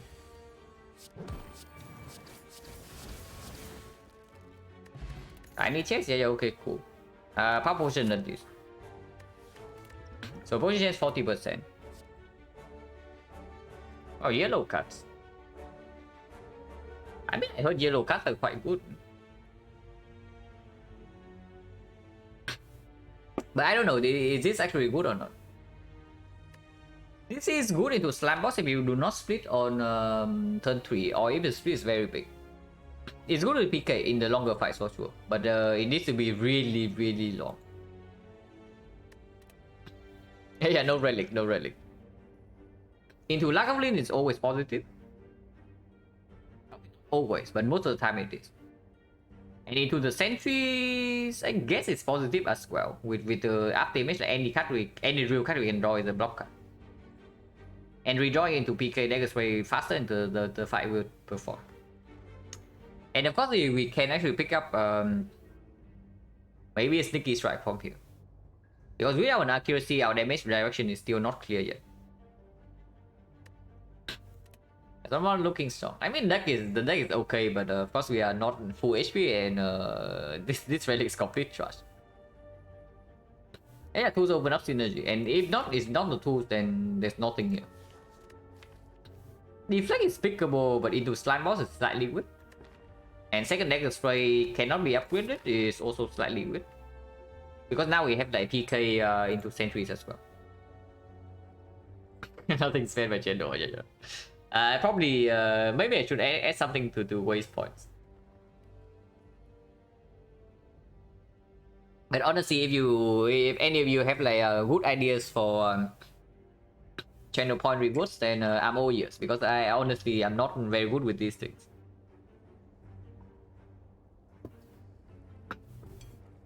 But yeah, we can pick the tools and continue. Ew. Can block tiny chest attack? No. Yeah, we can probably early act 2 though. I'm not too sad about that. But this thing is it's good, but it's very dangerous.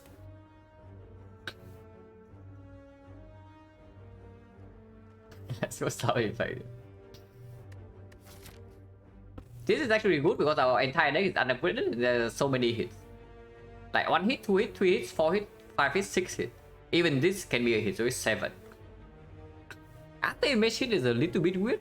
And of course base cards are complete trash. But 2 random upgrade has to be worth compared to 1 pin for the upgrade right in this spot. The only concern is that we might die in this node. But we do have 1 potion, and even after taking this we still have 19 HP. Because the worst that can happen, we die in these floors. That's the worst that can happen.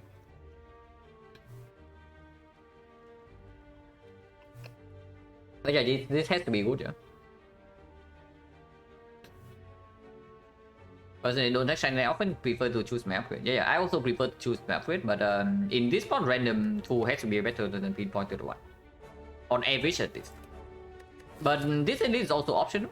If we get to the fight here or here, we can also just avoid this. Of course, I don't want to do so, but it's not like these fights are free either if we don't get stronger here. Like taking the upgrade immediately makes us lose less life in these fights than we would have otherwise. And if you say that after the upgrade we lose 19 life here, then before the upgrade we actually lose more than 19. And if that is so, we cannot even upgrade here anyway. We have to rest into the elite. So it makes no sense, right, to not take it in this spot. Wow, okay, very amazing. As expected of Shining Light. What's the change of that? Do I really want to do the defacing man? Because we know that we have 6 hits, yeah? 1, 2, 3, 4, 5, 6, 7 hits actually. We have 7 hits, so do I really want to do the math? Probably I don't. Yeah, I probably don't. Let's not do the math. Because if I do the math, I'm going to be sad.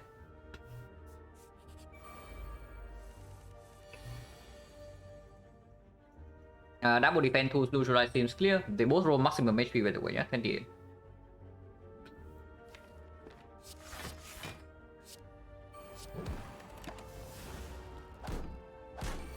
No, like strike defense upgrade do nothing to do help. Yeah, they absolutely do help. But if I know it hits strike defense, then I do not take it over pinpointed upgrade. Yeah, Matt is still think don't do bad. It's true.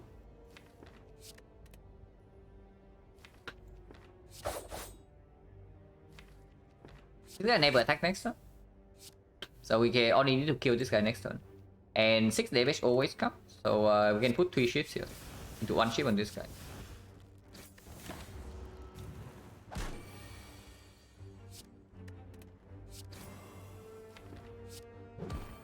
PK or strike doesn't really matter. On attack we always kill this, we play strike. In case we don't draw into any attack next turn. Then it's still in 1 attack lethal range. Wow. Only the best potion for us, guys. But okay, this potion probably means that we always go left from here. Unless this thing drops the potion. And looking at Shining Light, I need to calculate how much it is saving on average. Not really, I just weigh it against this node. In this spot, like, you only need to weigh it against this node. Because immediately you are facing fights. If you are not facing some force fights, then it's different. But with Force Fight here, like taking Shining Light, this was super clear. Yeah, I usually fairly hate Shining Light on Silent in Act 1, but in this spot, it's probably obvious to take. Of course, we missed, so not taking would probably be better. Yeah, it depends on the situation, of course. Like everything depends on the situation.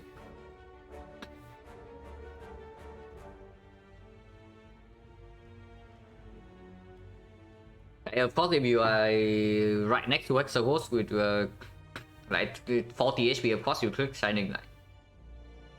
But if you're running into floor 6 Elite, if you're running into Frost for 6 Elite, you're on floor 5, and Shining Light is taking away a living threshold is a knob, and of course you don't click it. So, of course, very situation dependent. But this guy's complete trash, yeah? Unless you tell me Quick Slash is pickable. Which it is, because it does increase our attack density into the PK. It cycles itself, so it does have some synergy with the Flying D. And yeah, dude, Slime Ball is not too bad either.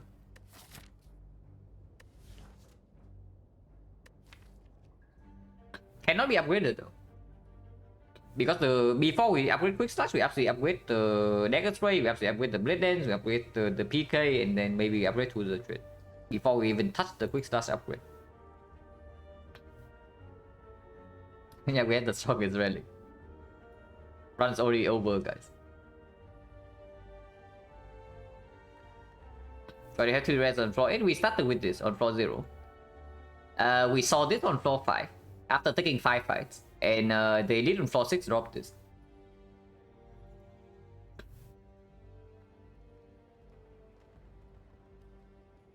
We saw this okay though.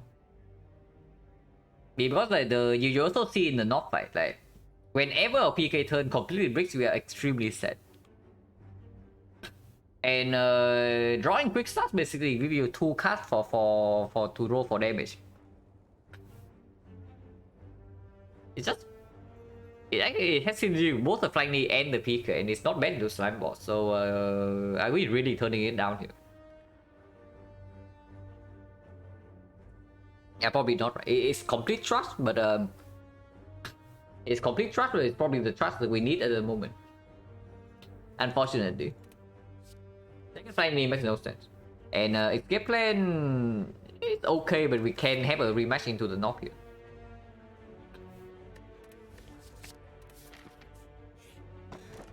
Wow. Okay, so we have like 0 relics at the moment. Of course, we are still fighting for the fire because like, if this fight doesn't cost us any HP whatsoever and drop a good card and good potion, then of course we are going here. If not, we never die in this fight because of smoke bomb. If it doesn't drop a potion, we always go left because then we can always smoke bomb out the elite if we take like, so much damage. Yeah, go here. Wait, did I just trust talk this? Did I really just trust talk this? Okay, I need to apologize right now. Okay, maybe I apologize after it dropped the frail. But it will work in this fight. Hopefully. Triple block is clear, yeah?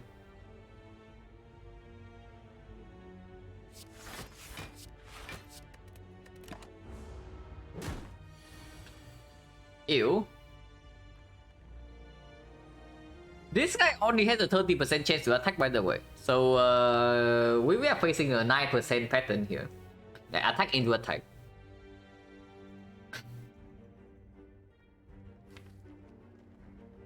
Well, that's pretty sad because now we can either smoke bomb or we can pay HP. Potion chance at the moment is how much? We drop 3 potion, yeah? 1, 2, 3, 4, 5. Actually, we drop 4 potions. So 1, 2, 3, 4, 5, 6, 7 fights, 4 potions. 30%. 30% only. Yeah, not really there. We don't smoke here. We take 8 to our face. Yeah, we take 8 to our face. But yeah, we fight the 9% low roll. And this turn, absolutely he doesn't attack. Bottom decking the 2 is also a little bit annoying.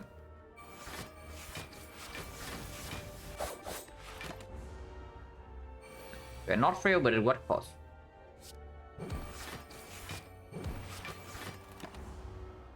Okay, I guess third dip doesn't actually do anything in this fight, so I can get back to trust talking this thing.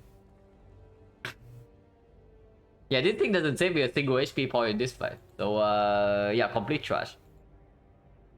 Might need to slime boss again play. No potions, the 40% now. We do have the 2 trade.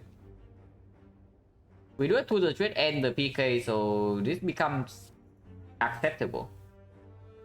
But this is a good relic? Not at all. If you compare third dip to all its moonstone, you will see how bad it is. Like how often it actually gains block and then how much block it gains you.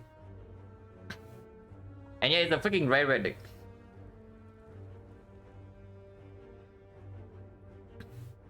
But yeah, Eviscerate is pickable. I mean, I don't know. We are running around with a deck that needs like 1, 2, 3, 4, 5, 6, and if we say Eviscerate 7 upgrades now. The freaking Shining Light. We are in an insane upgrade depth at the moment, just saying. And yeah, it's still good because we do have to the trade in the deck and the PK.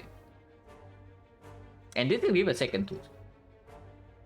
But we are definitely taking the thing into resting here because against both Sentries and the Lagavulin we actually have to pay HP. Rematch against Nob, maybe we don't need to pay, but Lagavulin maybe we don't need to pay either with the power potion, but Sentries will hurt us. And Sentries will hurt us. And yeah, HP will play into Slime Boss as well. Like none of the upgrades actually make us have a flawless fight against Sentries. Not even this. And I do want to take 2 elites.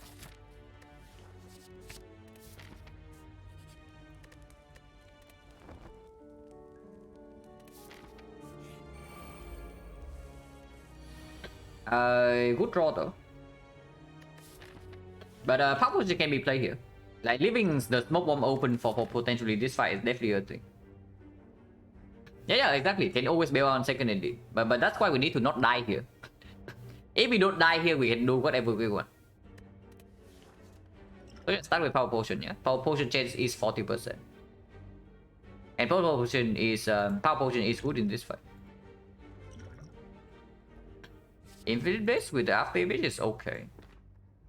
Relic Plans is quite good actually. Because with the Relic Plans we can play the AI to the trade into a defense and hold the Dagger Spray instead. That PK is not in play. And hold Dagger Spray, yeah, but then next turn we are being hit for 20. So I'm thinking like, can we really deal with that? I guess we can with the after image in play and this thing also drawing 6 cards. Because lining up PK into Dagger Spray is going to perform like decently well in this fight. That depends on the boss, only if it goes long enough. I don't even think this fight will go that long after we take the front note like 30 damage. But yeah, football also doesn't make really a lot of sense, right? Because we don't even play a lock cut this turn if we pick football. And the same goes for Infinite Blades.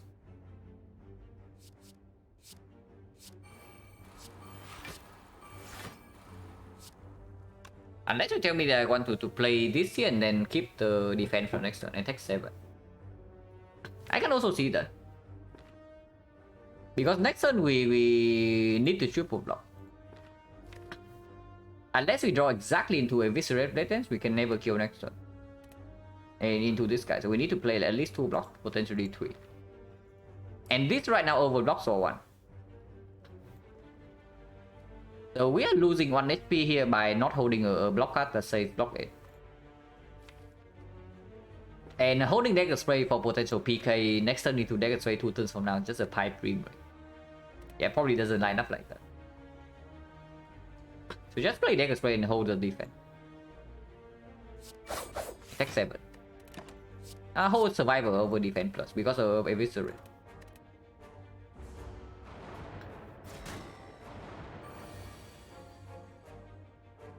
yeah, Pipe Dream Alert.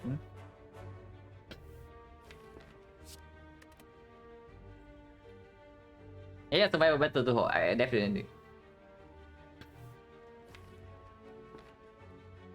Flying knee, not necessary yet. I think we hold flying knee and play Blade Dance survival defense and block the most for this turn.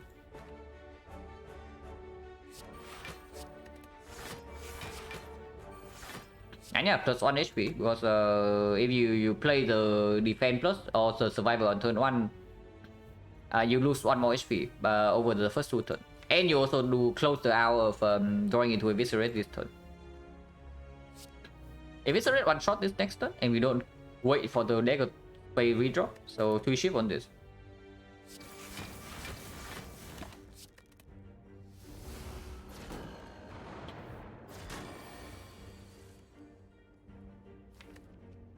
Yeah, okay, I guess. So I guess the line this turn is clear then. We do PK Flying Knee. Next turn this costs 2 energy, but we have 4 energy, you can play all of these. So this 42 damage, it one-shots this guy. This is going to be 12, this is going to be 8, so it kills this guy as well. So we have a guaranteed kill on both of them next turn already. If we play Flying Knee here.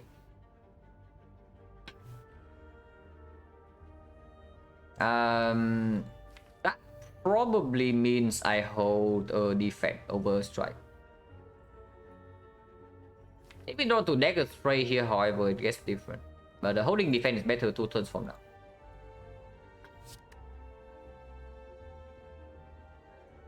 Flying knee the middle? Actually, no, flying knee the left. Because it means that we don't even need to play Clone Dagger next turn. Then I hold strike plus then.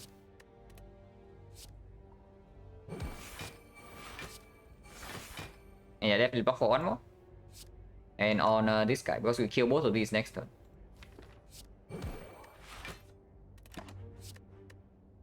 Take 1 more.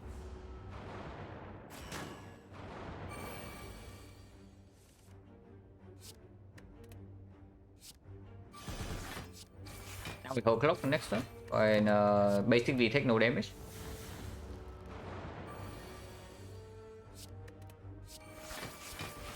So we lost 9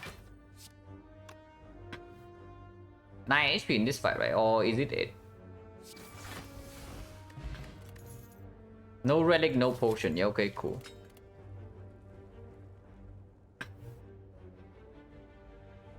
Yeah, okay, -9. So if we did not rest, we would be on slightly higher than 2. I don't know what the upgrade would have been though. Man, maybe the upgrade would not actually save HP. But even if we upgrade it, we would still be on at least 2 HP right now.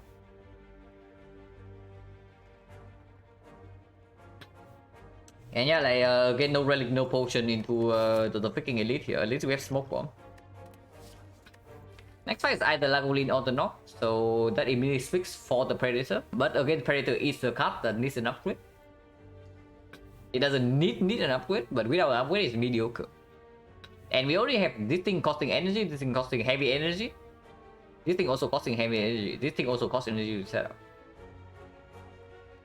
I probably don't like it too much, the Predator. Like, unupgraded, it doesn't even deal that much damage. And our deck is so freaking expensive already.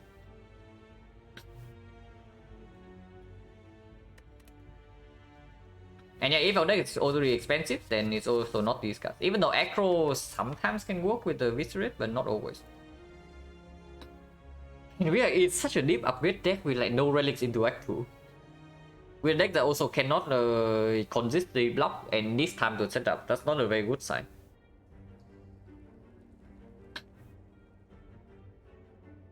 Even into Slime Boss, the Predator is not that strong, unupgraded. And I do think our first upgrade into the Slime Boss is honestly probably the PK. I can't remember, yeah. Only if we survive Slime Boss. Because right now surviving Slime Boss is not even a given.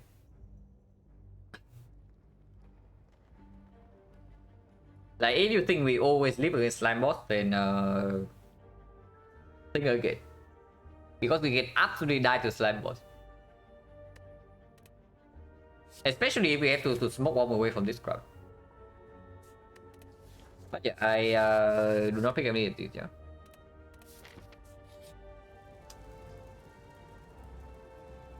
I got events where they're so freaking bad, man. But yeah, we cannot take this. We have to lose the goal.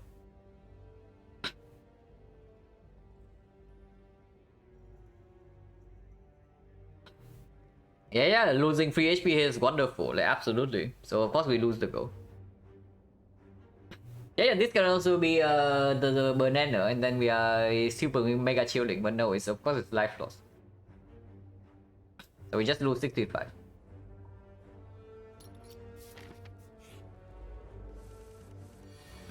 AC 6 HP knock, and we do not get to the trade in play turn 1. But we can do eviscerate only though, without PK. Is it better to do to the trade instead then? Because right now this difference is 9 HP. Is eviscerate worth 9 damage? Actually, it's not 9 damage, it's 12. So is to the trade worth 12 damage or not? The only way we kill this guy in 3 turns, yeah, is if we draw exactly into PK next turn. Into potential flying knee. So we did like probably PK flying knee in the turn afterwards. We have if we only have 3 energy on the PK turn, at most we have 16, 28, so 56 damage. 56 plus 12. 56 plus 12 is 68, 68, and then we need 18. But 18 we only have 2 energy next turn because we have to commit 1 on PK. So it never ever lines up. I roll to the trade? No. That's what I'm saying. It never ever lines up with the trade. If we want to fish for the high roll, we have to play eviscerate here. Because the only way we actually kill with the trade in play is that we draw exactly flying knee and PK next turn. Otherwise, we are always short on damage, even if we draw perfectly. But if we open with the we open with the eviscerate, yeah, and we draw PK next turn, there is a chance that we kill over 3 turns. A decent chance, even without the flying knee. So yeah, we do that. We open with a neutralized eviscerate and we see what's happening. If we don't draw PK this turn, we leave. So the knob is asking for 11 damage tax. We actually we are always taking the 11 here, and yeah, he's asking for further tax. So yeah, another 3 life loss events, guys. So how much damage are we actually dealing here? Yeah, 40. We need 40, and we have 4 energy next turn. This is already 24. So this plus this alone is already a kill. If not, we have 4 energy, so it can always be quick slash, dagger sway, double strike. Would be a kill. Yeah, we have a double 50% chance to kill next turn. So I pay 11 HP because otherwise we're also getting complete garbage. Like if we don't have potion of slime boss with this deck, we are also like, not even getting past slime boss. Yeah, like if we smoke bomb away from here, like what are we doing against slime boss? And then what are we doing against Act 2? Because I have no idea.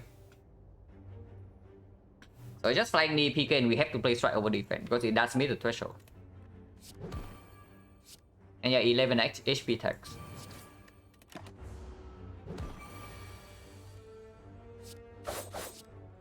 Exactly a kill.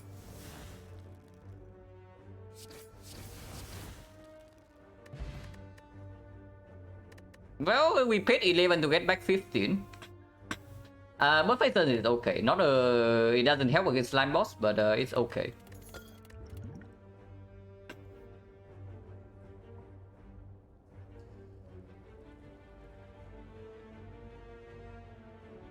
Please don't tell me.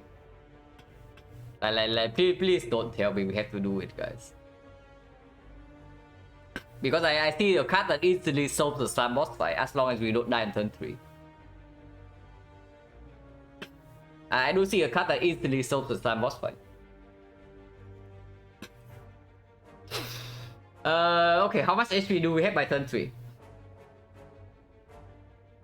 Because if we, okay, the problem with picking this card, yeah, is that we actually need to survive the 38. Yeah, it gets an upgrade. Like we pick this card, we upgrade it immediately. But of course, the trade-off is that we have to face tank the turn 3 hit. So this gives us 12 HP. This the power gives us potentially another 6. So 18, 28. 28 means that we actually need to block for 10. But with after image, 2 defense will do it. Neutralize alone can do it. If we do not pick the 1000 card, honestly, picking Violet Plans in this spot is the same effect, right? Because Violet Plans means that we face tank the hit on turn 3. We will face tank the hit on turn 3, and then we split with like the PK turn. Alright, how much worse is that? And of course, we are not stuck with the crap 1000 cards into Act 2 with a deck like this. Like, this deck is definitely not a deck that works with 1000 cards. I can tell you that much. And but Violet Plans, however, can work. And Violet Plans is just a better card in the vacuum anyway. I know wants an upgrade, but doesn't need urgently compared to the 1000 crap. And yeah, I want to believe, right? We just pick Violet Plans, we upgrade, and we face tank the hit on turn 3 while setting up PK. Because with the Violet Plans in play, yeah, we can also always hold neutralize on turn 3 and then we never die.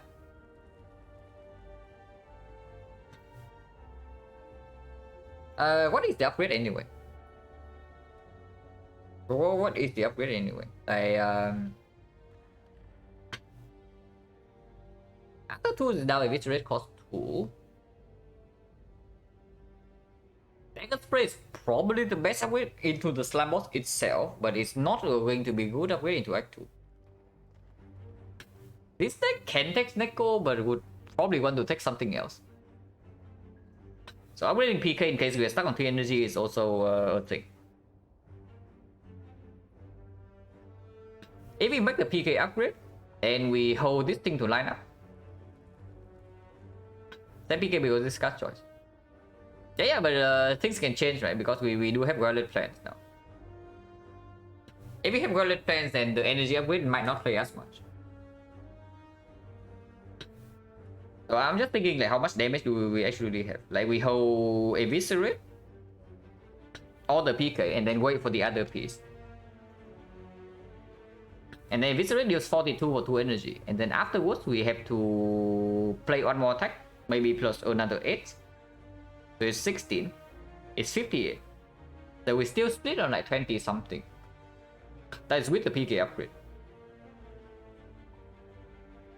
It's okay, because sometimes we also don't line up PK as well. If we top deck PK, for example, and bottom deck Violet Plans, then the plan also doesn't really happen.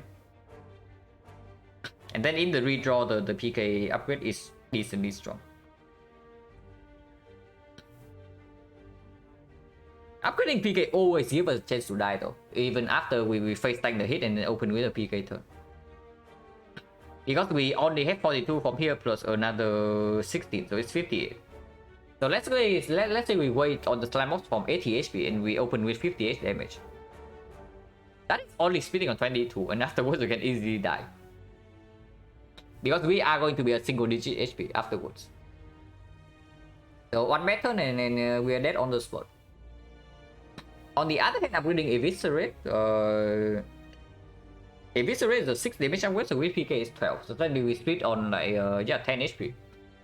Maybe sub 10, and sub 10 is phenomenal because then any attack will split. So we will never be touched again after we split on 10.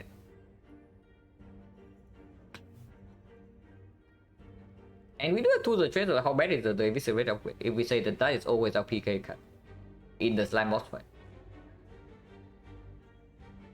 Not bad at all, right? And yeah, it does make potential Snecko better. Like, I actually don't want to pick Snecko, but if we have to, I will pick it.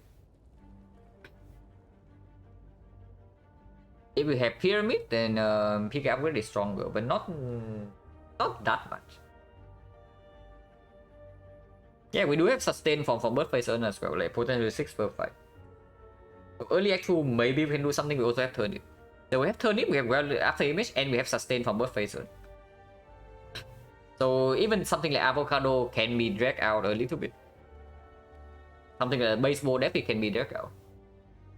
And we heal 6 in the long term anyway, and with the Guerrilla class. So yeah, peak upgrade is going to be better in early Act 2, but I think we need Eviscerate upgrade for the slime boss.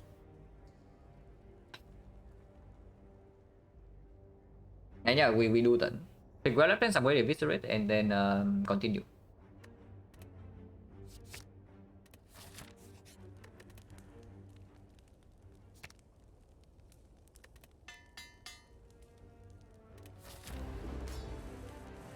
Okay, Guerrilla plan top deck is fine. And we can hold neutralize for turn 3. We are only healing 6. Actually, it heals 12 to 16. So we are at 26 right now.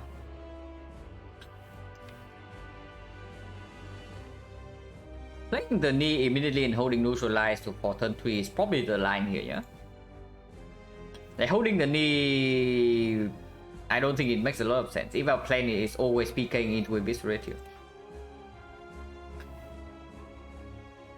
Unless you tell me we can split on turn 3. If I hold the flying knee. So the draw next turn will have to be PK flying knee. We hold the flying knee, we draw into the PK. In the turn afterwards, we play Eviscerate for 54 damage.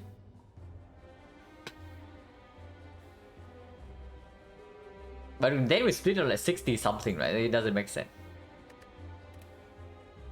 Yeah, it just doesn't make sense. I hold the neutralize. And we stick to our plan of taking a big hit here.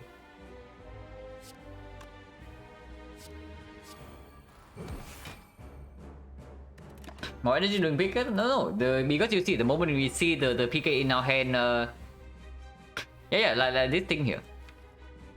We are not even opening on turn 3. So what do we want to do with the energy this turn? Like you play PK into playing the flying knee, and then next turn you still don't want to split, otherwise you split on like 50 something. Then what are you doing with the PK? Because like, if we have to block no matter what on turn 3, then this is just a better hold. Unfortunately, we also don't draw into any block. I was bomb run, yeah, bomb run was a win. Man, this hand is complete crap. This hand is actually so insanely bad. Without tools of trade in play, I don't think holding PK is a thing in this spot.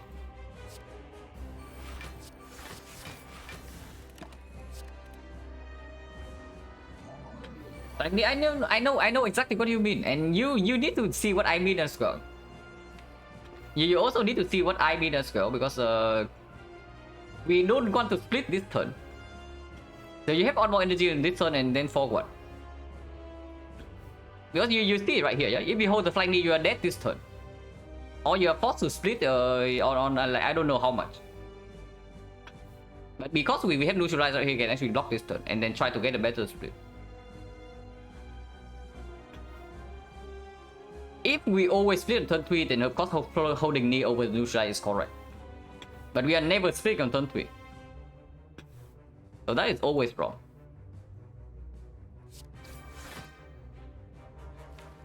It has to be played. And I also think both Eviscerate and the tools the trade is a little bit unfortunate. But Black did give the most block.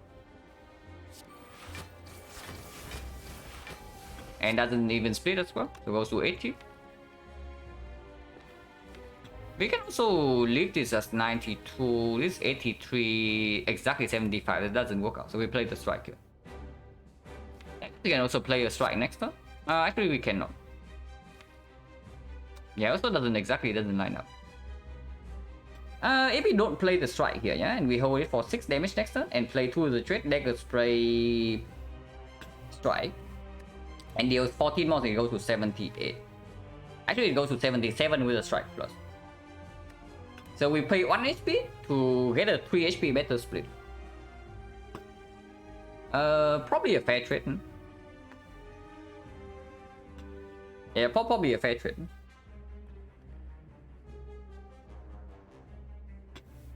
Well, we need to redraw to the PK in the next 2 turns. Otherwise, very bad things happen because we have 10 slimes in our deck soon. But yeah, that is even more reason to get a better split. Because maybe we are forced to split without the PK. So I do not attack here.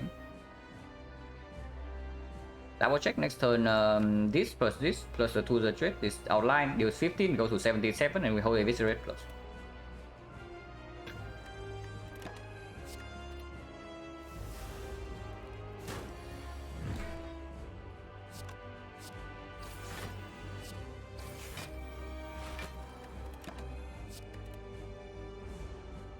Now we have 10 slaps and we need to... okay, we did not run to PK this turn.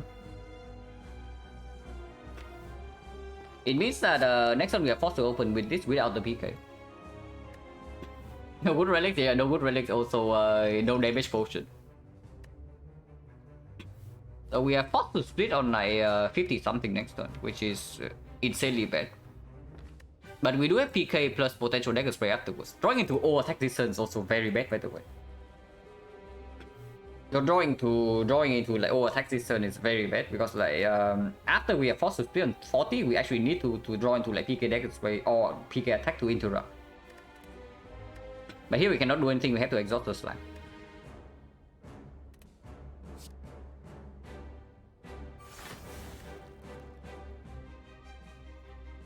Shift in the deck is not too bad. Yeah, it's not too bad. We do draw 6 per turn.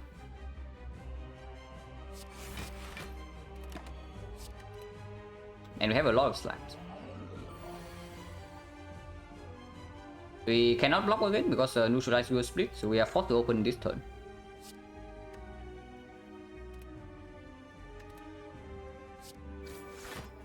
One card left.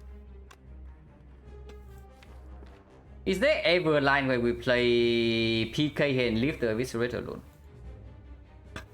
Still on 66, but this deals 54 damage next turn.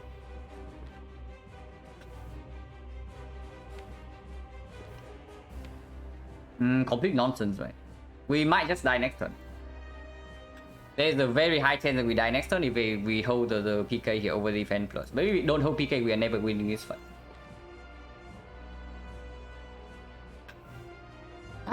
Maybe that's not true. Maybe the line here is actually playing PK. And hold this for 54 damage. Your 54 is force interrupt, and then if we also draw into the blade nets, we can easily full block the green slime if he attacks. And the grey slime never fail us as well. If we draw into this, it's 16, 54. We instantly kill one slime, and then we have the other one can be dealt with the Violet Blast. Because opening right now with Eviscerate is just straight up death, right? There is no way we win if we open with Eviscerate here. Like minus 30, it goes to 39, and then what? Next turn PK is not in play. We have double slime with 39 HP. And this is only dealing 16 AoE. And we have like 7 slimes to draw 2 as well. And if they both attack next turn, we cannot even play the PK. But if we play the PK right now and hold the Eviscerate, we can still block next turn. Even if they double attack. Yeah, it just makes no sense. We play PK, play the slime, play neutralize the SP on 66. There's a very high chance that we are dead here, but yeah, there's a very high chance we are dead here. But if I play Eviscerate, I think the death chance is 100%, or very close to that. If we do not play Eviscerate, we have a chance to live.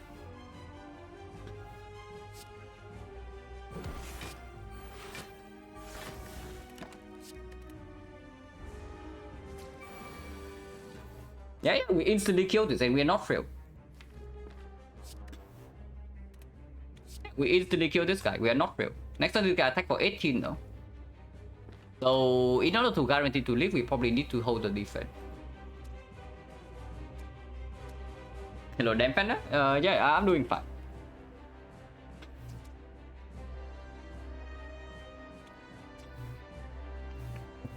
There is also another line where we say that we play Eviscerate into Blade Dance here instead. And kill this guy immediately. and then play against this guy, but that's probably nonsense, yeah? Because it also means that we go to 1 and we also use our AoE card. We don't use the AoE card, I mean.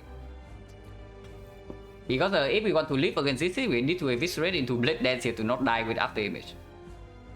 So it makes no sense not to kill this with eviscerate dagger spray, and we hold either Blade Dance or defend next turn.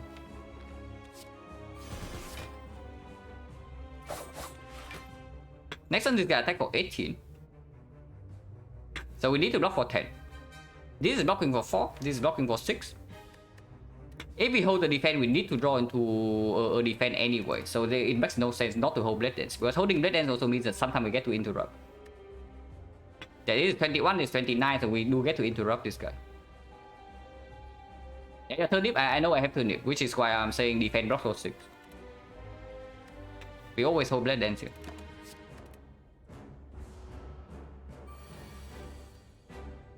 Okay, we can block this here. And get the energy as well. We can interrupt, but I don't think interrupting here is a very good idea. Interrupting here goes to 21 split, and then we hold like 1 survivor, but then both attack, and we are not dead yet, but we are all fairly close, and we know the next hand is complete trash. If we do flying knee into survivor defense and hold Blade Dance again. Actually, can we do flying knee strike survivor and we go to 1, right? No, this block for 9. We block for 11, so we go to 2. No, cannot. This actually split. Yeah, this actually split. If we play flying knee strike plus, it actually split this guy, so cannot do that. But we can do flying knee double Blade Dance into double shift into survivor, push this guy to 34. And then we hold strike plus. So at worst we have the 19 split. If we draw into any damage card afterwards, it's good. And we do have 2 shifts in the deck. And this light also blocks for 2 more. Yeah, it's just good, right? Like Blade Dance, flying knee, survivor. Blade Dance into 2 shifts, into flying knee into survivor. Yeah, that's good. And we hold the strike plus.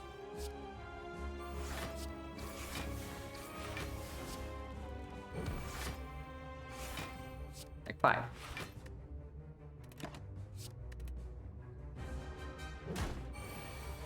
Yeah, if he doesn't attack, we can wait for a better turn. So here we just exhaust the triple slam. I mean, exhausting doesn't matter, but of course we don't open here.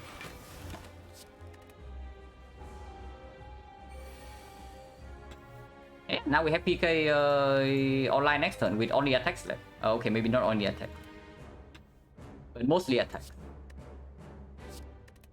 And we open this turn for sure. 70? They don't even attack. Next turn they attack for sure though, but this always block for 6, so this plus a slam is always enough block to survive this. And otherwise you just draw into eviscerate and do kill.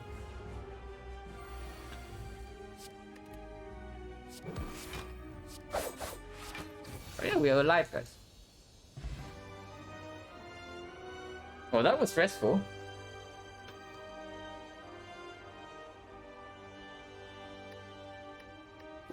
And yeah, everything played, right? Imagine you freaking upgraded PK over this. We would never actually have a kill on the we will actually not have a kill on the green slime instantly, and then the fight is like insanely ugly afterwards. Over upgrading this. And holding neutralize on turn 1 also definitely play. Like holding flying knee on turn 1 is death immediately.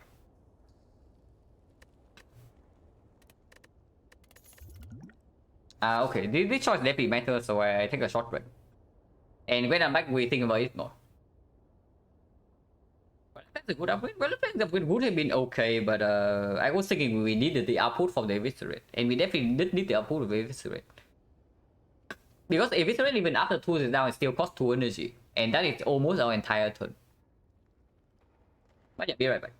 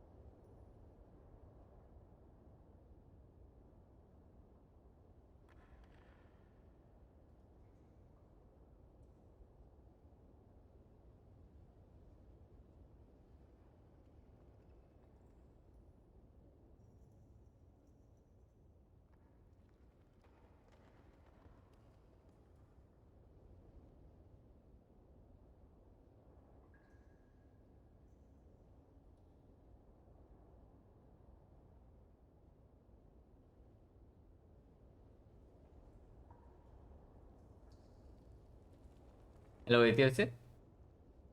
Can just click Malays. You really sure? You do not want this after base that also heal also too. With a Blade and Scroll Dagger in the deck and then the neutralize. And yeah, our deck right now is extremely setup heavy. So what does a deck that is insanely setup heavy say? Either you need to be faster somehow, or you need a heavy sustain. And that already speaks for the up damage. Another thing that speaks for up damage is that we are stuck on 3 energy. I would absolutely like the second up damage over the Malays. If we have to dodge release in Act 2, which we might have to be with this crap, I would definitely like a second up damage over the Malays. Now, if we don't have burst phase on, honestly PK is also in contention. Because the permanent double damage is strong. But we have no offensive relic at the moment. Our relics are like complete garbage. Okay, this can perform. Defensive and defensive. So having permanent double damage is not even that strong for us, unfortunately. And if we don't have damage, if we have to actually sustain our way through Act 2, if we cannot fight elites, and second AI is just straight up better, right? Especially if you have to play fights on 3 energy. And even on 4 energy, the AI is not even bad. Yeah, here's for 2 goes in our entire deck. We have heavy setup, so the healing is definitely appreciated more than the Malay. And if we don't even fight elites, then the biggest use case for the Malays in Act 2 is already gone. Which is against the bow stopping.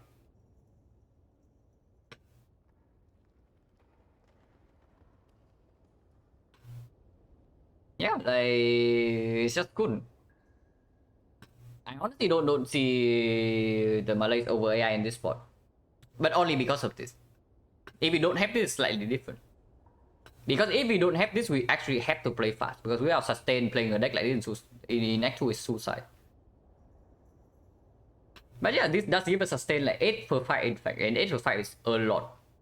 If we pick up the AI here, and after double AI is in play, we don't really take damage from hallway fights, right? Except maybe the Chosen, where we cannot freely play the cards. So, but into Chosen Malay is not even good. If we are talking about Chosen, then the pick is actually the second PK here. Another thing about the AI, yeah, is that it doesn't need to be upgraded. And we are already in an insane amount of upgrade depth. Like you pick up the Malays, you're stuck on 3 energy, you do not upgrade the Malays and the card is complete garbage. Okay, not complete garbage, but it's not going to perform. But the after image will perform, always, upgraded or not.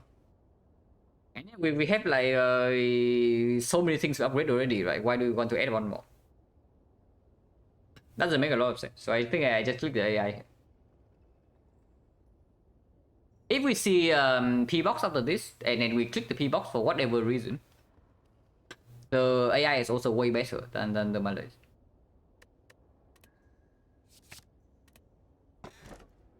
Wow, here's a P box, guys.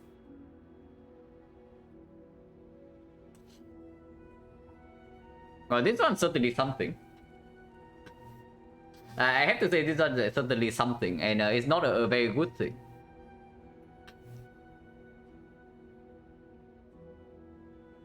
So we have a choice between Tiny House Complete Trash, the back without Alchemize, and basically no potion at the moment.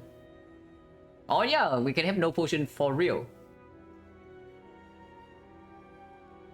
Sozu, I'm also looking at Sozu and I'm really sad, but it's probably Sozu. Like we don't get away with the back here, even with the 8 heal per fight. This deck demands energy, and if it's not energy, this better cuts. So I would click P-Box or maybe the Astrolip. And of course, if it's Pyramid, we can brute force our way through with the PK Pyramid. But the back doesn't give us anything. And if we pick the back here, we can still cannot take it.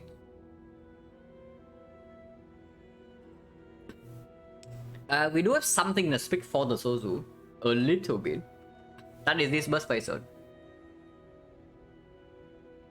And both players say that we have sustained every fight. 8 to 5 if the fight is long enough. And the biggest downside of Sozu is that we ignore Act 4 a moment, because of course in Act 4 Sozu is complete garbage. But even before Act 4, yeah, the biggest problem with Sozu is that it doesn't help you, but basically it means that when you break your draws, you are screwed. Because normally when you break your draws, you use potion to mitigate, but here it's gone. So whenever we have a bad draw, which we will have a bad draw because we have 10 base cards, we are going to take heavy damage and there's no way to mitigate. But yeah, we do have sustain from the burst phaser, so that counteracts us a little bit. And I guess we do have smoke bomb for I don't know, spear and shield. Like, who knows? This might be a rare case where we actually smoke bomb the spear and shield, because otherwise we take like heavy damage. Like burst the shield and then just get out of there. Because the way I see it, the bug is just almost always killing us in Act 2 with a deck like this. The Sozu can kill us in Act 2, but the chance is lower. And yeah, energy is energy. And then having energy does allow us to pick up actual card draw, which also mitigates the Sozu a little bit. And yeah, we also have 5 strikes, so by inexplicable. But one of the events would be Tiny Chest. And yeah, we picked in the Cry. So so far we have brick on the relics until this one. And this one we only obtained it because we reached death here. Also, yeah, I was thinking back to the North fight, and like the decision to play Eviscerate turn 1 was actually also so sick. And if we did not play Eviscerate turn 1 against the North, it would be 8 damage shot. And 8 damage shot also means that we are still paying the tax, so we lose 11 HP. And then we fail to kill. And then we don't have this relic, we don't have the regen potion, and we are dying to slime boss. So playing Eviscerate turn 1 against the North actually like saved this run, at least for now. And of course this upgrade also plays insanely well into slime boss. So far we have dodged death like, at least twice already. Hopefully we can continue to do that. But with the Sozu, it's not easy, I would say.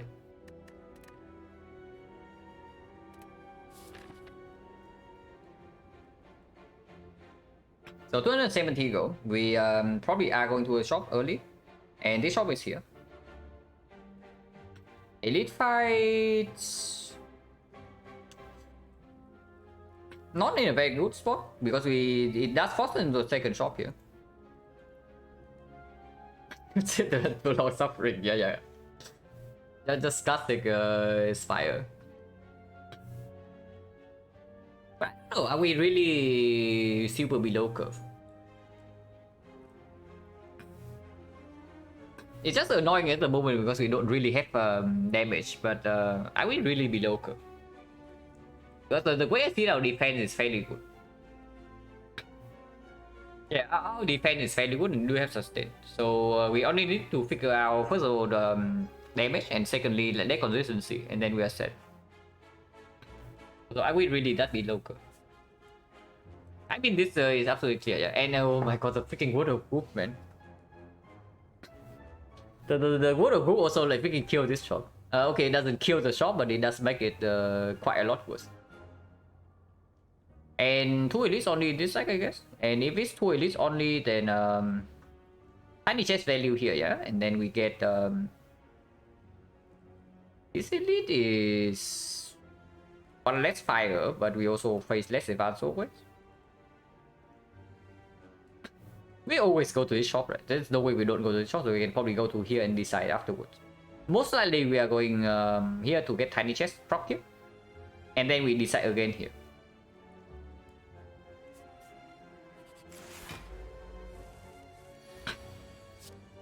Avocado, but we have sustain. Yeah, the back here would have already lost 5 HP. Bites and tiny chest, I don't even know whether the best question mark is bites or not. I would probably take something like Ritual Dagger over bites. in this spot if I had to choose. Ritual Dagger in here solves a lot of problems for us, and we do have a well-lit plan. It can also be Forgotten Outer and then we are set. But at least we always have this against the Advanced always. If Advanced always in Act 2 kill us. So yeah, back will take 5 more damage here.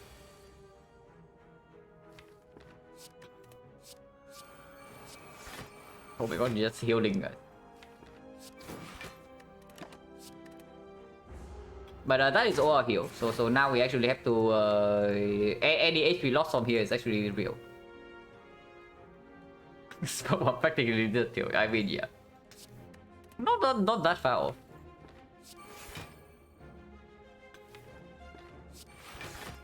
I think next time we still need to block a little bit, so maybe holding clock is the best. This guy attacks every turn. And I do want to spend all energy on attack if possible next turn with the PK. So probably hold clock over neutralize. Maybe neutralize better, because neutralize means that we block for how much? 1, 2, 3, this 4, this 5, this 10 block already. Yeah, holding neutralize is way better. Holding neutralize is way better.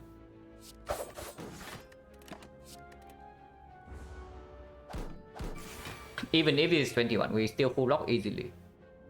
I'm pretty sure we full block easily.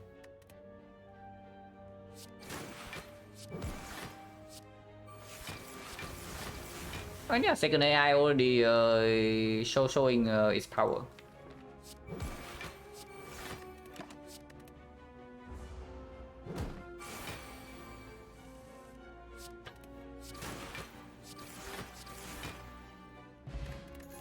And you know, potion, not like we care about potions. Sticky Strike. We do just pickable. I would like it to be Sticky Strike plus if possible, but we do pick up any aggro from here. Yeah, 30th showing its power. Okay, sure. We do pick up any aggro from here, so like how bad is it? More attack to work the PK. What is Automaton? It doesn't stick for or against this. Yeah, like immediately in this fight, the Sozu is way outperforming the back, but that's clear. That is clear because this thing is the free energy until you see potions. So of course, in the very first fight, it has to outperform. If it doesn't even perform in the very first fight, then the choice is never correct.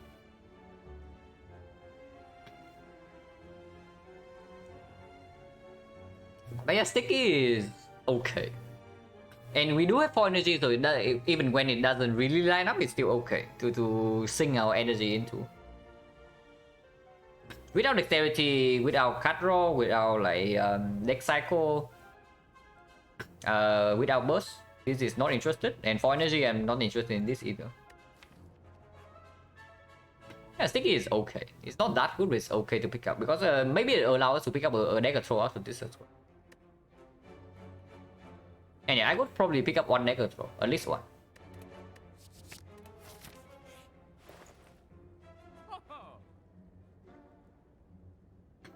Well, how about more powers? We can have more powers, more sustain, or back marbles.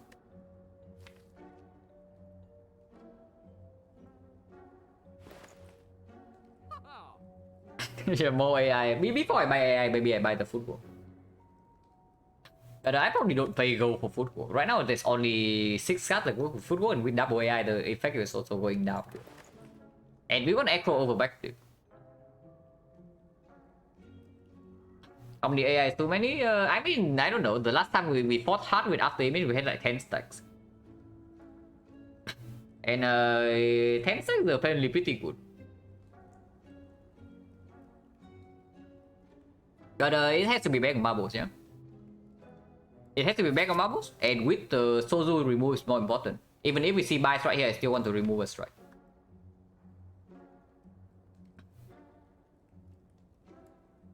Hello, Suriken. Back on marbles, remove strike, and dagger throw on sale. Oh my god, I just said I pick up dagger throw. Why did I not see this? and it is good. It's actually good because we do have sticky strike and a victory in our deck right now. And higher that effect density for the PK is always welcome. And yes, I do want to spend my freaking gold before stepping into a garbage part.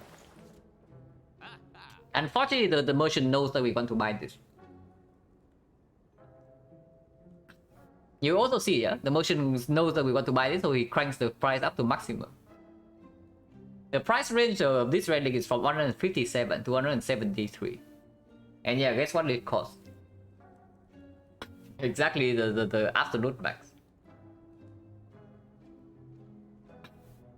We have front load value back bubbles go down. Strike is not real front load. Like do not believe in strike actual front load damage. Like, it doesn't work.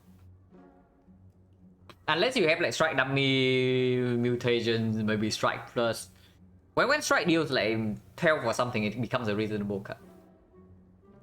At only 6 even with back marbles it goes to 9, it's nothing.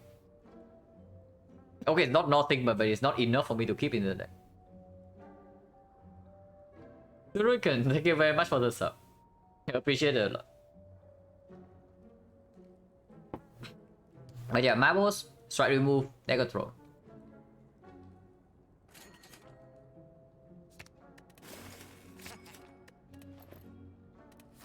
And yeah, we farm tiny chest. And advance always suck anyway. Unless you tell me that we want to farm like tiny chest here. Doesn't make sense, right? Because it's like 3 whole fights. Either way, in this way we get the relic first. Become unpaid faster. Yeah. Always looking for more unpaid workers in this channel. But yeah, we double question mark. Okay, this definitely helps. This front load artifact strip, so we have 2 layers artifact strip. It immediately helps against spear and shield. And of course, a very strong front load on turn 1 against basically every other enemy. Of course, the requirements that we don't get wrecked in this fight. We need to not get wrecked in this fight first. So let's hope that that's the case. It's 12,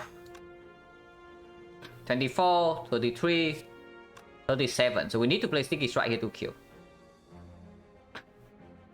If we play Sticky Strike without after image, it means that we're taking 8 immediately. Not killing bear is a consideration, like just killing pointy turn 1 and deploy after image is also worth it. Can we actually kill pointy? We can, yeah? It's 12 into 24, 24, 33 to neutralize will be killed and then we play AI. And we don't even care about dexterity either way, but I don't really want to play this garbage. I want to play attacks to get out of here. But that probably is just good. And we can always open with quick slash as well. We don't even need to play AI first. Can open with quick slash. If we draw exactly into dagger throw or survivor, we can also play sticky strike for free. And yeah, if we decide that we always try to kill this guy first, then yeah, sure. We just quick slash this guy and then observe. Yeah, survivor. So now, can we kill this guy instead? It's 24, 36, we cannot. Actually, we can. If we don't play the air, we can kill bear here. Actually, the third run, no, this is the second run. First one was not too short, and I also started the stream a little bit later today. I mean, I start stream later, like, basically every day, because day cycle is slightly longer than 24 hours. But yeah, the first one was not too short, and this is the second run. And also, the act 1 of this one was fairly long. We spent an hour and a half in act 1 in this one, because, yeah, it's difficult. But yeah, we can just not play the AI here and still kill bear, and that is probably worth it. And we do that. And yeah, exactly because the quick slash first goes here. So now we can do survival and do sticky strike this, flying knee this, strike this, kills. Double check. 80, 30, 39 neutralize here will kill. So we take 4 damage. But we get to kill better one. AI is not down though, but this guy is also taking 12 damage.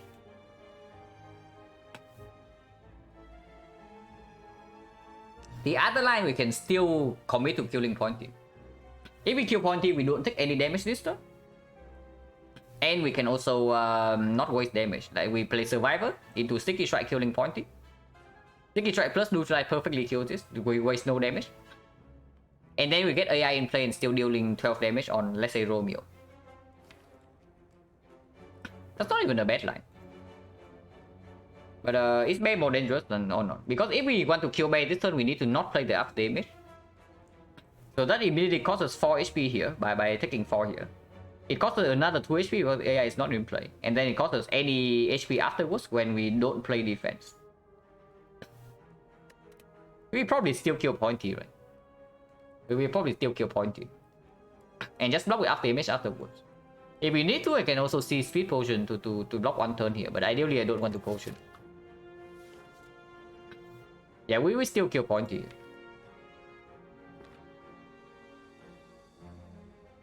Hello, James. Yeah, we have picking Sozu now. But then we pick Sozu over, we pick it over Bark and Tiny House. With a deck that is extremely energy hungry. And we have Sustain.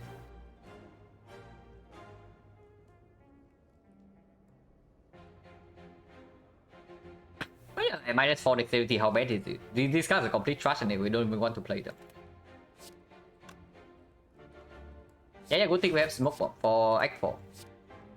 Usually when you pick this thing, it means that you have good potions of Act 4, right? And we have exactly that. This sold half Act 4 on this own. So how bad can it be? And yeah, we kill Romeo.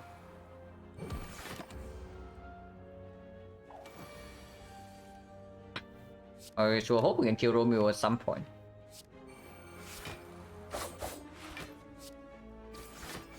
Taking 14.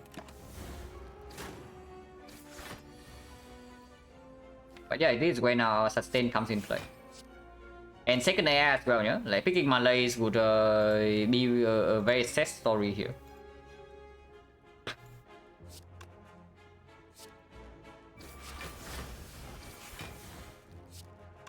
We cannot play PK this turn.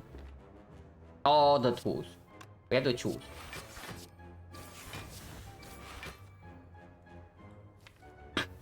And I guess we are still weakened next turn.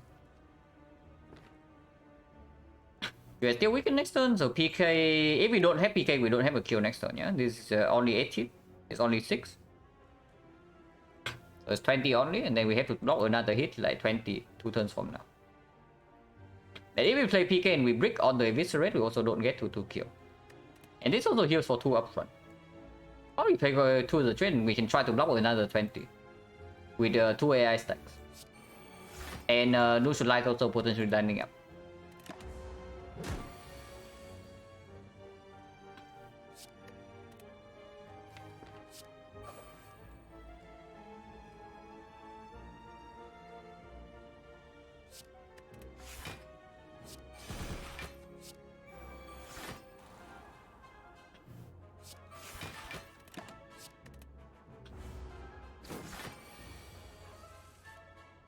We can just full block this hit. And you see, like the second AI is like mega outperforming the Malays, right? It's not even close.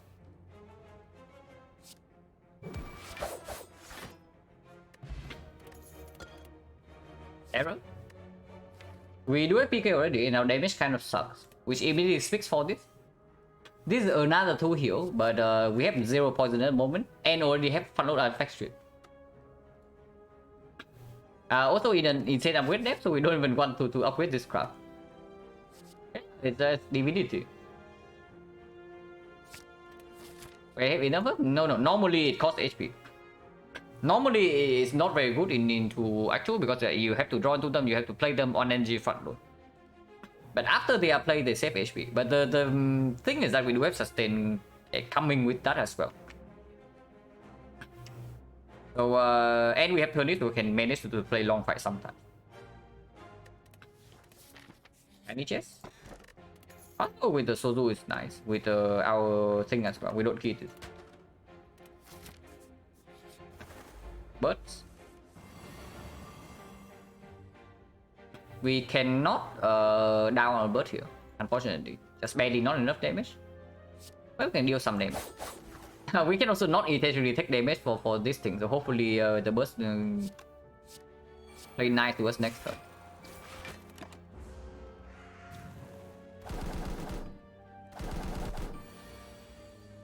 It's certainly not looking like playing nice to me. They do not look like the very nice to me, guys. Yeah, double swoop into another one also attack. Of course we down this bird, yeah? We down this bird. This is not a kill, so we actually need to play 4 attacks here.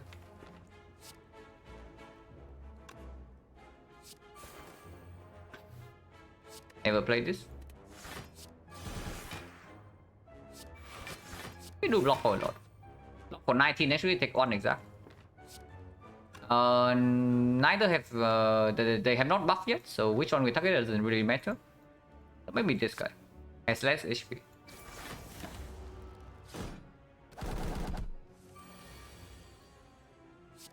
Yeah, now we down this guy, and then next turn we kill this guy. Oh, we can do it the other way around so far. So this guy's buffing, so downing him immediately this turn is so good.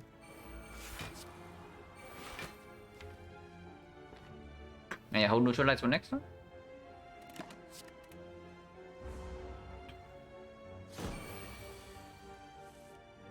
Yeah, so far so good. Play all powers already. You have no potions, so I guess we are actually having an actual the mini Sozu. Even if we don't pick, oh my god! Imagine we pick the freaking back, man. We pick the back and we have like 3 fights, no potion. Right now, potion chance 70%. We are like probably almost dead and running into 2 advanced hallways. Yeah, okay, but what if we have more powers? Yeah. But if we have more powers? Because accuracy is definitely pickable here. Like it heals for 2 and we do have damage to go with the accuracy. And we do have triple damage as well. It does get a little bit weird though, because we do also have like some small discard package going on. And more powers, there's just more things that needs to be set up. And accuracy is not even green. If this is green accuracy, I would consider it more. But it's not. Next to it, it's also a fairly good card. Like Masterful Start with front load, back of marbles. Jordan turn 1, phenomenal damage. Even after we take damage once, we most likely draw into it after taking damage once from the center puzzle, and then it costs 1 energy, deal 12.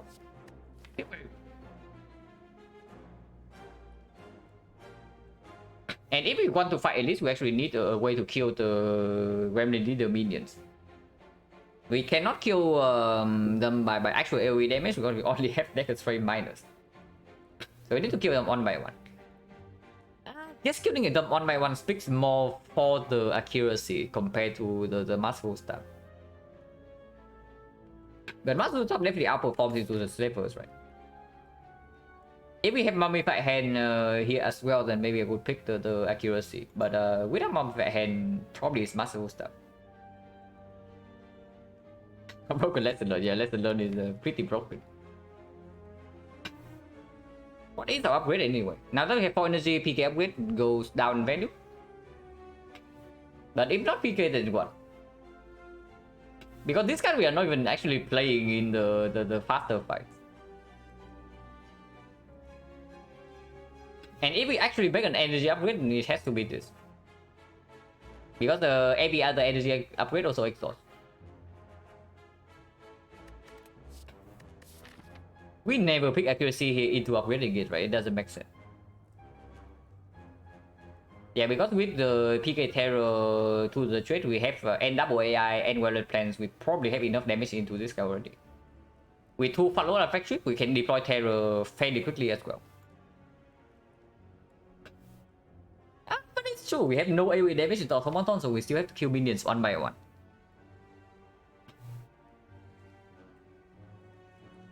It still doesn't trigger accuracy. Our deck is also it's already so freaking slow.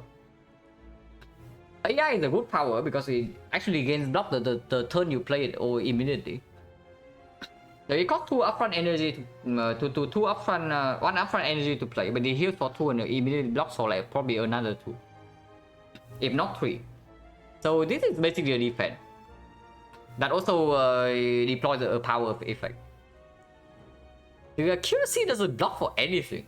And to the threat improves consistency, so over the course of the fight it also blocks. This thing is exactly the same. But what the hell does the accuracy even do? Like, because if we pick accuracy in this part, we also have to pick up like more blood dances. I mean, we probably are with 2 AIs, but doesn't make sense, right? We want cut draw right now, not this crap. We want things that make our deck faster, and Master Stuff is at least that. Just see that development, and I mean the development is right here. But it's not good. Yeah, Master Stuff is just good in this spot.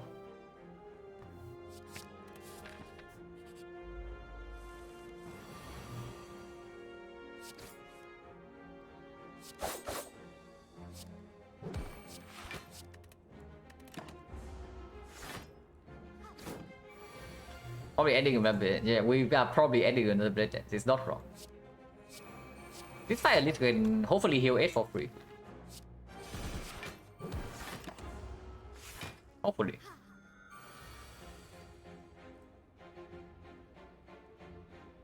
Now for 1, 2, 3, 4, 5, 6, 7, 8, 9, 15. So we don't need to defend here.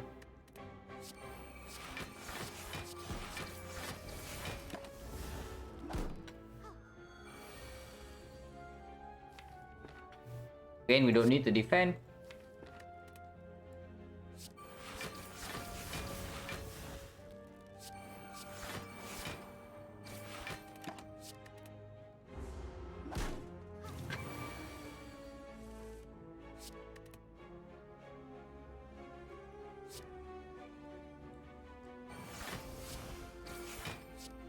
Play all powers already.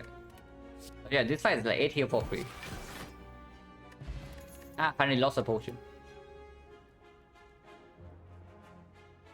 It hurt me, guys. It definitely hurt me saying that if it's accuracy plus I will add it. It definitely hurt me, and it comes back upgraded. And yeah, this one we add. This one we add because accuracy plus is way different from accuracy minus. It's not bad at all, like upgraded. Yeah, green this time. We don't take the elite first, yeah? We don't take the elite first. Because we do have a lot of upgrades to make. Okay, taking the elite first means that we go to no fire. But we gain 1 late question mark in Act 2. But only that. Going here means that we take 1 advance always into 2 upgrades into the first elite. Late elite after chest as well. So this is easier. This one gives more gold. We need upgrades, right? We probably need a lot of upgrades. Yeah, Wickedon might be smiling right now, but that's the problem of futures. Exactly. Yeah, 2 fights, 2 upgrades. And we do have a ton of upgrades in this board. And it's not like these fights are free either. Yeah, we just take a double upgrade. Tiny Chest appreciate this a little bit more. Because then we can drop Tiny Chest in Act 3, but I don't know whether we even want to do that. Because now that we have Red Mask, I want to see real events in Act 3 over this thing. Yeah, we just go left. And maybe this fight takes a lot of HP away from us and then we rest. Hopefully not.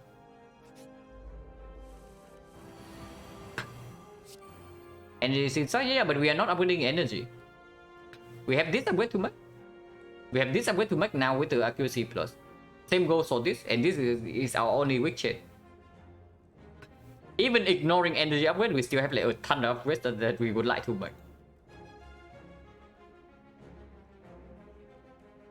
Yeah, like with the accuracy plus now, this is actually a 10 damage upgrade.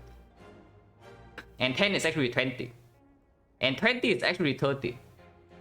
And yeah, of course, the weather plans upgrade important before the automaton as well. We do not have real wave damage in this fight, so better distribute aim damage like carefully. I do want to leave this open for potential 16 from this thing next turn. This is 18, 30, 39. 39 is exactly 16 left, so we do that and we put neutralize elsewhere.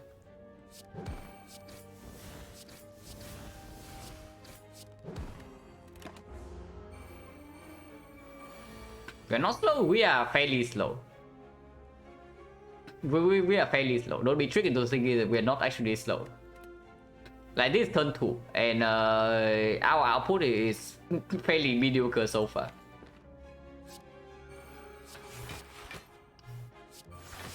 They can full rock this turn though. But not next turn, then no double damage. So damage rate is only 8. We still should not waste damage in this fight from here. So shift into strike here, yeah? Unless you tell me the strike should go on this guy. 38. There you go to 30, this is 27. Not enough. But 18 plus this is also not enough for 30. So 40 seems fine, because it goes to 13 from this. Go to 5 from this, then one strike would kill.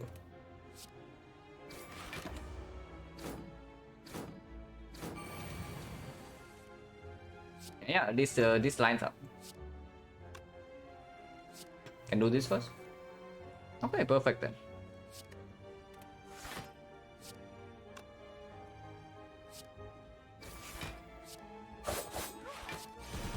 Like 7.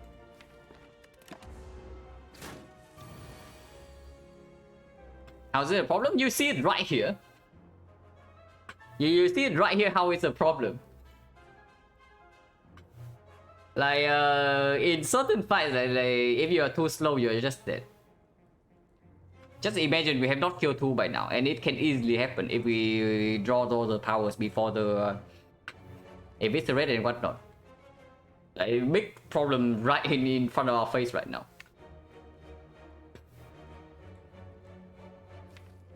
And yeah, when we bottom deck the tools, we are slow. If we do not bottom deck the tools, we are decently okay.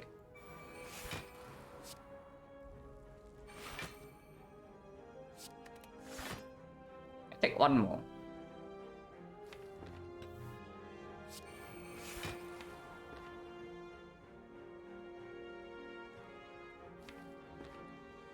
Yeah, sure, taking one more is fine. And hold this.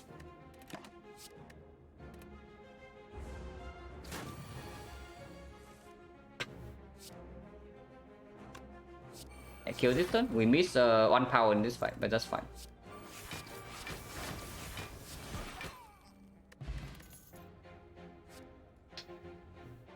Okay, that's probably too bad, you guys. That is probably too bad. We don't even have a freaking mummified hand. We have no cut roll at the moment, and we don't have a mummified hand. See, it's level side, take 1 down to other 2 the joke. Next problem. Yeah, how I see it's level fight if we draw badly enough is that we face 29 damage front load. Turn 1 we have no damage because we draw into all powers. Turn 2 we have no damage because we draw into all powers and defense. Turn 3 we are vulnerable, they are hitting us for 40 damage. We have not killed even 1 slaver and then we are dead. So do not underestimate the slavers even for this much HP. I do not. If we draw badly, you can absolutely get completely right. If we draw well, we are fine.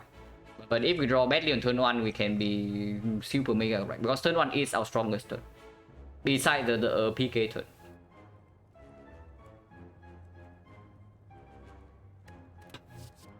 But yeah, garbage, right? And we upgrade the blade dance. I do not think this upgrade plays yet, so we don't make this upgrade. We upgrade damage first, either blade dance or dagger spray.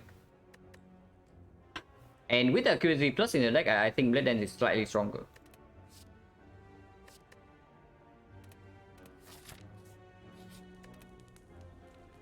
We might two upgrades either way. And if we see a Ninja Relic here, I would also like to upgrade Clone Dagger next.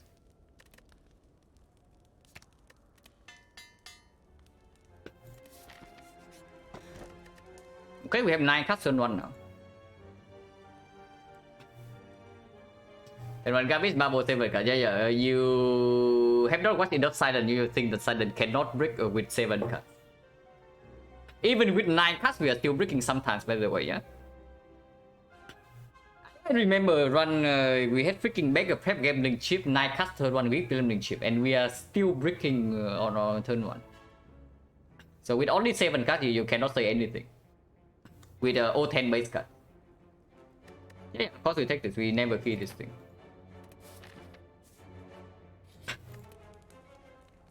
So without Ninja Relic, I think the upgrade here goes on Dagger Spray.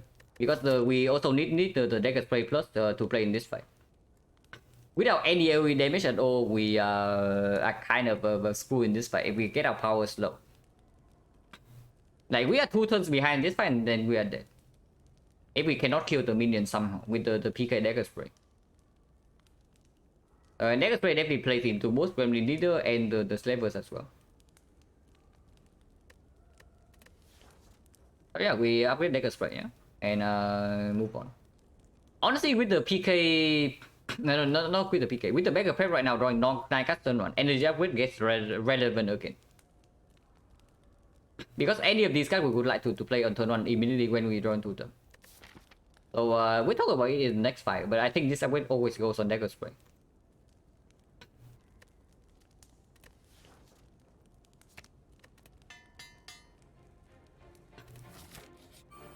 Boop.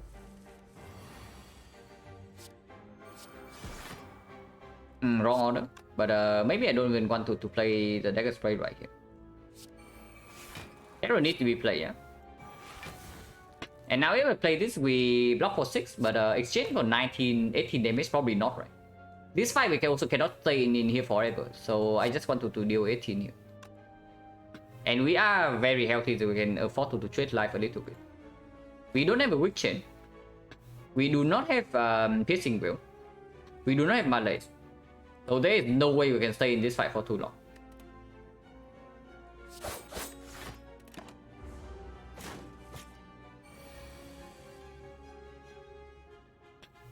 Yeah, now we play more powers. So that's what we do.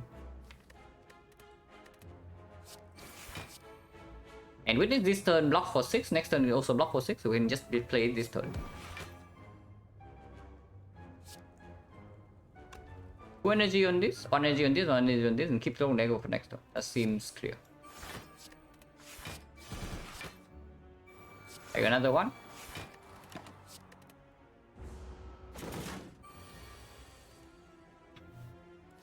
I have not drawn PK yet, but this is a kill, right? Yeah, this is 60 damage, and this is just a kill. So we get to play one more power, and we kill this turn.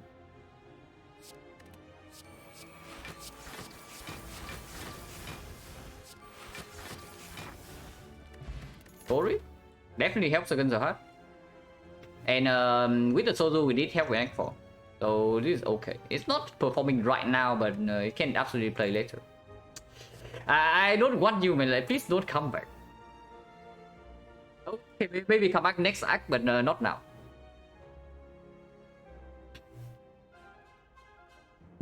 Yeah, like football. If you want to come back next act, like try again, but not right now. Tell me that we need the football right now to survive automaton.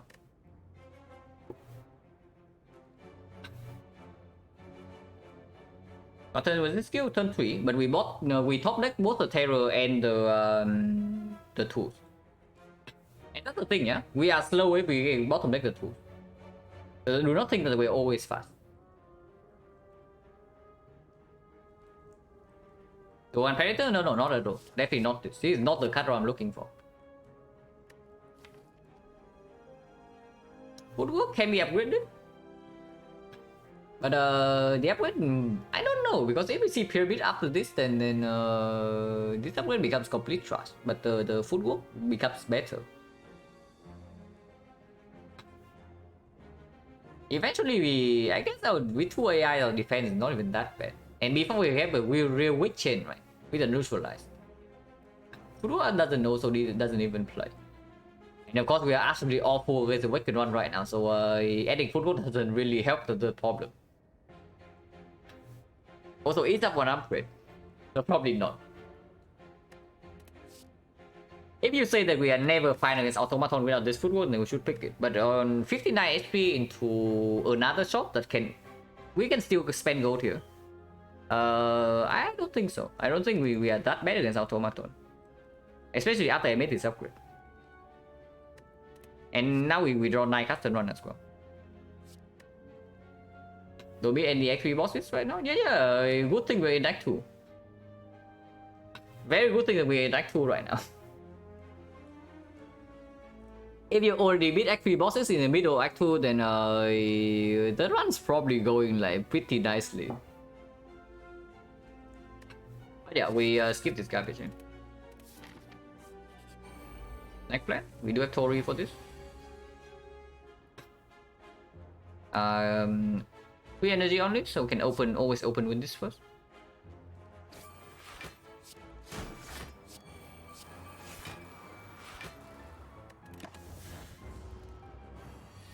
And we do have Turnip.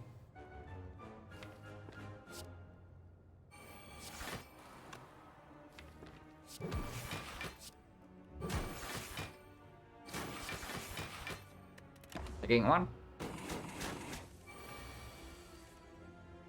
Automatic accuracy and terror, so we cannot kill this turn, but we can probably block quite a lot. I don't really care about attack order in this fight. Maybe I should. We heal another one with our plans next turn anyway, so I mean we full block this turn, so it doesn't really matter.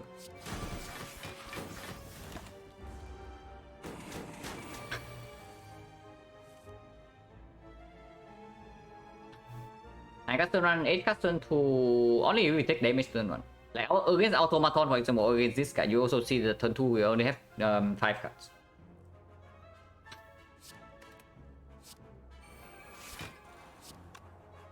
No more powers, and we have 4 HP anyway.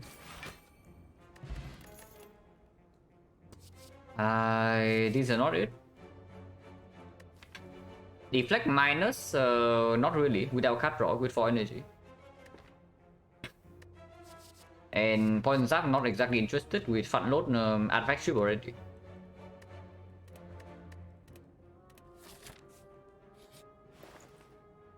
Wow. Amazing as well, yeah? So this shop is empty.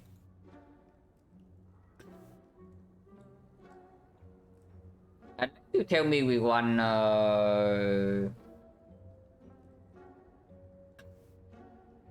is there anything we want here?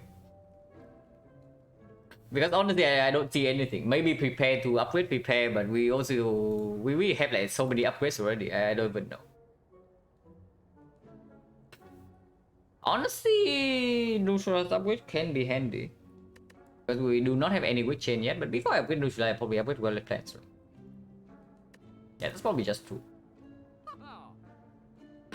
And yeah, they just card remove here, nothing else. So do you really want to spend gold on card remove?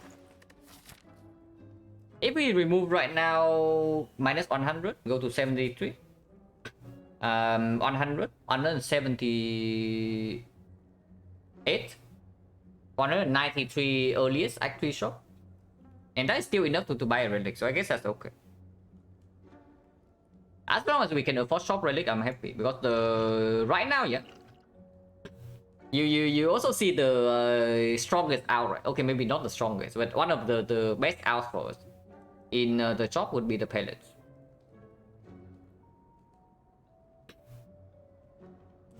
Like we have speed pot in our potion belt, and we have a billion powers. So pellets would be pretty sick. It does give us 5 dexterity for any one fight we choose. So I do not want to spend gold here if it means that actually early force shock is dead. But even if we take card remove here, we are still alive. The shop is still alive in Act 3. And if not card remove, then there's nothing else. Like Clone Dagger minus and don't pick for free. Maybe I pick for free, but not for gold. Gold is important. But yeah, we remove the strike and we move on. At least we got all the bad relics out of the pool, so surely this thing gives us something good, yeah? Surely. But yeah, not seeing potion bell from elite after this is something at this.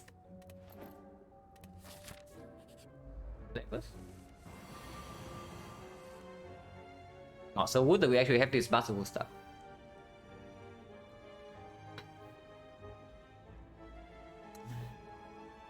And yeah, we draw 0 powers on turn 1, but we do get to use our puzzle on turn 2. So how much damage do we have here? Unfortunately, there is no way we can cleanly use the total. I actually don't know. This guy hits for 5, so we take like 2 damage here. And this is 39.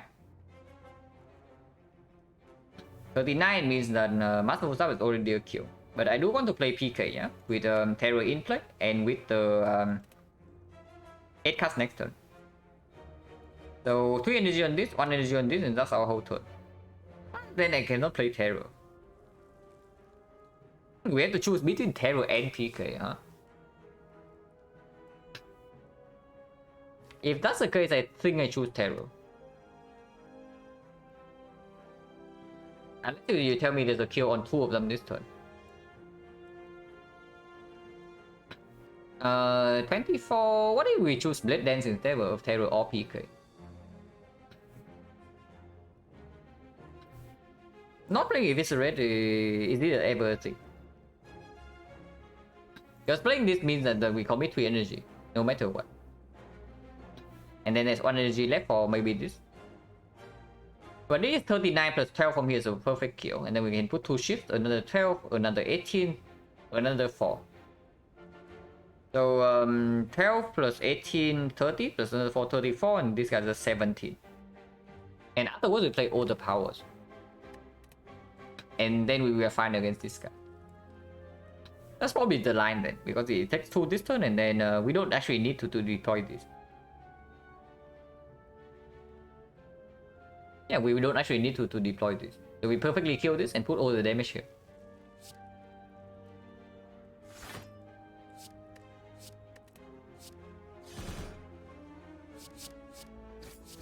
And yeah, here you can say energy upgrade definitely plays. We will 9 cast turn 1.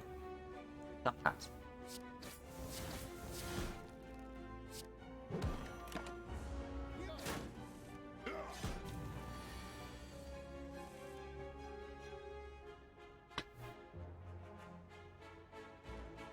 We do not play accuracy here and take another one.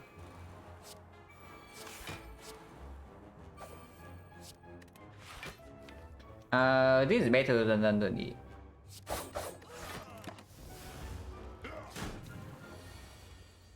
Energy, yeah, 3 energy on Eviscerate. Like you play Survivor, you spend 1 energy. So if you play Eviscerate, you have to commit 3 energy on it no matter what. Be it on the Eviscerate itself or on 1 energy Survivor into 2 energy Eviscerate. So unless you have like Prepare or the trade in play, the Eviscerate is always 3 energy.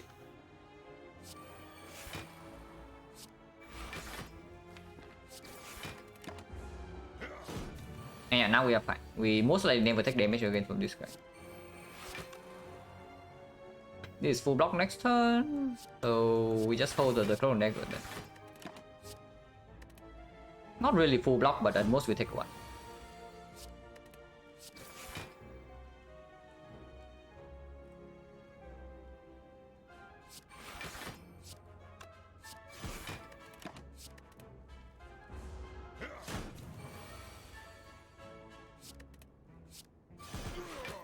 Yeah, good fight. Akabeko is okay with the Eviscerate and the Dagger Spray. And yeah, full heal, of course. If we can control the fight, we always have full heal. 1000 Guts is upset that we turn it down in late act 1 when it's good against the boss. So now it's back again. It's trying its luck again, guys. At the end of act 2. Before boss is good again. This thing is fairly persistent. Unfortunately, we have accuracy plus already, so we don't take this crap.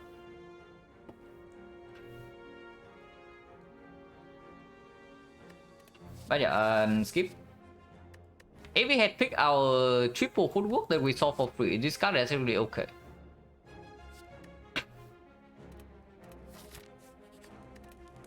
Yeah, upgrade goes on ABC 5th energy. The energy upgrade also doesn't play as much. ABC Fusion Hammer. Fusion Hammer is not that good, but Copy Reaper is most likely free. Oh, also, this is another run where we don't see a single cut draw, by the way, yeah? Cut wise. At least the conventional cut draw, like the Echo, the Backflip, the Cut Game and whatnot. Like, they are all common cards, but apparently like not so common. Our only cut draw right now is basically the 2 trade. And Fat Note cut draw. So we have Fat Note cut draw from these 2 relics and Scaling cut draw from this thing. But actual cut draw in the deck non-existent. But yeah, Relevance Upgrade is probably the best for the Automaton because I do want to line up Hyper Beam with the Neutralize. But I also want to carry a card around for the PK. We cannot actually miss the PK lineup because we cannot block Automaton for that long. But we also cannot miss this for the Hyper Beam because that's like minus 50. Yeah, Relevance is kind of cut draw, kind of. It's low cut draw though. But it's okay. And yeah, if we see Pyramid, we are probably not too set.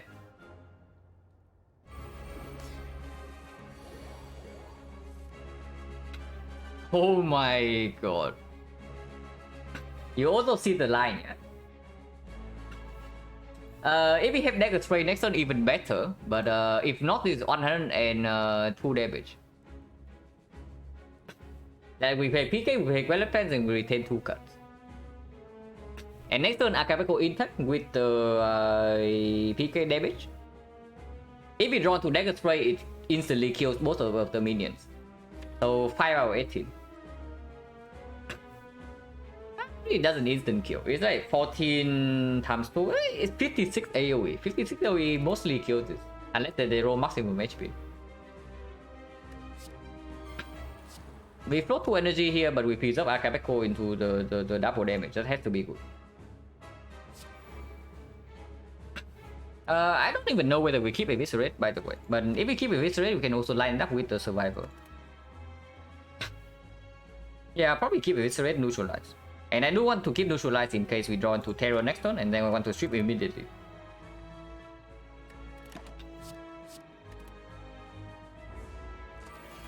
I guess right. Same.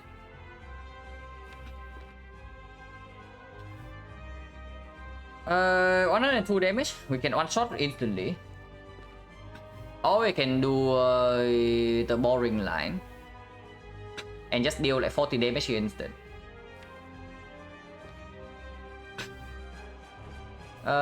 Dealing 100 damage here means that we actually take quite a bit of damage. Because we have to do after damage. Actually, we already take 9. 9 is okay, right? Like one-shotting this thing is also fairly big. Because it does still... this thing steals the tools, but if we leave this alive, it steals accuracy plus. All the terror, and then both are pretty bad. Yeah, just take 9 damage here. Unless you tell me that the better line is just doing Master Stab on this guy into... this is still 54, even without this thing. Okay, never mind, it's 54 damage, so we absolutely don't need to do Akabeko this to kill minions. Then the line is just AI into Masterful Stab into this guy, into Dagger Throw into this guy, into Eviscerate one-shot kills here, into Neutralize Strip Artifact, and we take 9 damage. Yeah. Yeah, this is 54.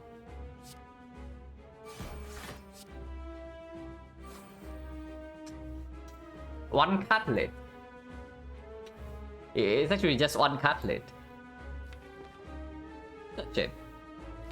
But maybe now we don't need to actually use this. No, it makes no sense. Makes no sense. Yeah, it actually just makes no sense. To not play Eviscerate here and playing Dagger Spray instead.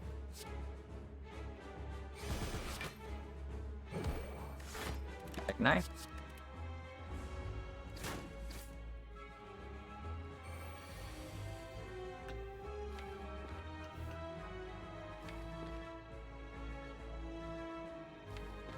Arrow wants to come down.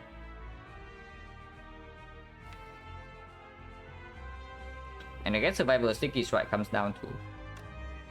So it comes after the AI comes after, yeah.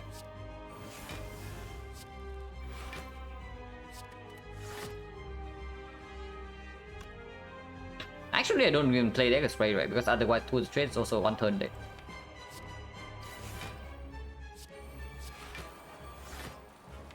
Okay, all power setup, and now okay, almost all power setup, and we are still on turn 2.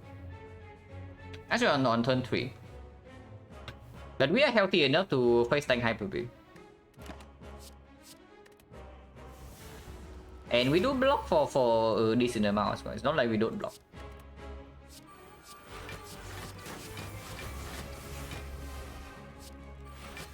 Like this one will be easily full block.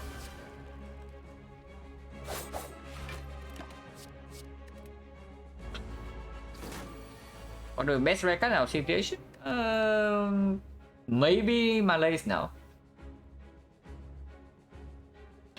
It's definitely not alchemizing, I can tell you that. But probably Malays, when we don't have a real weak chain and we are very scared of a weakened one. If we are scared of a weakened one and the Time Eater, then surely it's freaking Malays. Nightmare would be somewhat okay as well, but only if we have the way to win against the weakened one somehow. Red Form plus? No, Red Form, first of all, Red Form doesn't get plus. First of all, Red Form demands an upgrade, and secondly, in this one, Red Form is not as good as Malays. But like, Malays over Red Form is extremely clear.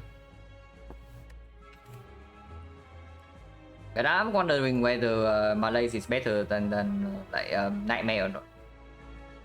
Because Nightmare in this one is pretty good as well. I mean, we'll see. We'll see when we see the cards.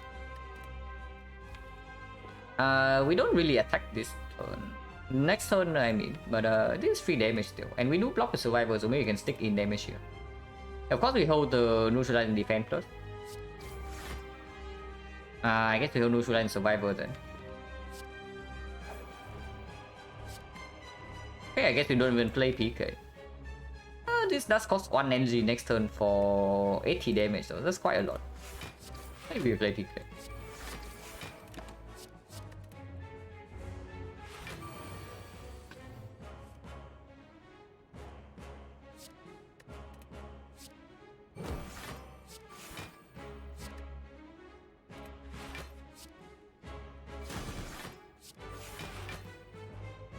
And I think here I want to play, yeah, we don't need to play PK this turn, because over 2 turns we always draw into the ships, and this is dealing 120 damage. So we can play defending.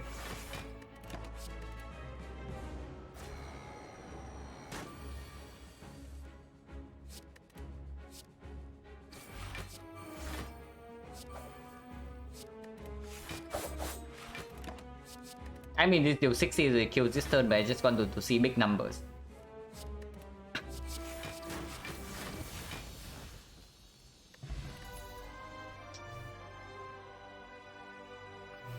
No Malays. Second tools. I did say that we are quite slow before tools is down. So here's a second tool to help our situation. See? When do we need CE though? Like when do we actually need the CE? Because we do have Dagger Spray Akabeko with this thing already, and if this doesn't line up on turn 1, then we also have like very explosive damage on turn 2 as well. Our single target damage is very high. Our AoE has a chance to be sold instantly on turn 1 with this. So which fight does the CE deliver? The Reptomancer? Single target can deal with that, and we have Dagger Spray to kill one wave. The Doran Decker? After we kill one, the fight's over, because we have double after image, and we have Warrior Plan plus. The Spear and Shield. We do have Artifact Strip, front load two layers, so then we can deploy Terror into Akabeko and kill one of them, and then the fight also is under control. The Awakened one. Okay, now this is a big one, but the CE also doesn't even help there.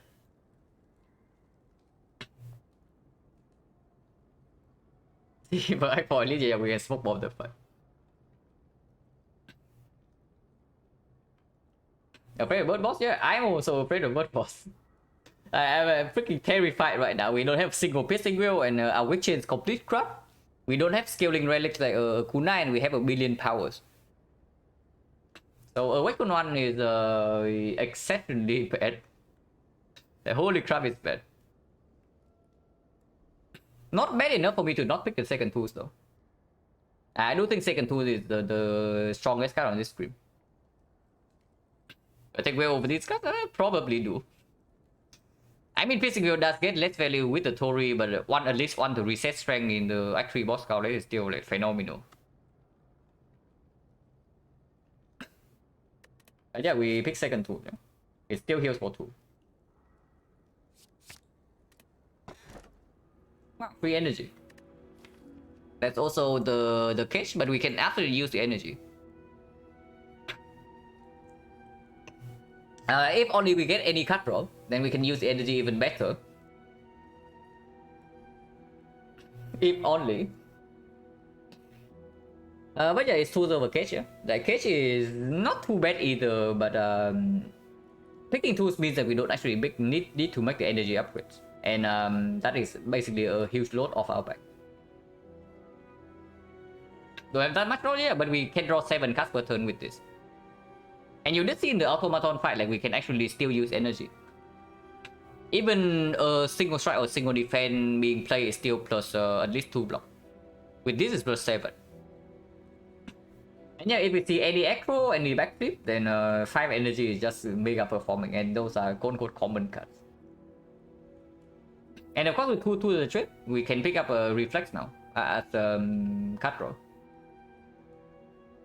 Basically, we can pick up any cut draw from here, so 5 energy already plays immediately, and it can play even later.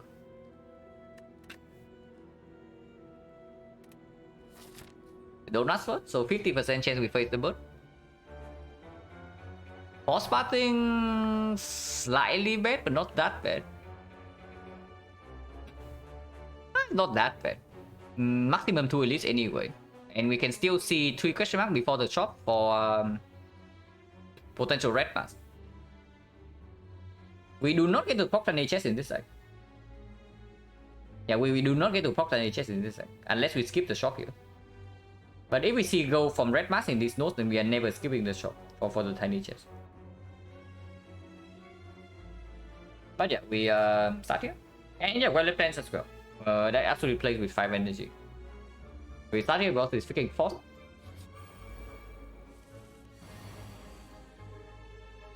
I mean, I say free energy doesn't actually give us energy turn 1.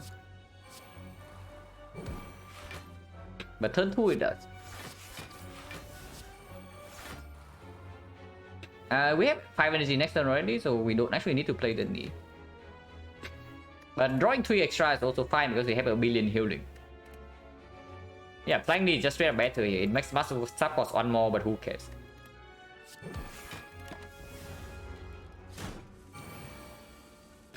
It's just for 62 only 100 limb, yeah. But this time we did not lean towards it too much.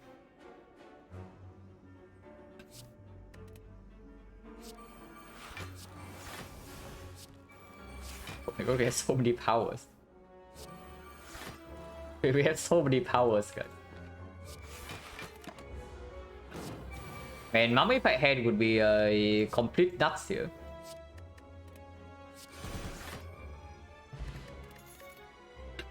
It's green. There's also a leg sweep, which is not bad at all. We have no weak chain whatsoever.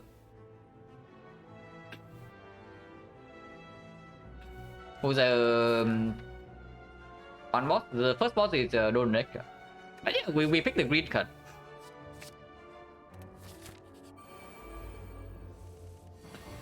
Weakness can be solved from elsewhere. Cut draw is a little bit more difficult to solve, I have to say.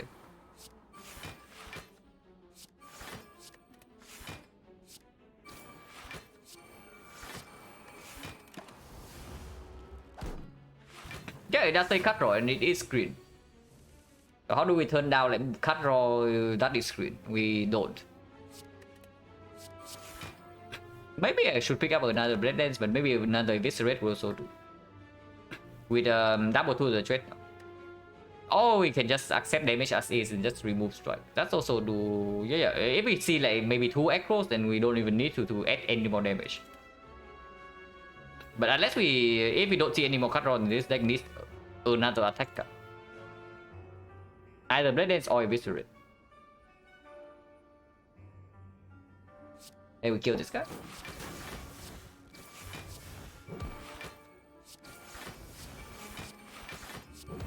Damage distribution is completely wrong, by the way, but doesn't. I don't care too much. Oh my god, 6 PK turn, guys. My best PK turn on the planet. It is only 30 damage with Terror, so it doesn't even kill. So I think this turn is actually just us playing all these 5 cards. Next week Battle for Wolf is roughly the same because maybe our plan against the Awakened one is just bursting it down. Because if we don't find a strength reset, like weakness or not, we are not staying in that fight.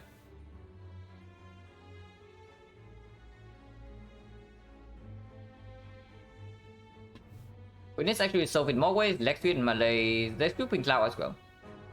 So Lex Sweep, Malay, Sweeping Cloud, you can actually just upgrade, neutralize, and cycling into it. So if you have cut draw, your weakness is also solved. It's a thing. If you have enough cut draw, your weakness is also solved. But if you add more weakness, your cut draw is never solved. So when you have to choose something to prioritize, usually I prioritize cut draw first.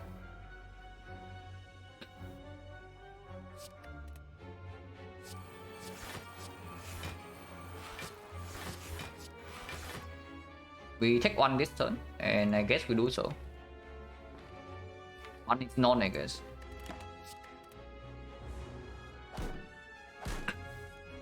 You need physical Malay? Yeah, absolutely. I would definitely pick those up. If we see any, that is.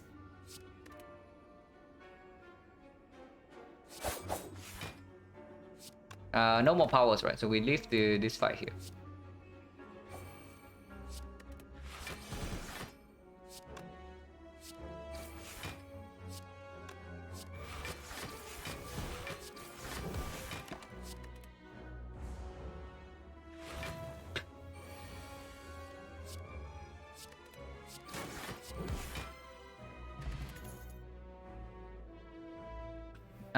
Deflect plus actually fine, even on 5 energy. It's basically the second most effective block card in our deck. Okay, maybe in third most effective if we count like Red Dead Plus as a block card. But it's good. And of course, if we actually see cut draw is going to be very good. With Mega Prep, sometimes it just give free output turn 1. Yeah, it's just real better than defense like, in every single way. And if it's not this skip, and this is better than skip. Worst turn 1, worst turn 2. Works if we see any more cut draw.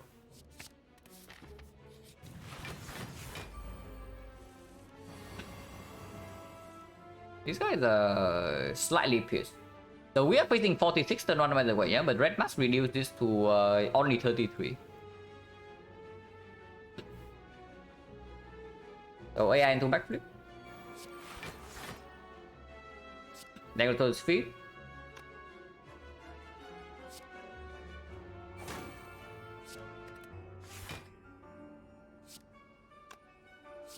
We are 1 off from killing this, so I guess we have to face tank 1 hit.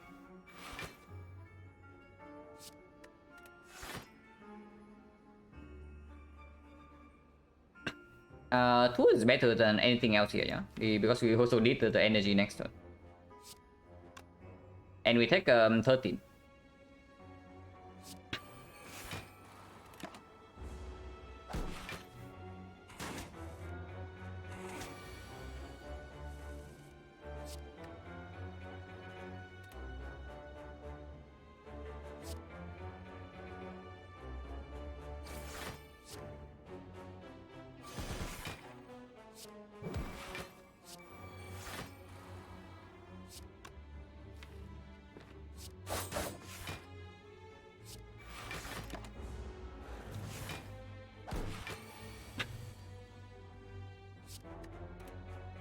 We need to discuss this or not. 29. So block for 1, block for 2, 3, 4, 5, 6, 7, 8, 9, 10, 11. 11, 18, 18, 23, 23, 29. So we have exact block right now, we discussed it. But yeah, we discussed the base.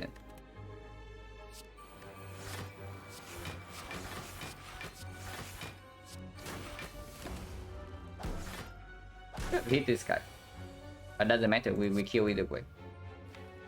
We still have relevance to play, so leaving one alive is also something.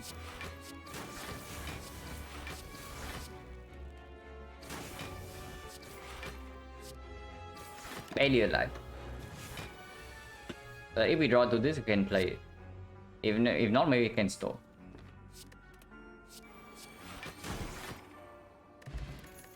Maybe it would be okay. Dagger throw plus with 2 to the trade in the deck? Probably not.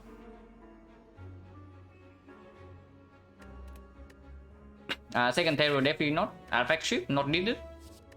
So just skip.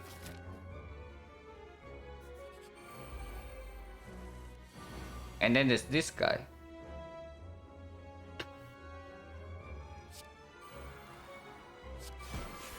And yeah, I do this over the Akabeko Dagger Spray. Because I want more control over actual damage.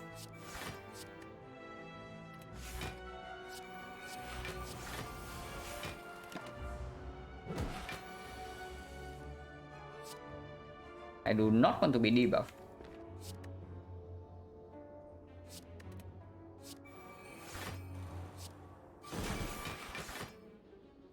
I said I do not want to be debuffed, but if I hit it again and it rolls a curse, we cannot reroll. So we probably have to accept the debuff then.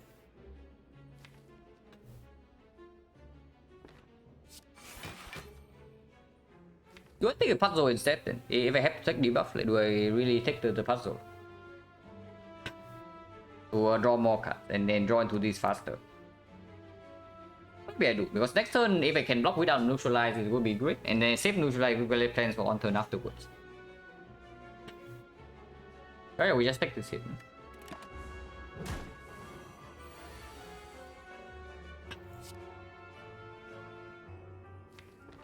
Pissed.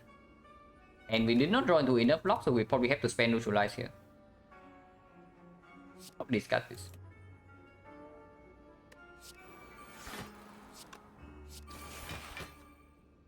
Uh, 18 and debuff again. If we play this again, we cannot reroll, so I guess we have to accept debuff one more time.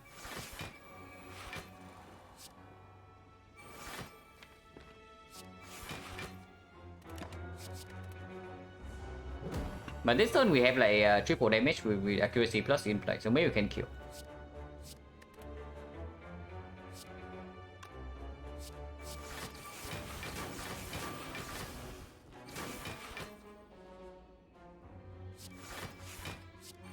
Yeah, we can kill next turn.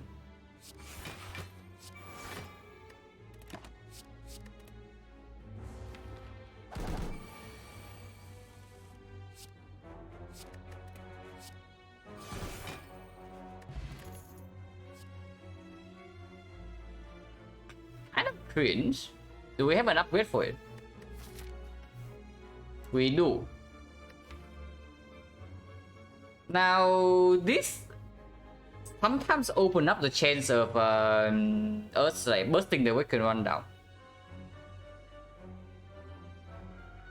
And it's actually good against like other fights. It's okay. But we cannot find duplication potion or anything like that to multiply without a nightmare. I don't like it too much, but we do have an upgrade for it. And yeah, if we do not find block for the working one, then we have to burst him down like somehow. And this guy is one of the best things to help us burst the freaking burst down, the awakened one down. But yeah, we pick this. And potentially you can still see a mirror. Yeah, 2 HP heal as well. Yes, this can go away now. This is complete trust at the moment, so on free remove.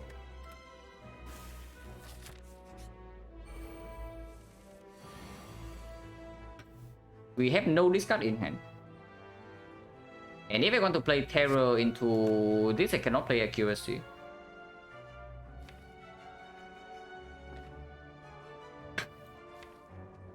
This fight with burns turn 1, I also don't want to stay here for too long. But not staying here for too long probably say that I should play Accuracy over this. Because Accuracy Terror is way more important than this like damage, right? It's 40 damage, it's quite a lot, but it's actually not 40, it's only it's actually only 24. Yeah, only 24, I don't take that.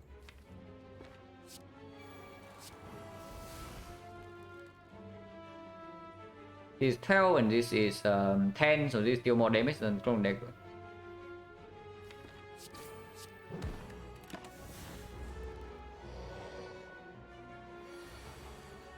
By times 3, we have Tori for this.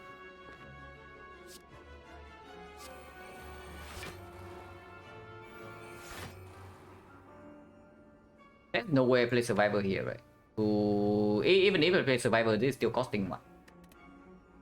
And this is way better when this guy decides to hit us like big time. Let's play this for 1 damage.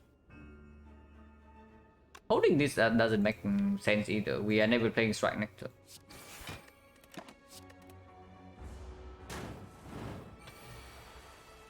And yeah, it actually breaks the draw as well. Because we are drawing 9 cards with the second tool. PK this turn is useless, so we don't use that.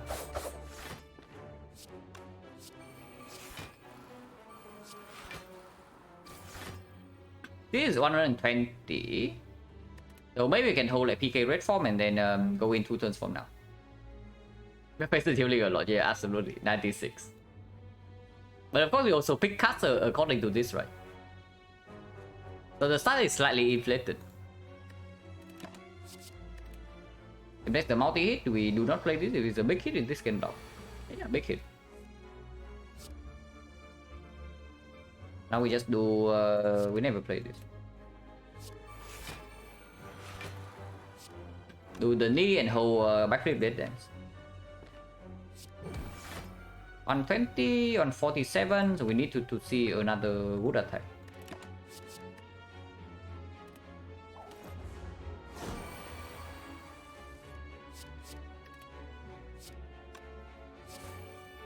Yeah, it's dead.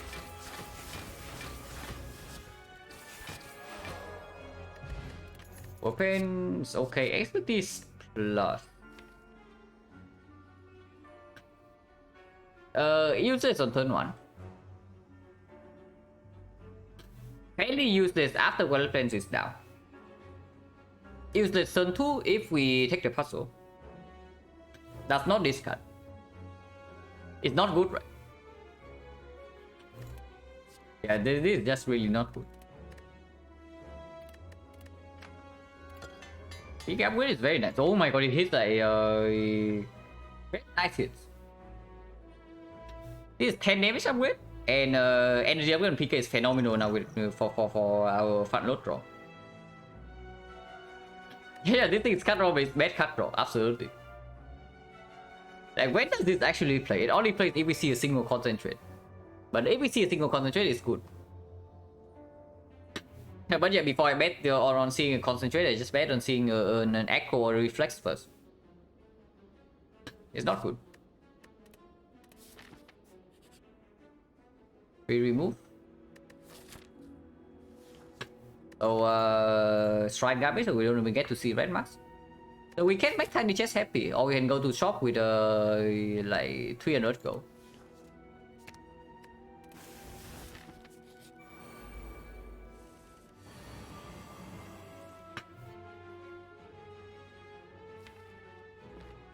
I am marginally worried about this. Whatever the hell these guys are doing. I am marginally afraid.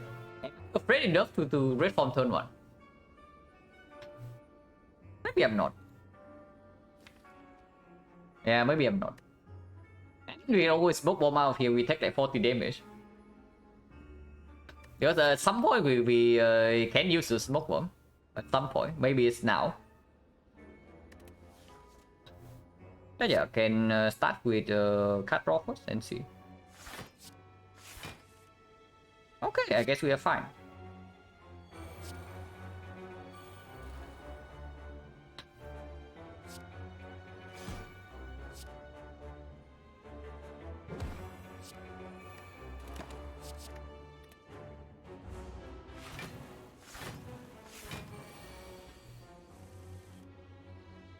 Not that fine, but we are fine for now.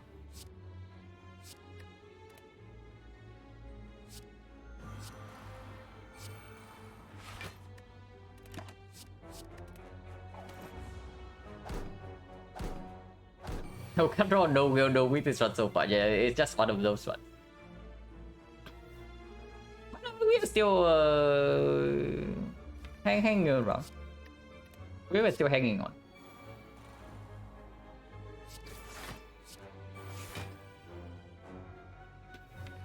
And holding this is okay, but it also doesn't make a lot of sense. And just attack. Because next turn we have 160 damage from this and then 30 damage from this already.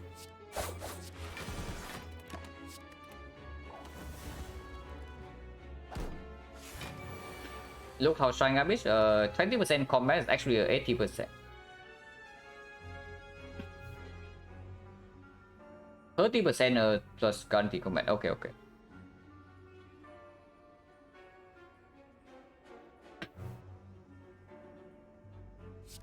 But that's a little bit weird because the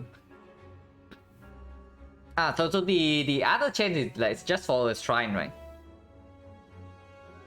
Yeah, the other change is just for a shrine, like after you reduce the chest and then the shop.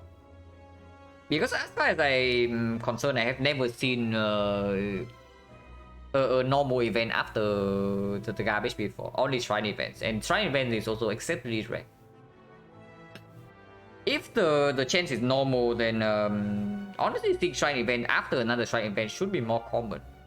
But I feel like I never see it, so I guess that's that.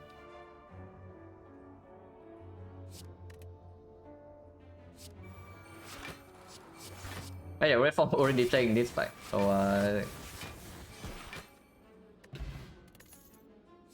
prepare plus, yeah, okay. Not actual card draw.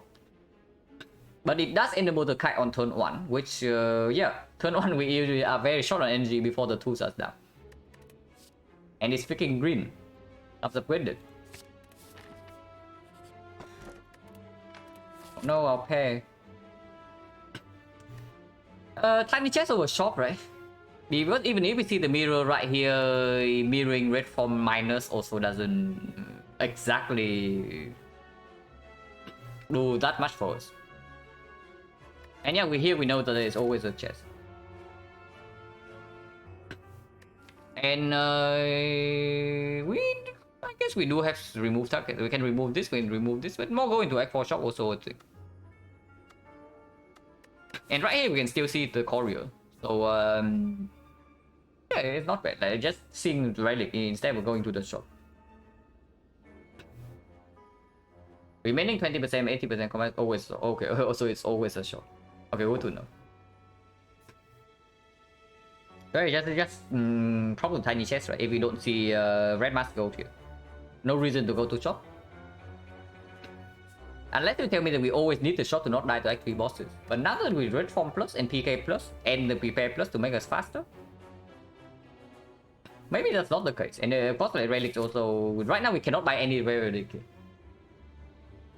So if we see tough bandages in the shop, for example, then the Act 4 shop having it is way better. Act 4 shop having mirror is way better than right now. And of course it also costs on freaking relic. Yeah, we just go to collect the tiny chest. If this is wing boost, we can also take one more elite. Quite wing boost, it's okay. This is not too bad.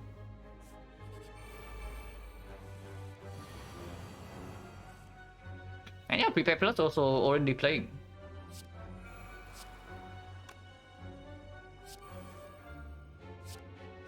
Platform is in hand, so nothing can go wrong.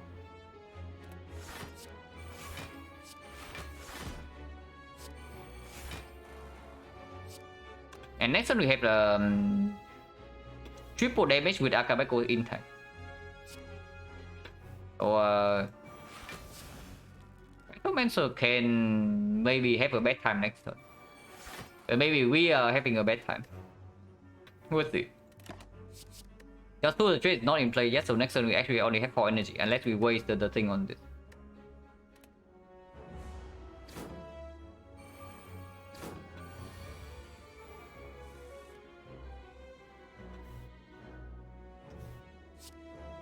Honor and 51.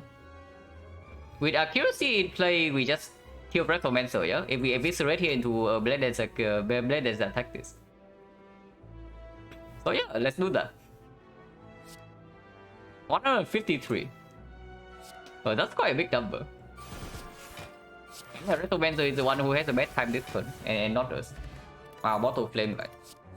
Oh my god, it's back again. It is like near the end of the act again. It sure is persistent, guys. It's actually just back again, like right at the end of the act. And of course, we are still not picking it. Mortal Flame, however, we can line up with Dagger Spray, and we guarantee Dagger Spray Akabeko turn on. Which does deal decently well with the Awaken 1 minions. And we do need to kill the minions fairly quickly, while not wasting too much damage on the minions if we want to rush the Awaken 1 down. So Bottle in Dagger Spray is not even that bad.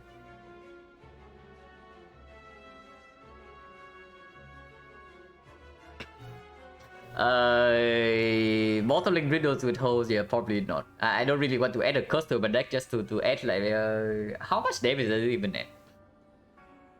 It's at plus 40, right? But we also give up on plus 16 from this, it's plus 24 from single target. Yeah, okay, not interested.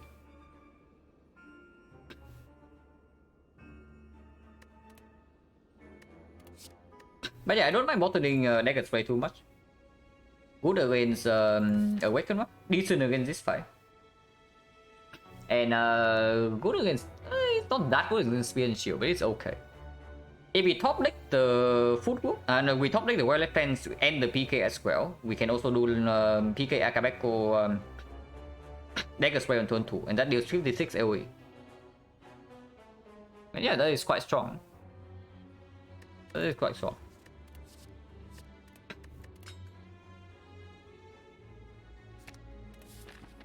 If we upgrade the red form here, we have no Witch Chain whatsoever though. So honestly, I think I recall here first and see what happens in these nodes. And then we re-evaluate whether the upgrade goes on Neutralize or the red form, because it's one of the two.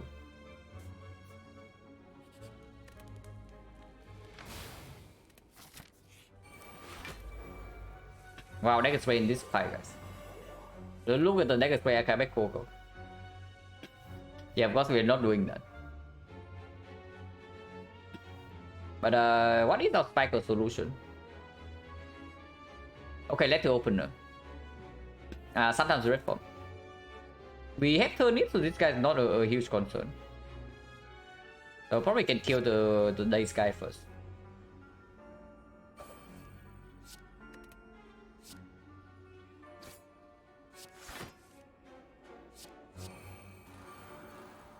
This is free to attack them, so we can attack Spiker.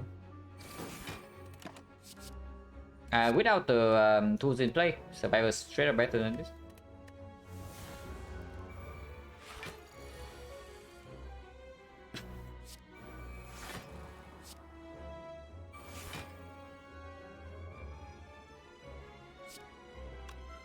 One damage intentionally is fine too. Yeah, one is none. And prepare plus still in the deck to discount this. Wait. I can only play one card.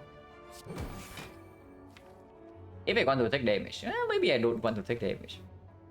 Yeah, maybe damage is not even good. Like, we just do survival, eviscerate, kill this guy next turn.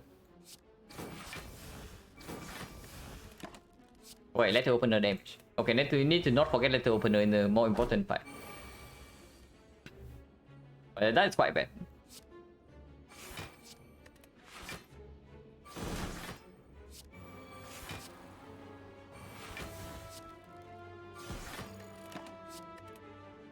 Yeah, of course, this turn I don't play that. Now we can just go in.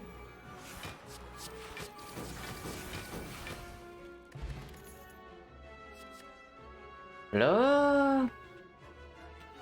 Not exactly, right? We don't really overblock against any of 3 bosses. Escape plan, however, works with both letter opener and double after image. And even if it doesn't land on the skill, it's still not negative block in the hard fight. If it lands on the skill, it's just free block. And yeah, letter opener is not that significant. And this card doesn't play. I mean, it would play if we pick up the 3 footworks. Terrible against time meter. It's not that bad. And it's not like Blur is very good against time meter either. Against time meter, we just not play this. Time meter, our plan can be like triple damage into to like eviscerate dead dance. We can kill time meter fairly quickly even with our wood chain.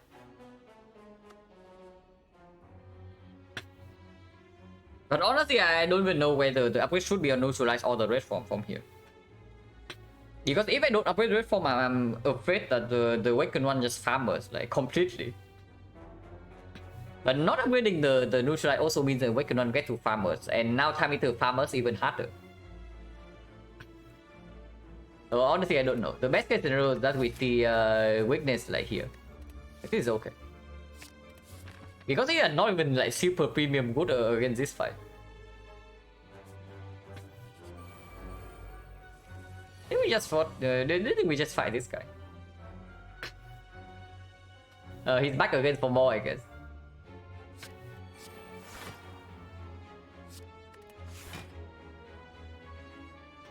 That's where when we play. If it rolls into a terrible thing, we can reroll into defense, which is not even good. Maybe I don't do that. Maybe it's just terror defense here and pass turn. 5 damage and pass turn.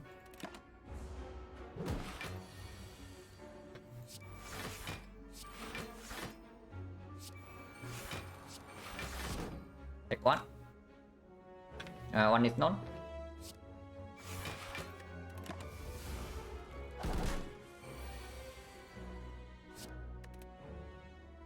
I just click out of the screen again.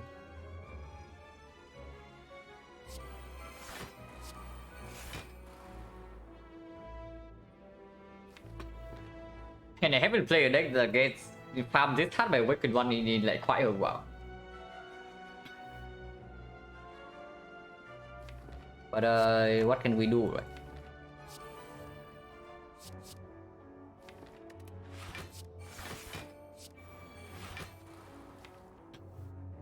Defend for letter opener and hold these 2.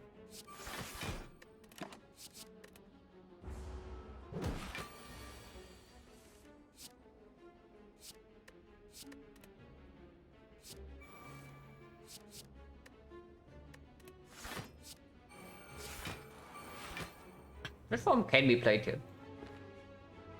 And probably should.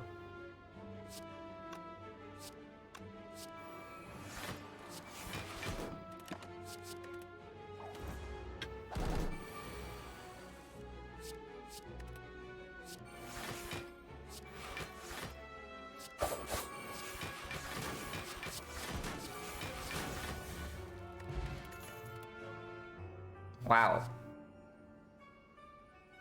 If we did plus, guys, it's upgraded. Real talk, how bad is it? It does heal 2 HP and it does significantly improve our damage output in the Awakened fight. Like if we do, if we try to burst the Awakened down by upgrading red form and just go in with double, triple damage, then the Infinite might actually play. What about time meter? I mean, we can just not play in the time meter fight. Which honestly is not a very good plan, but I don't know. We need to do something at some point.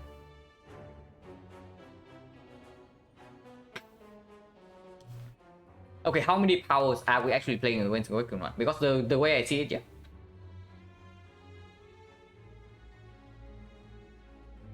The only plan against XecnaR right now is just trying to rush first phase by some miracle without playing Terror. And then we get to second phase with Slam Red Form with the Terror and we go in. Because when the XecnaR voices, things are bad. This time it is a little bit more straightforward, but we might still easily die there.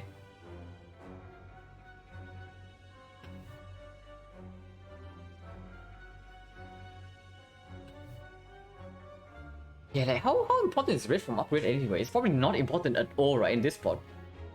Because there is actually just no way we can rush the fight fast enough for the Red Form upgrade to play. Because we cannot play Red Form.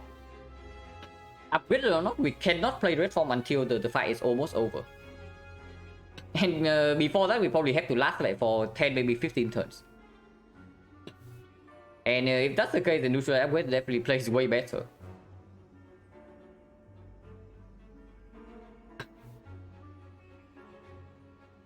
Yeah, we don't upgrade Red Form here. We keep the Red Form around, but we don't upgrade it. And there is no strength reset to time meter, by the way, so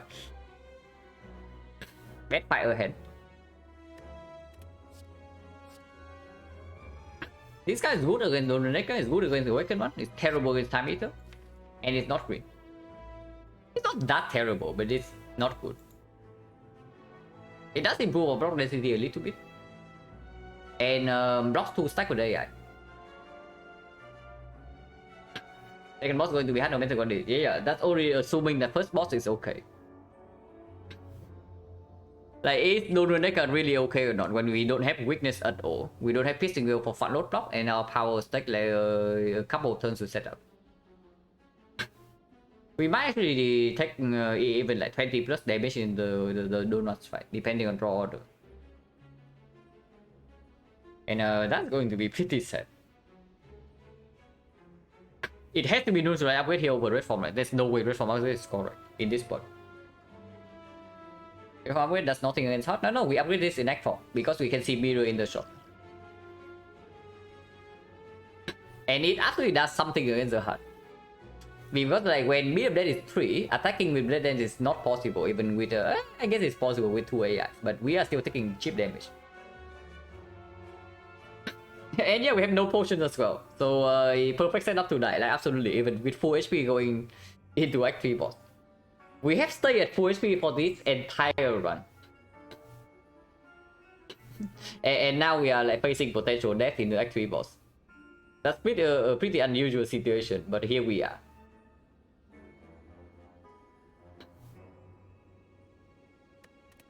Yeah, I think Golden Dagger is positive. Because I do think Awakened One is more difficult than Time Eater. Yeah, I do think Awakened One is more difficult than Time Eater, and this guy's way better than the Awakened One. Yeah, upgrade goes on neutralize.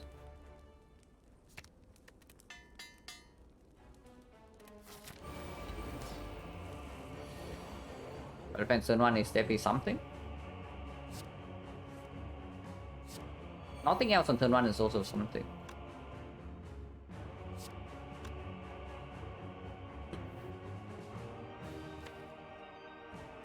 Yeah, no AI, no accuracy, no tools of trade, which means that we are already behind on setup. I can see just doing PK double defense clone dagger or dagger spray.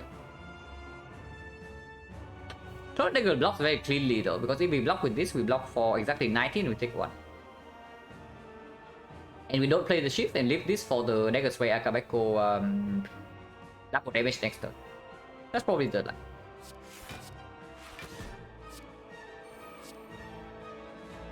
Yeah, block for 19, take 1 from Torii. And now we keep these two because if we draw into after image and would like to play those.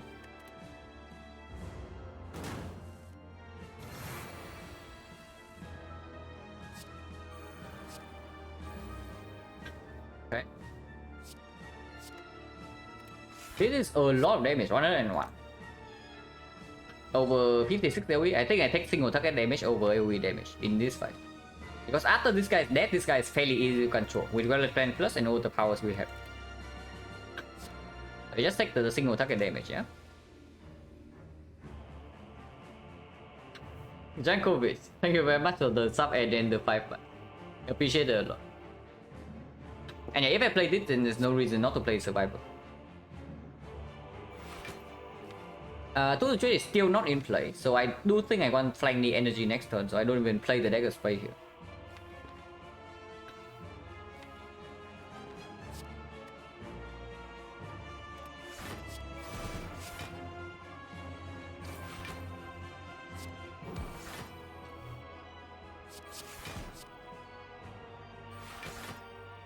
And yeah, we block for 25 exact, so we take another 1 damage. Artifact ship can go either way, but if we want to deploy terror on this guy and kill him ASAP, then artifact ship goes here. And that's not a second weakness slot in the deck anyway, so we can wait on weakening this. After killing this, you can slowly take the fight afterwards.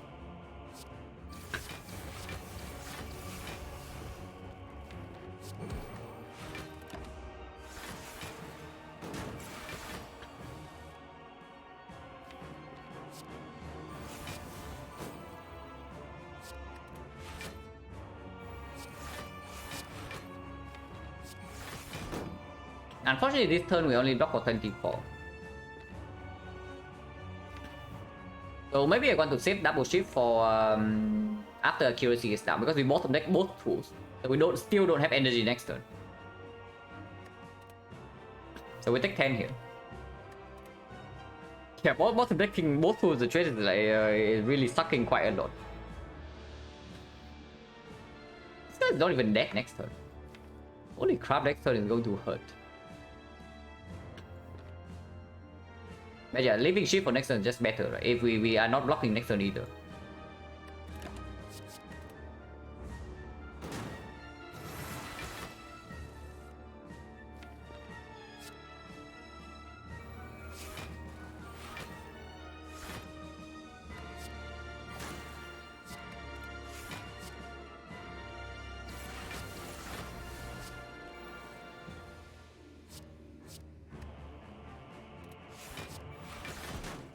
One tool is enough, we don't need to. Take 7. And now finally we get to play with 5 energy.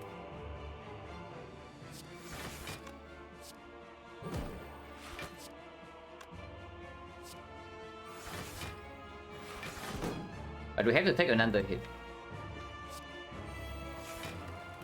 -8. And now the fight should be under control. So your estimated damage loss of roughly 20 is accurate.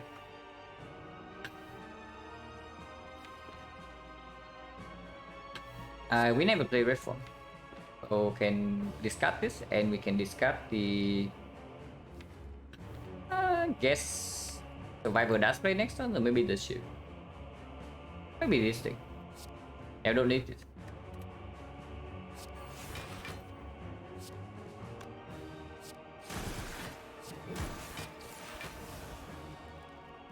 So for looking series, it's fine, it's fine. These cards actually block for a lot. This block more than this, and this block more than this, and we have energy to play everything. So we can just save these two. One, two, three, yeah, 3 energy only, and we have 5 in hand.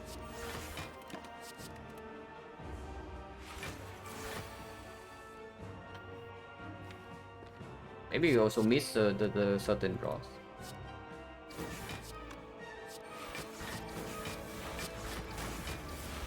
Yeah, this card's actually block for a lot. This is already full block.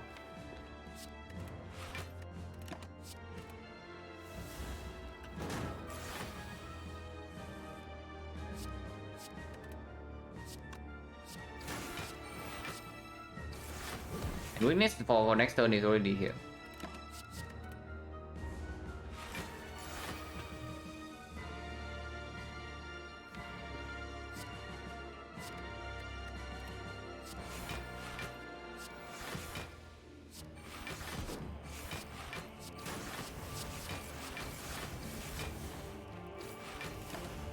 So now we try to redraw to red form and then play it.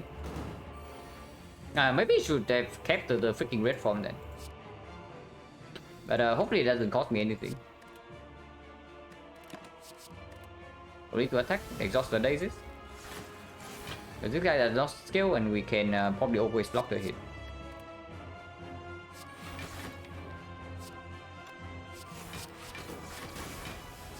Pull this out.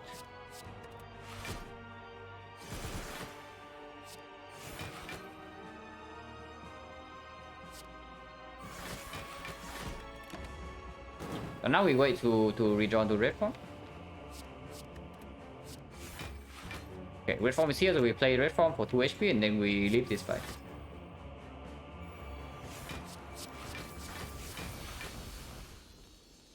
$17 against Donuts. Time eater? Okay, so not the burst, but this fight is still not easy for us at all, by the way.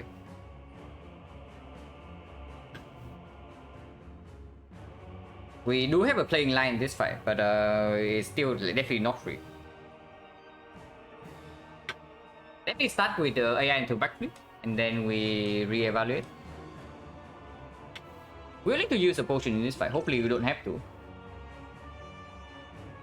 Time with the ever easy when you have like multiple malaces and a pentagram. And yeah, maybe you have like guarantee triple catalyst and then it's no problem.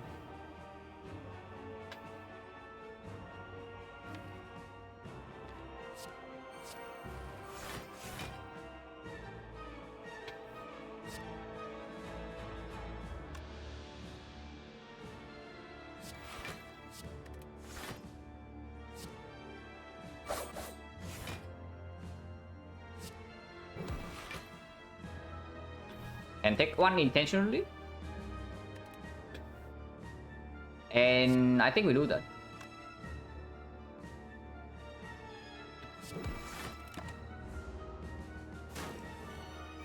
Because we do need to be fairly fast in this fight. Debuff is scary and we did not draw into the thing.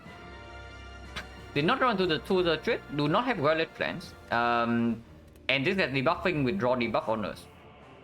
That is a very scary spot to be in.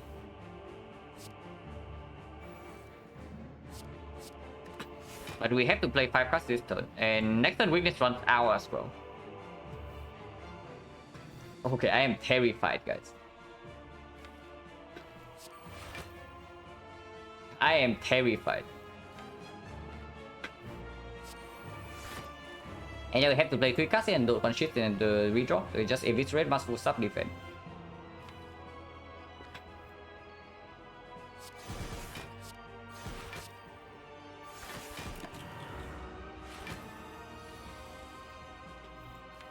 Yeah, good hand, good hand. There's no line here, of course we don't speed forward for 5. 25 to our face. Actually, weakness still persists. Okay, well, so neutral upgrade already played. The neutral upgrade already saved us 13 HP here. So at least we have that going. And I guess the terror needs to be saved for second phase then, and we try to burst with the red form. But yeah, like getting draw debuff 2 times in a row when we also have no cut draw is very brutal here.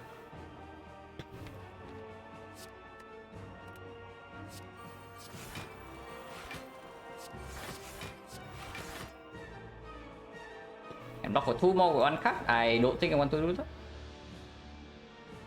It deals 10 as well, but maybe when we need 5 cards next turn. We can easily die 2 turns from now, by the way, yeah, just saying.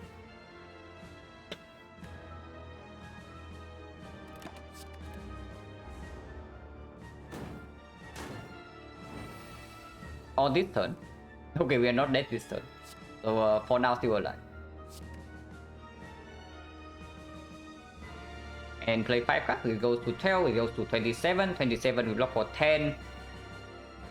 Plus another, so we take another 7 to our face.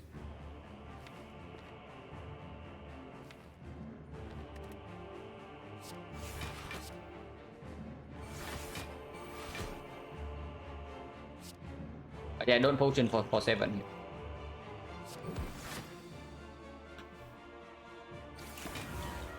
Actually, we don't know. We take one. We take one. We take one. Actually, block for 22. And now we go in with the damage. We try to split immediately. And keep the terror for second cycle with red form.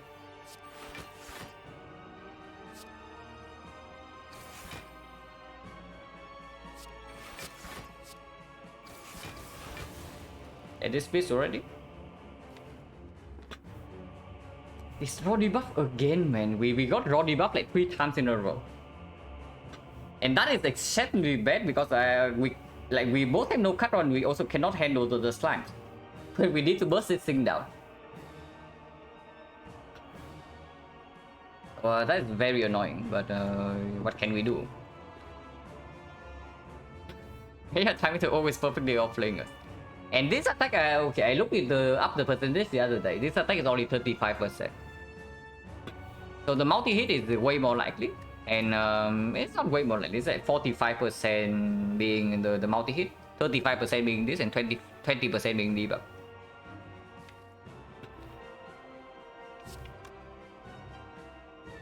The survival blocks for more, so I want to play defender visually. Pause the reset here. And we do have red from second place. And we done for now, not really. Not yet at least. We definitely play 5 cards here, so 1, 2, 3, 4, 5, and I guess we hold the Blade Dance over the other thing. So 1, 2, 3, 4, 5, we hold Terror Blade Dance. Next turn we have 0 block though, so maybe that's not very good. If we do that, we need to play red form immediately next turn we attack. So that is probably not a very good plan. Going to have 6 strength, yeah? And 6 strength is how much? 6 strength with we still have freaking draw debuff. Oh my god, this thing is so cancer. 6 strength is 14 and 42. And multi is stronger than big hit, so at most we need to block for 20. And if we do not hold defense, we cannot do that even with double up damage. So I guess we hold the defense then. But terror needs to be held, so it's just defense plus and then the terror. And we play 5 cards otherwise, so I play the Blade Dance.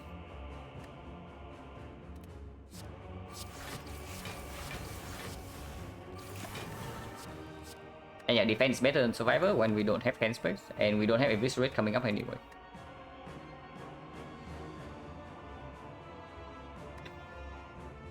Terror needs to come down as well because we might need to slam red form soon.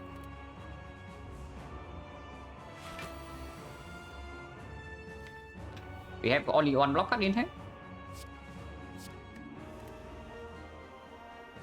So we play 6 cards here, and block with this is 14. We need to speed potion this turn or red form. And of course with this trade I take the speed potion.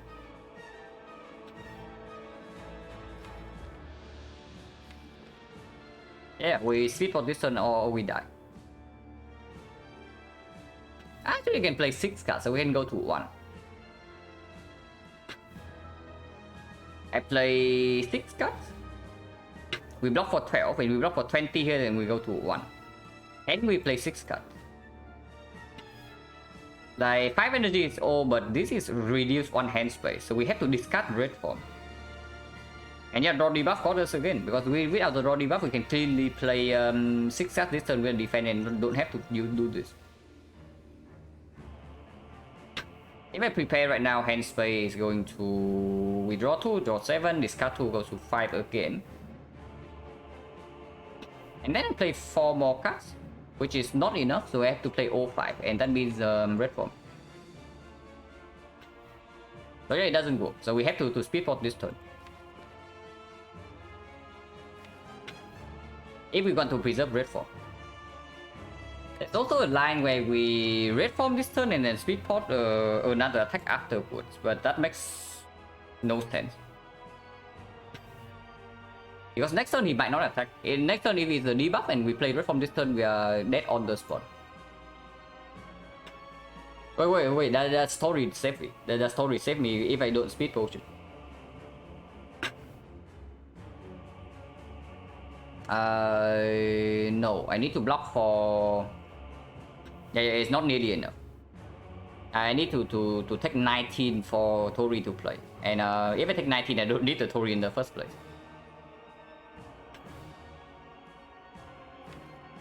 Oh yeah, I guess we speed pot this turn then.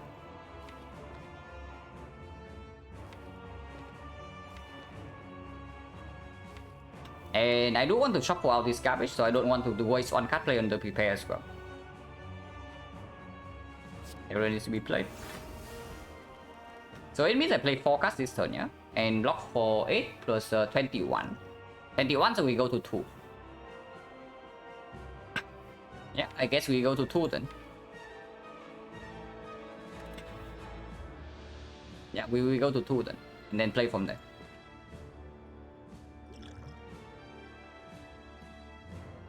How many slams do I have? 1, 2, 3, 4.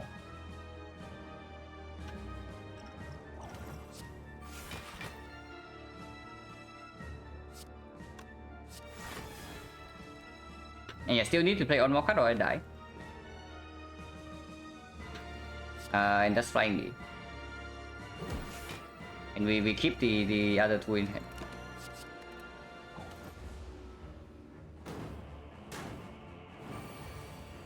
So red form has to come down this turn, but PK is also here. If I can play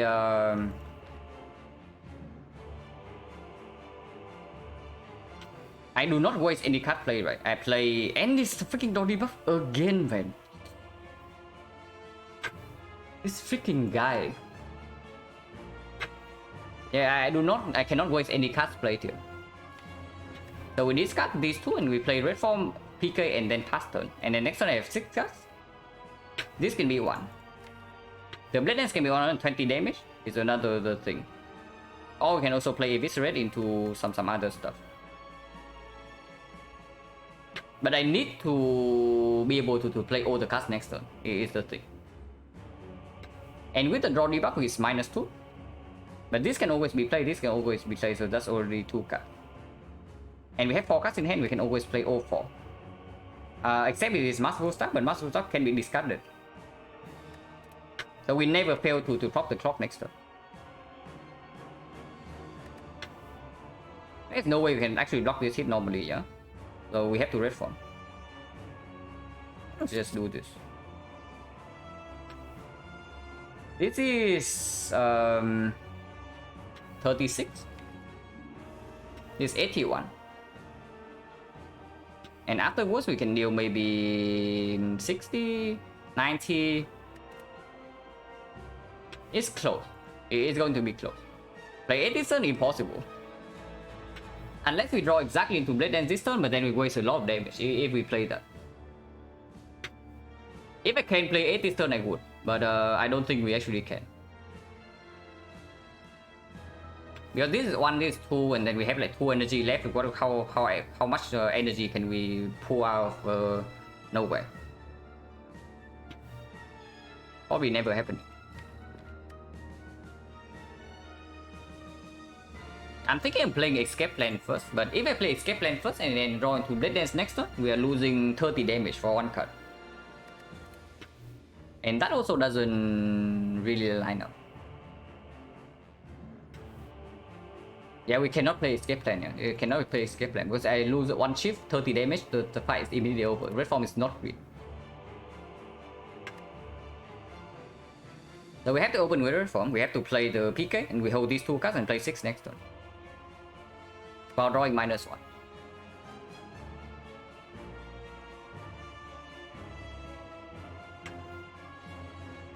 Do I even have 6 cards in hand next turn? Hang on a second. This is draw. We have 6 cards in hand next turn exactly. Do we have to play PK this one? No. It's true. We can actually just not play the PK, but then what are we holding? Your sticky strike is always free to be played. I guess we can also start with escape plan first, because if we only have 6 cards in hand, then having to play O6 next turn is a terrible idea.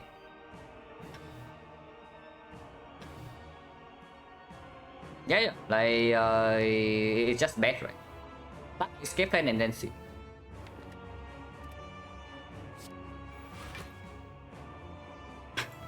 So we can start with knee red form here and hold something else.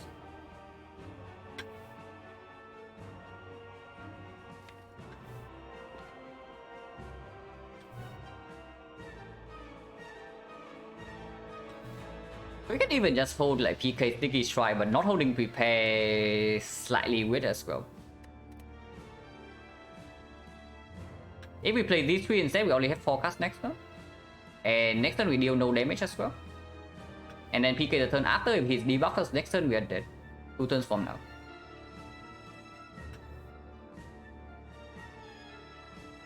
Minus draw is like so cancerous. My minus draw is so exceptionally cancerous here.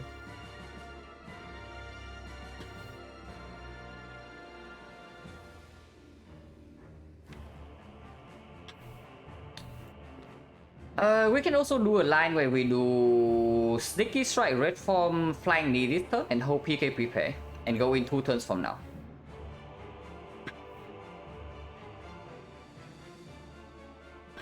Not seeing why I go 7 more cards, have energy, can energy play all ships? Yeah, if you don't draw into ships, and then what?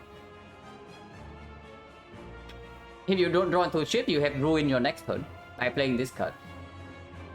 Because Red Form is 4th here. And do not forget, after we play Red Form, we have 3 turns. We have 3 turns and then we are always dead. Okay, maybe 4 turns sometimes, if he debuffs on turn 3. Slenderman, thank you very much for the raid. Appreciate it a lot. And you arrived just in time to see us get wrecked by this thing. But yeah, we are like getting a mega wrecked here.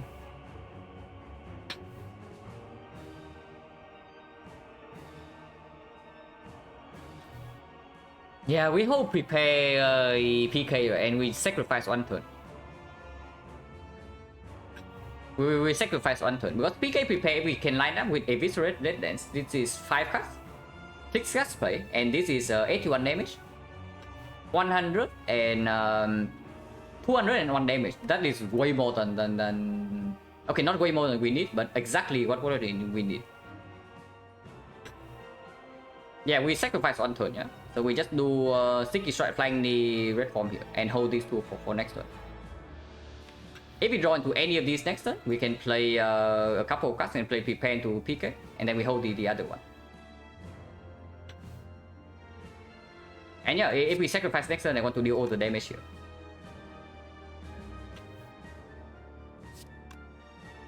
Yeah, I remember your name. I do remember your name, yeah. I remember you exactly as the guy who said that on in the hard fight when we were on an 8 streak after the Discovery hard fight. The very first thing you timed this chat is that, and now you timed exactly the same thing. So I remember your name. Do not believe that you can troll me like when I don't notice. But yeah, it's fine. You are free to troll me as long as it doesn't get offensive. But yeah, think you try flying the red form and hold the other 2.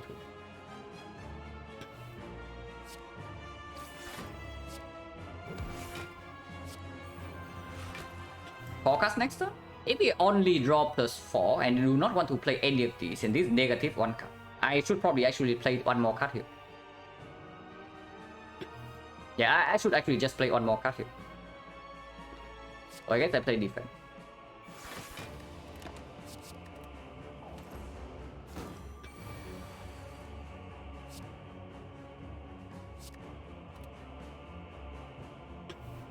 So we need to go in next turn. So PK probably has to be played here. And I start with prepared.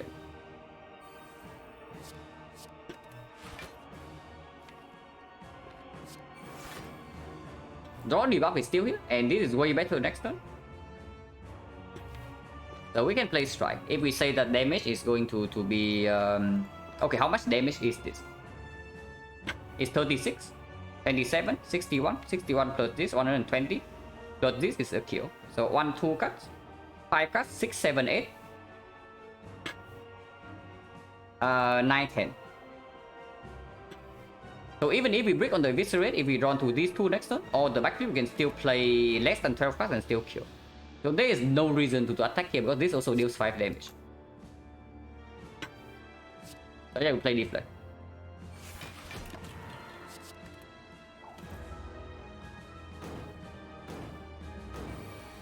We need to kill next turn or we are dead. And we draw lethal, guys.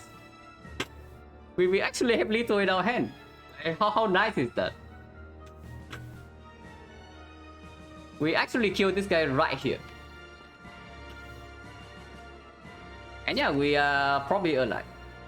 I mean, I sure hope we are alive. I did the math before. If it's wrong, we are dead here. But certainly, I think we certainly have a kill. We do have a kill. Okay, so the neutralize upgrade definitely play, yeah? The neutralize upgrade definitely play. If we upgrade the red form over neutralize, we would be dead in this fight. Neutralize save 13 HP and delay red form by 2 turns. So upgrading red form would kill us here. So at least for now we live.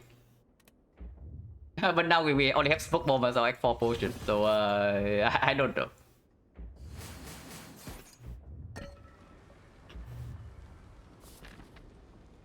Missing 15 HP and of course we upgrade red form here over resting. Because this can still be mirror. And yeah, upgrade red form for sure. We can see nightmare, we can see mirror, we can see I don't know what the hell we can see, but we can see something.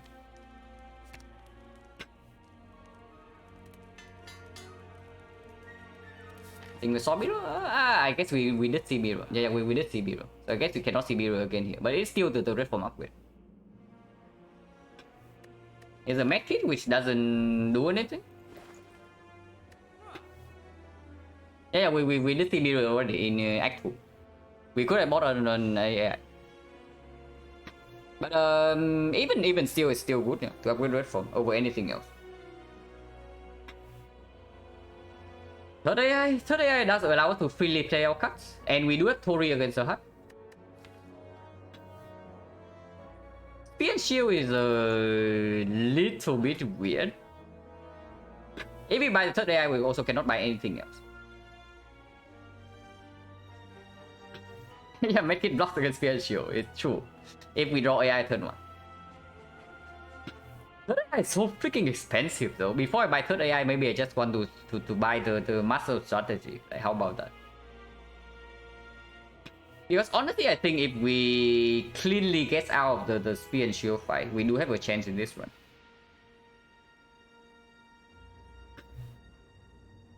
Because every multi-hit you can face tank minus 15. Even in the third cycle as well. Even in third cycle, we can still face tank. Like third cycle 6 times 15, we weaken it down to 4 times 15 and we face tank it. So the only thing we need to care about is the big hit in first cycle, big hit second cycle, which we cannot deal with, but we can red form early. HP loss zero, smoke bombing Spear Shield. I don't know, maybe 10, 15. If I brick on turn 2, I absolutely...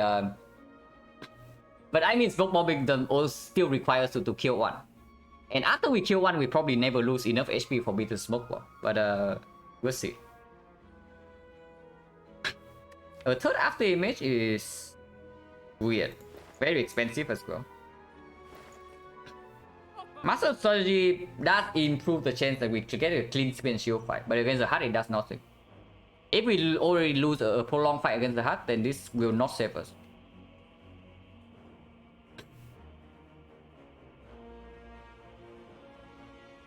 So are we're losing the hard fight or not? The very first big hit, we have zero chance to block it. There is no way we can. Actually, there's not zero chance. We do have the turnip. So if we can line up, it's only attacking us for 50. And 50 sometimes we can block if we have like double AI in play with these things. Triple AI actually make us make it possible to block sometimes. The 50, and it does heal us for 2. So the triple AI is definitely positive in the hard fight, because delaying red form is just super mega winning, especially when we have base 3, we can still play shift with the triple after image. The main problem is that buying this doesn't allow us to buy anything else. We cannot buy potion because Sozu, so there's only bullet time on sale or dramatic entrance. And I do not want dramatic entrance with wait, do I? I do have Dagger Spray Akabeko turn 1. How much damage is that? Dagger Spray Akabeko is 28. 28 plus this 36. Without PK is not enough. Yeah, without PK is just not enough. To one-shot the shield on turn 1 and then smoke bomb out there. So we need to run to PK either way, which means that yeah, dramatic entrance is just complete nonsense. It's also just a brick in the hard fight. But well, bullet time though. Bullet time on turn 1 is very good. After we get the 2 straight in play, it's really bad though, because we do have 5 energy with basically no card draw. But turn 1 is good, turn 2 is good. After that is fairly bad. Not always bad though. It's not always bad, but sometimes it does allow us to get a very big block turn. With back 3 plus as well. Potentially blocking the 50 first cycle, especially if we buy third AI. We can also just do after image anchor. Anchor most likely prevents some damage in the hard fight. Against spear and shield depends on attack pattern, but even with the anchor we can always still take puzzle on turn 1. Even if only the spear attacks. And anchor has to be stronger than medkit, yeah? There's no way medkit is stronger than anchor. Anchor, is it stronger than card remove?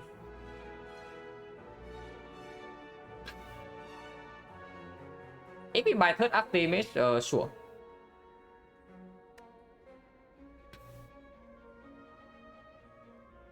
Yeah, I think I don't mind anchor over card remove. Because if it's the bad attack pattern on turn 1, we are also at the weakest point. Like we don't have to jet in play yet. We have 4 energy only, and we have to play the powers. So if turn 1 the Spin Shield attacking us for 33, the anchor is going to like mega perform compared to card remove. So I can see it. Like after image into anchor here, and we hope for the best. If we break in the hard fight, we die instantly, by the way. We will die instantly on turn 2 if we break in the hard fight. So we need some decent luck here. But yeah, after image, anchor. And if we see the kunai from here, yeah, then third after image is phenomenal as well. Double check that we have enough gold. 337. So we are left with 11 gold if we do this thing. And yeah, that's fine.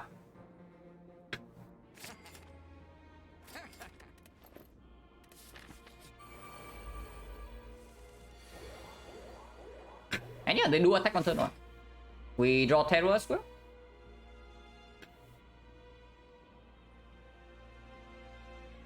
So anchor already play. Yeah, anchor already play. Unless you tell me we can kill this guy turn 1 and then get out of here. Not exactly, yeah, because this is only 42 damage, and our energy is also in the complete gutter.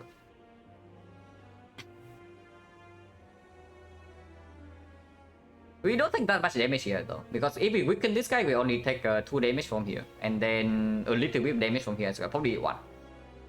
So at most we take 3 this turn. Yeah, no will the entire run, no card draw, no potions,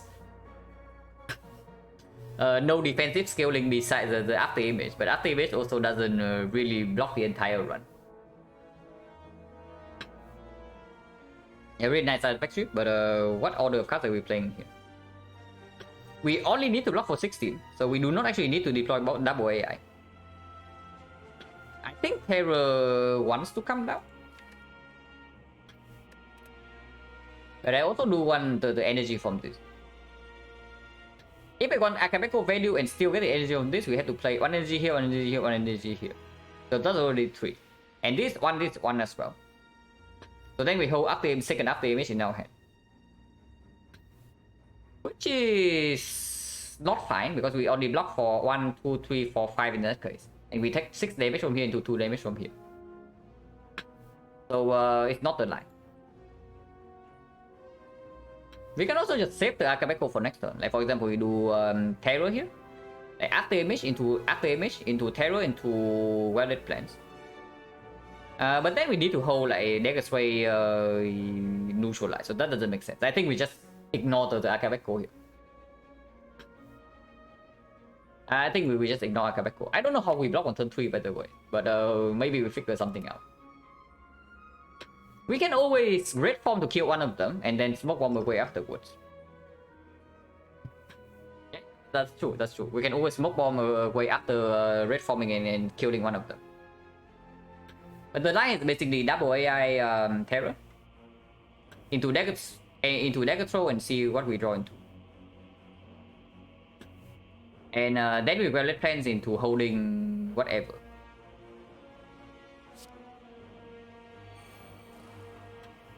We start with Terror Dagger Throw first into AI Welded Plants. How much do we block for? 1, 2, 3, 4, 5, 6. Check. 1, 2, 3, 4, 5, 6, 7. We block for 17. We take 1 here. We take another the 2 here. So we take 3 damage in total. And that does allow us to see what the card is first, in case it's Sticky Strike. If it's exactly Sticky Strike, like playing Terror into Dagger Throw first, allow us to play Sticky Strike immediately. Otherwise, we have no energy left if we play AI first. So let's do that.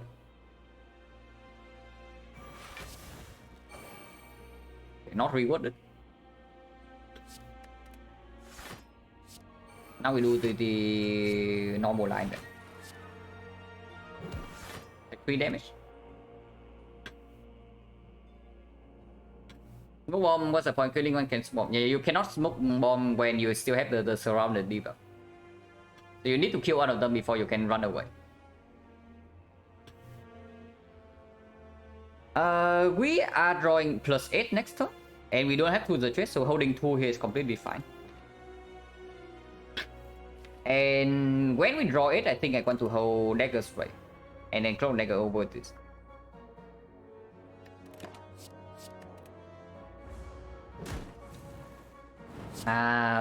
Sticky Strike was one card away. So if we do not red form here, how much damage are we taking?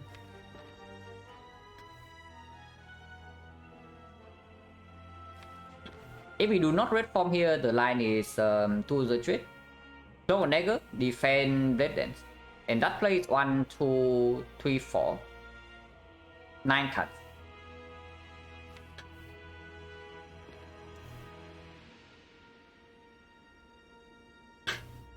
Here we draw 8 and we still draw like complete crap. I mean, we don't have a lot of non-crap in the deck, but it's still fairly bad. They no discard as well.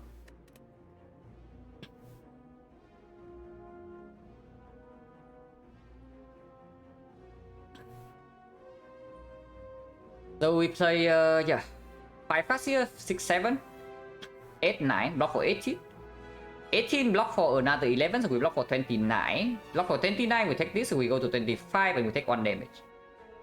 So yeah, we actually do that then, overplaying red form.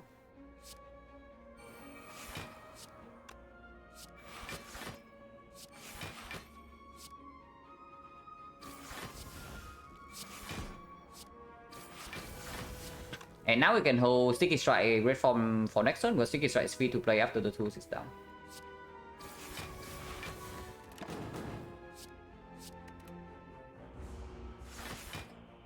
And it's fine, yeah, hand is not that bad. Could be worse, could be better. This hand, however, we probably have to red form. Unless this gives something good. It does not. It gives PK though, so we can actually red form and then rush this thing now. And then afterwards we can observe whether we can do it the same for this guy or not. We can never block this hit actually, right? Unless we discard red form here, which is also dangerous.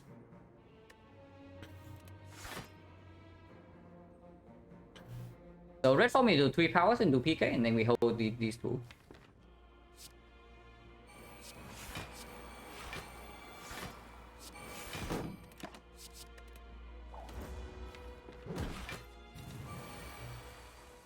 It's fairly important to try to kill this guy this turn if we can. And we definitely can. I do want to shuffle in all the damage cards, so I play this first into backfield.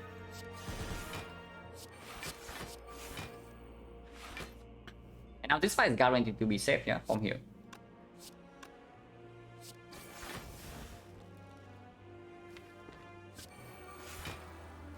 The moment we have to take a heavy hit, we can smoke bomb out of here. And I think prepare is fine to play in this one. We do have double damage, but this guy also has 99 blocks, so we don't attack.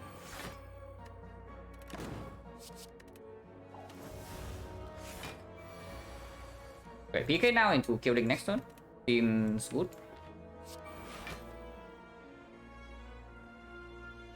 And I guess we hold these two over the single shift then.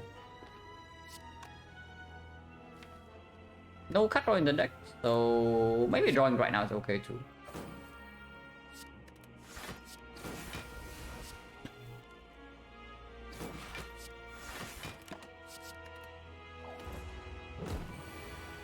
Yeah, but Phaeton is putting in work, and we have a lethal here.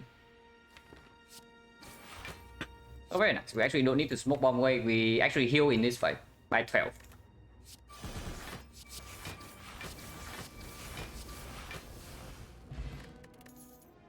Well, neutralize upgrade does come in play. No weakness toss. I was really hoping Crane into weakness right here would be freaking perfect. But Crane might mean that we can block first cycle normally, and then saving red form is exceptional then. If we have 3 after image and we need to rush this thing down at some point, then another blade then cannot be that bad here. It does break our hand sometimes, but maybe it is bad, because if it breaks the draw, this thing also deals like is 39 damage. After this is down, it's dealing 78. It's not even that much weaker than this. It's not even that much weaker than this, right? This thing is 45 and 90 after this, so it is stronger. It costs 1 energy, so 1 energy costs the same. 3 after image, I guess it's good. And yeah, we do need to high roll a little bit in the hard fight here. We are definitely not favored in this fight. We are definitely not favored in this fight, but we have a chance. And yeah, we triple after image, and probably third cycle we need to rush it down. Maybe as early as second cycle sometimes. Then I see this. This definitely does improve our damage output.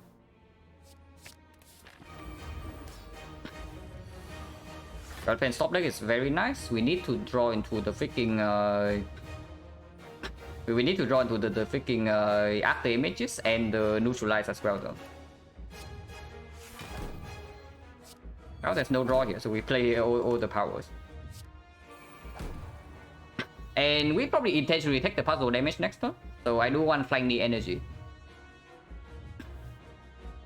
Without after image in play yet, the cards we hold are probably these two over the blade net. So Dagger Sway Akabeko into Flying Knee, and then hold these two.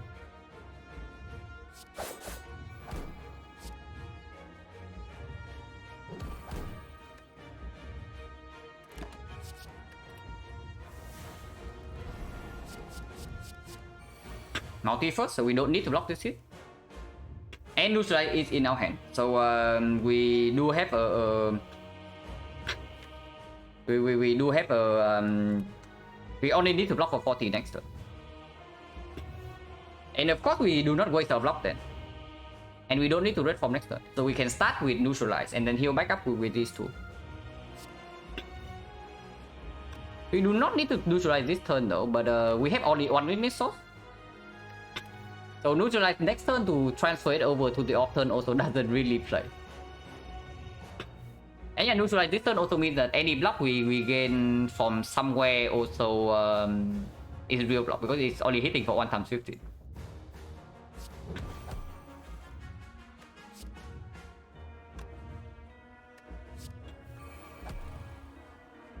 We gain 1 HP for every power we play. We lose 1 HP for every cut here we play. With voice still in the deck, and next turn we need to lock for 40 without red form. We definitely hold these two and then not play them.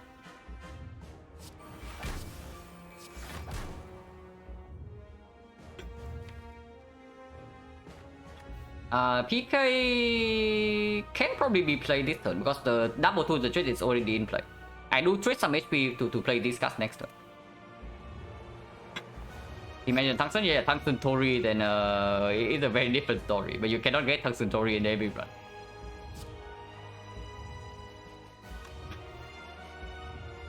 Oh my god, guys, I just thought of something. Okay, if we win this run, I'm going to review a very big thing that carry this run. If we win this run, that's it. So better hope that we win, because I just thought of something like extremely cool that can lead this run to victory from here. It already happened, but I just thought about it. And yeah, hold these two. Take 15. I mean, why take 15 this turn, right? We can just block this turn and then... Yeah, why take 15 this turn? We have turned it. The only reason to keep block this turn instead of like not playing this card, floating energy, is that we say we withdraw into these things next turn. No reason to, right? We always play Cold Dagger and we hold the ship. Yeah, we play Cold Dagger, we hold the ship, and this card is better next turn because we can draw into these things. But any block right now is actually real block. I mean, it's the wrong turnip carriers. No. It's something much harder to no, not that much harder, but it is harder to spot than that. It's really cool, but we need to win this run first. I mean, even if we lose this one, I'm still going to talk about it afterwards. But for now, I need to focus on this fight. Yeah, this has to be good, yeah. And we don't hold the red form ever here. Can hold the shift though, because it's positive block if we draw into this next turn. Take 10. Oh my god, Kuro, don't spoil it. But yeah, Kuro is correct. Without the tiny chest, we would actually not get this because you remember what the tiny chest gave us. Yeah, the tiny chest from an Act 3. It got us a freaking letter opener, man. It's uncommon. So the only reason we even have the favorite crane right now instead of this bottle flame is because we proc tiny chest in Act 3. So if we win this one, it's because of a freaking tiny chest, yeah. So now you know. Start with backflip. We want to play cut proppers to draw into these things. If I draw into the void right now, it doesn't matter. We have enough energy anyway.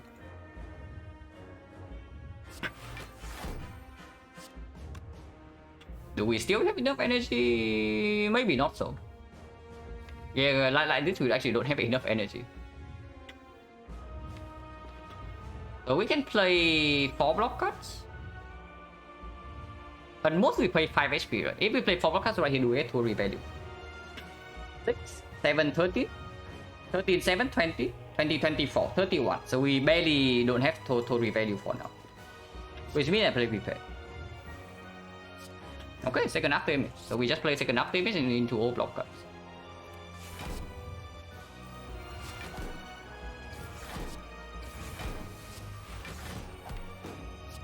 And then we play all the block cuts then.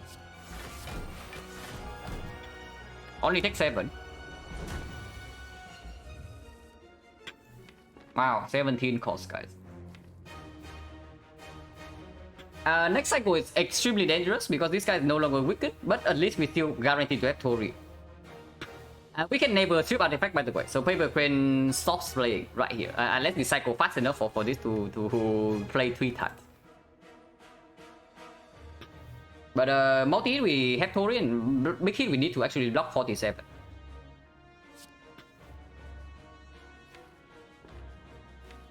I do want to play deck control this turn. I do not care about the strike.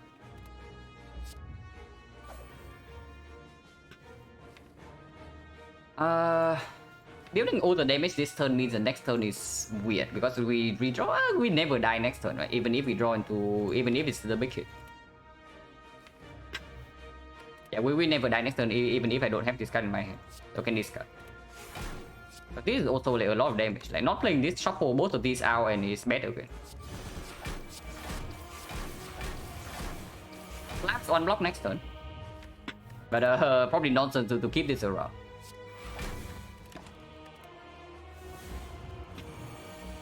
Okay, multi-hit first. So we don't actually need to block this hit. And we can hold 2 block cards for next turn.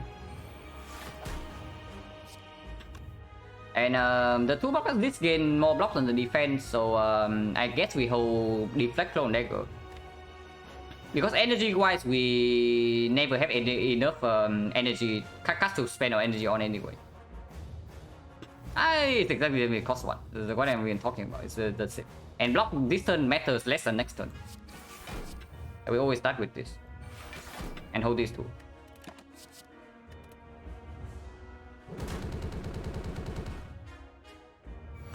(47) without weakness. Drawing into some block right now would be nice. I would appreciate some block like right about now. But we do get 1 block per card, like it's not that bad. It's quite bad. But it's not that bad.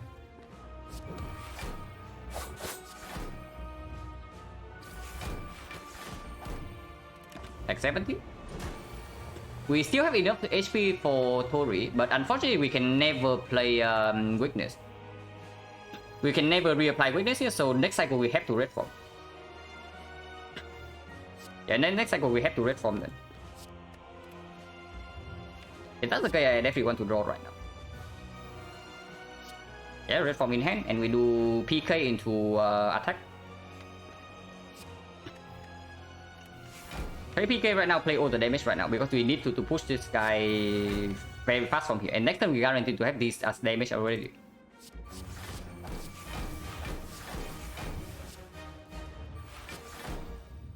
This is better next turn though. We can save this next turn unless we say we already max out. But this is only 78 and this is 90. So we do not currently max out next turn.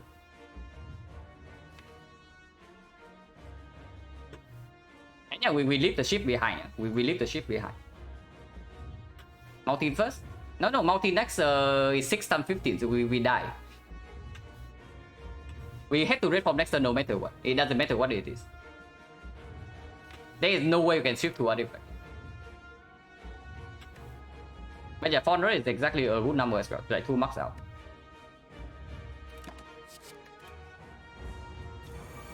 Yeah, 6 times 50, so that we can never block this hit.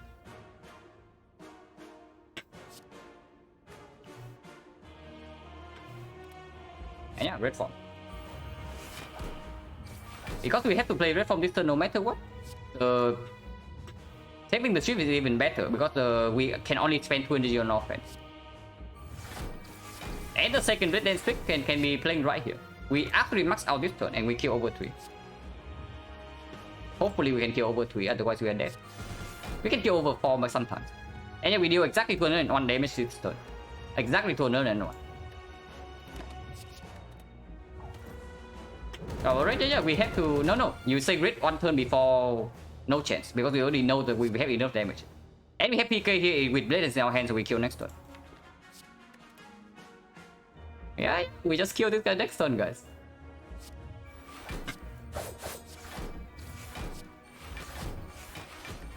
We actually win this garbage.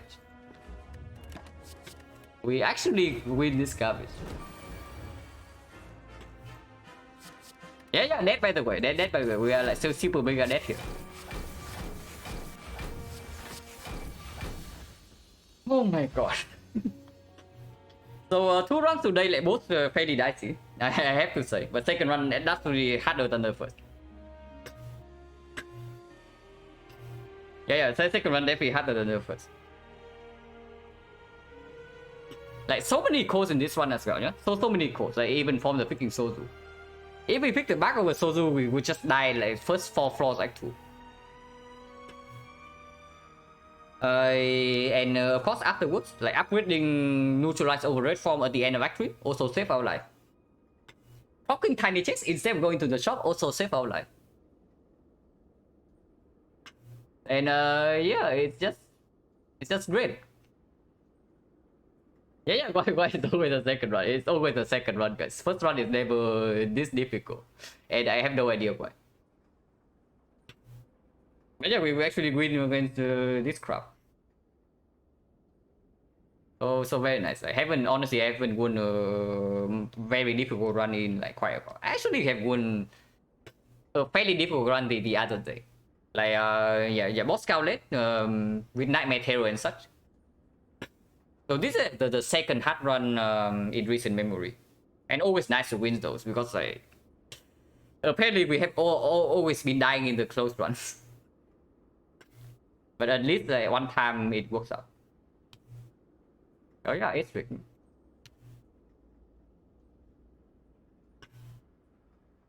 Never see me play other characters. I do play other characters like significantly more nowadays on stream.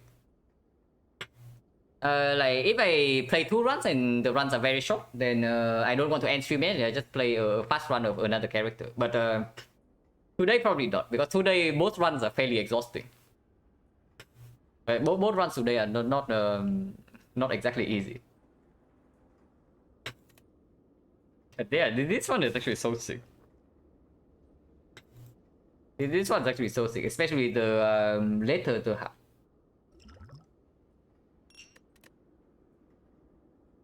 How many wins? 2 wins.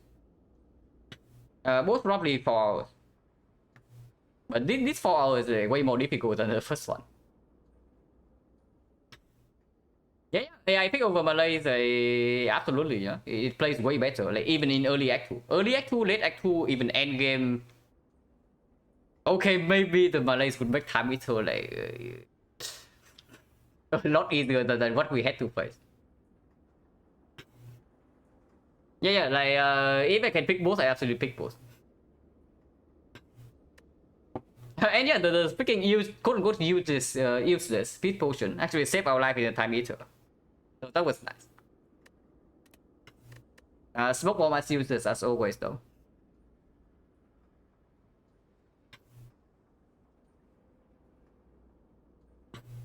Also the third after image, I don't know how correct it is, but it felt okay. It felt good to play with for sure.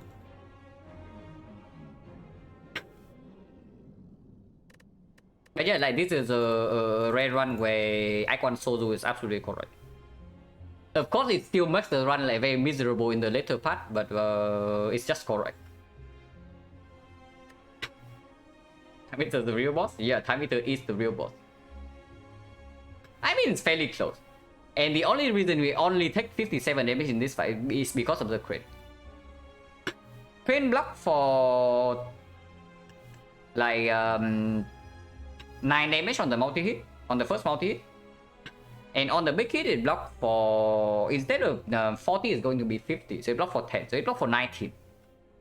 This relic blocked for 19 in this fight. So even without the crane, we would still win.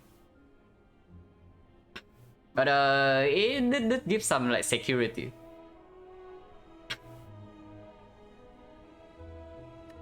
Yeah, so doing one being correct means the other two complete garbage. Absolutely.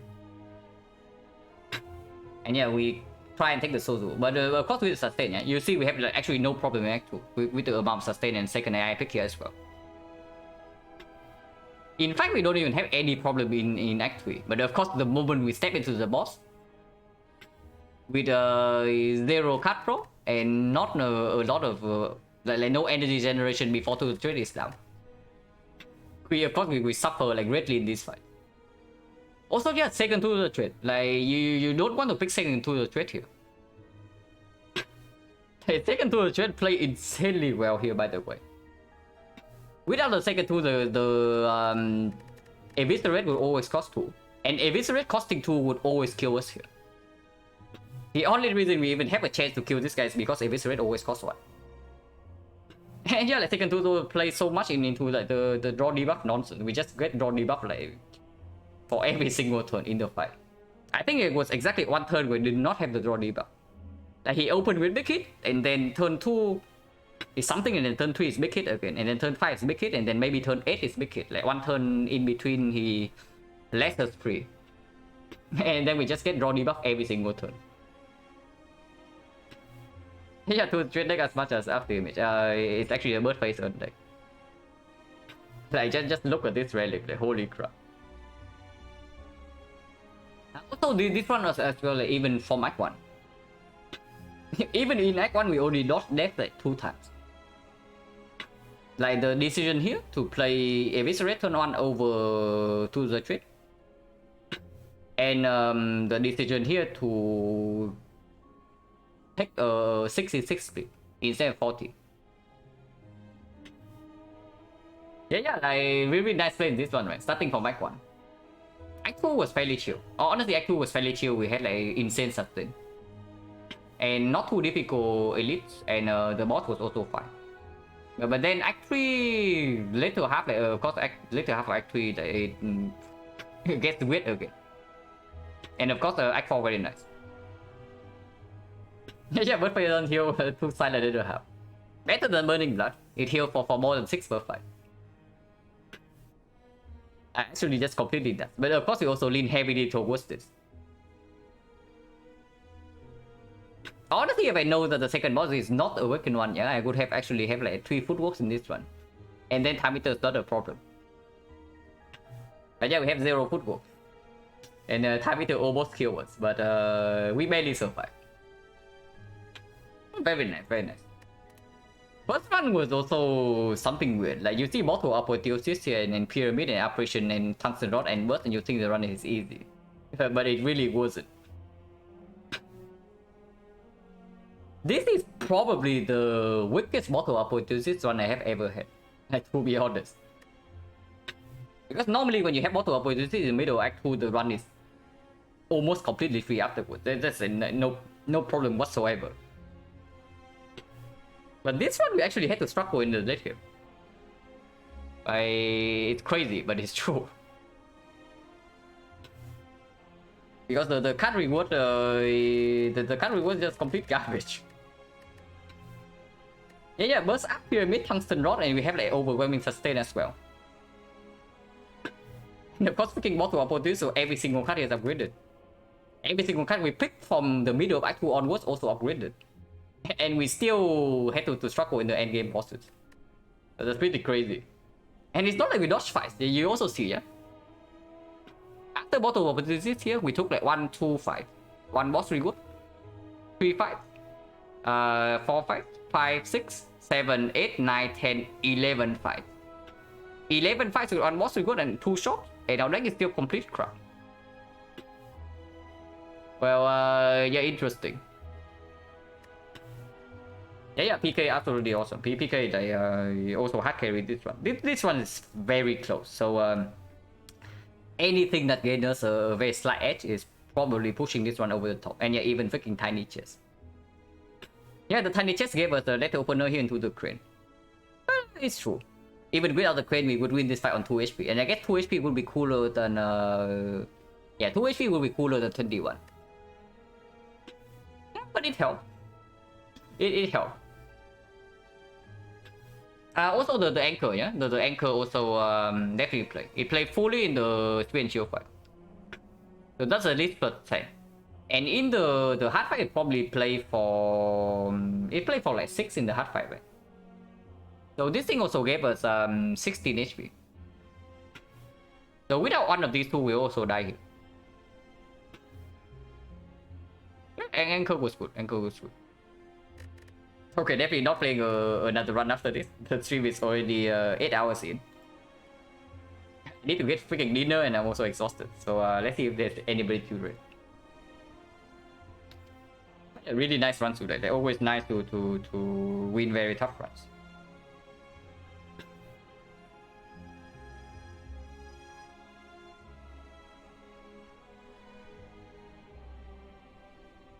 Coach is streaming, Money is streaming, Don Legend streaming. I'll send you guys to Money.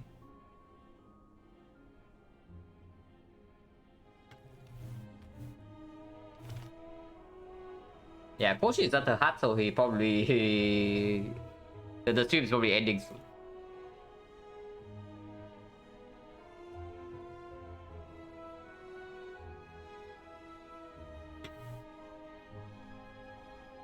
But yeah, thanks for watching, guys. As always, really awesome runs today. They definitely had an awesome time. And yeah, see you later.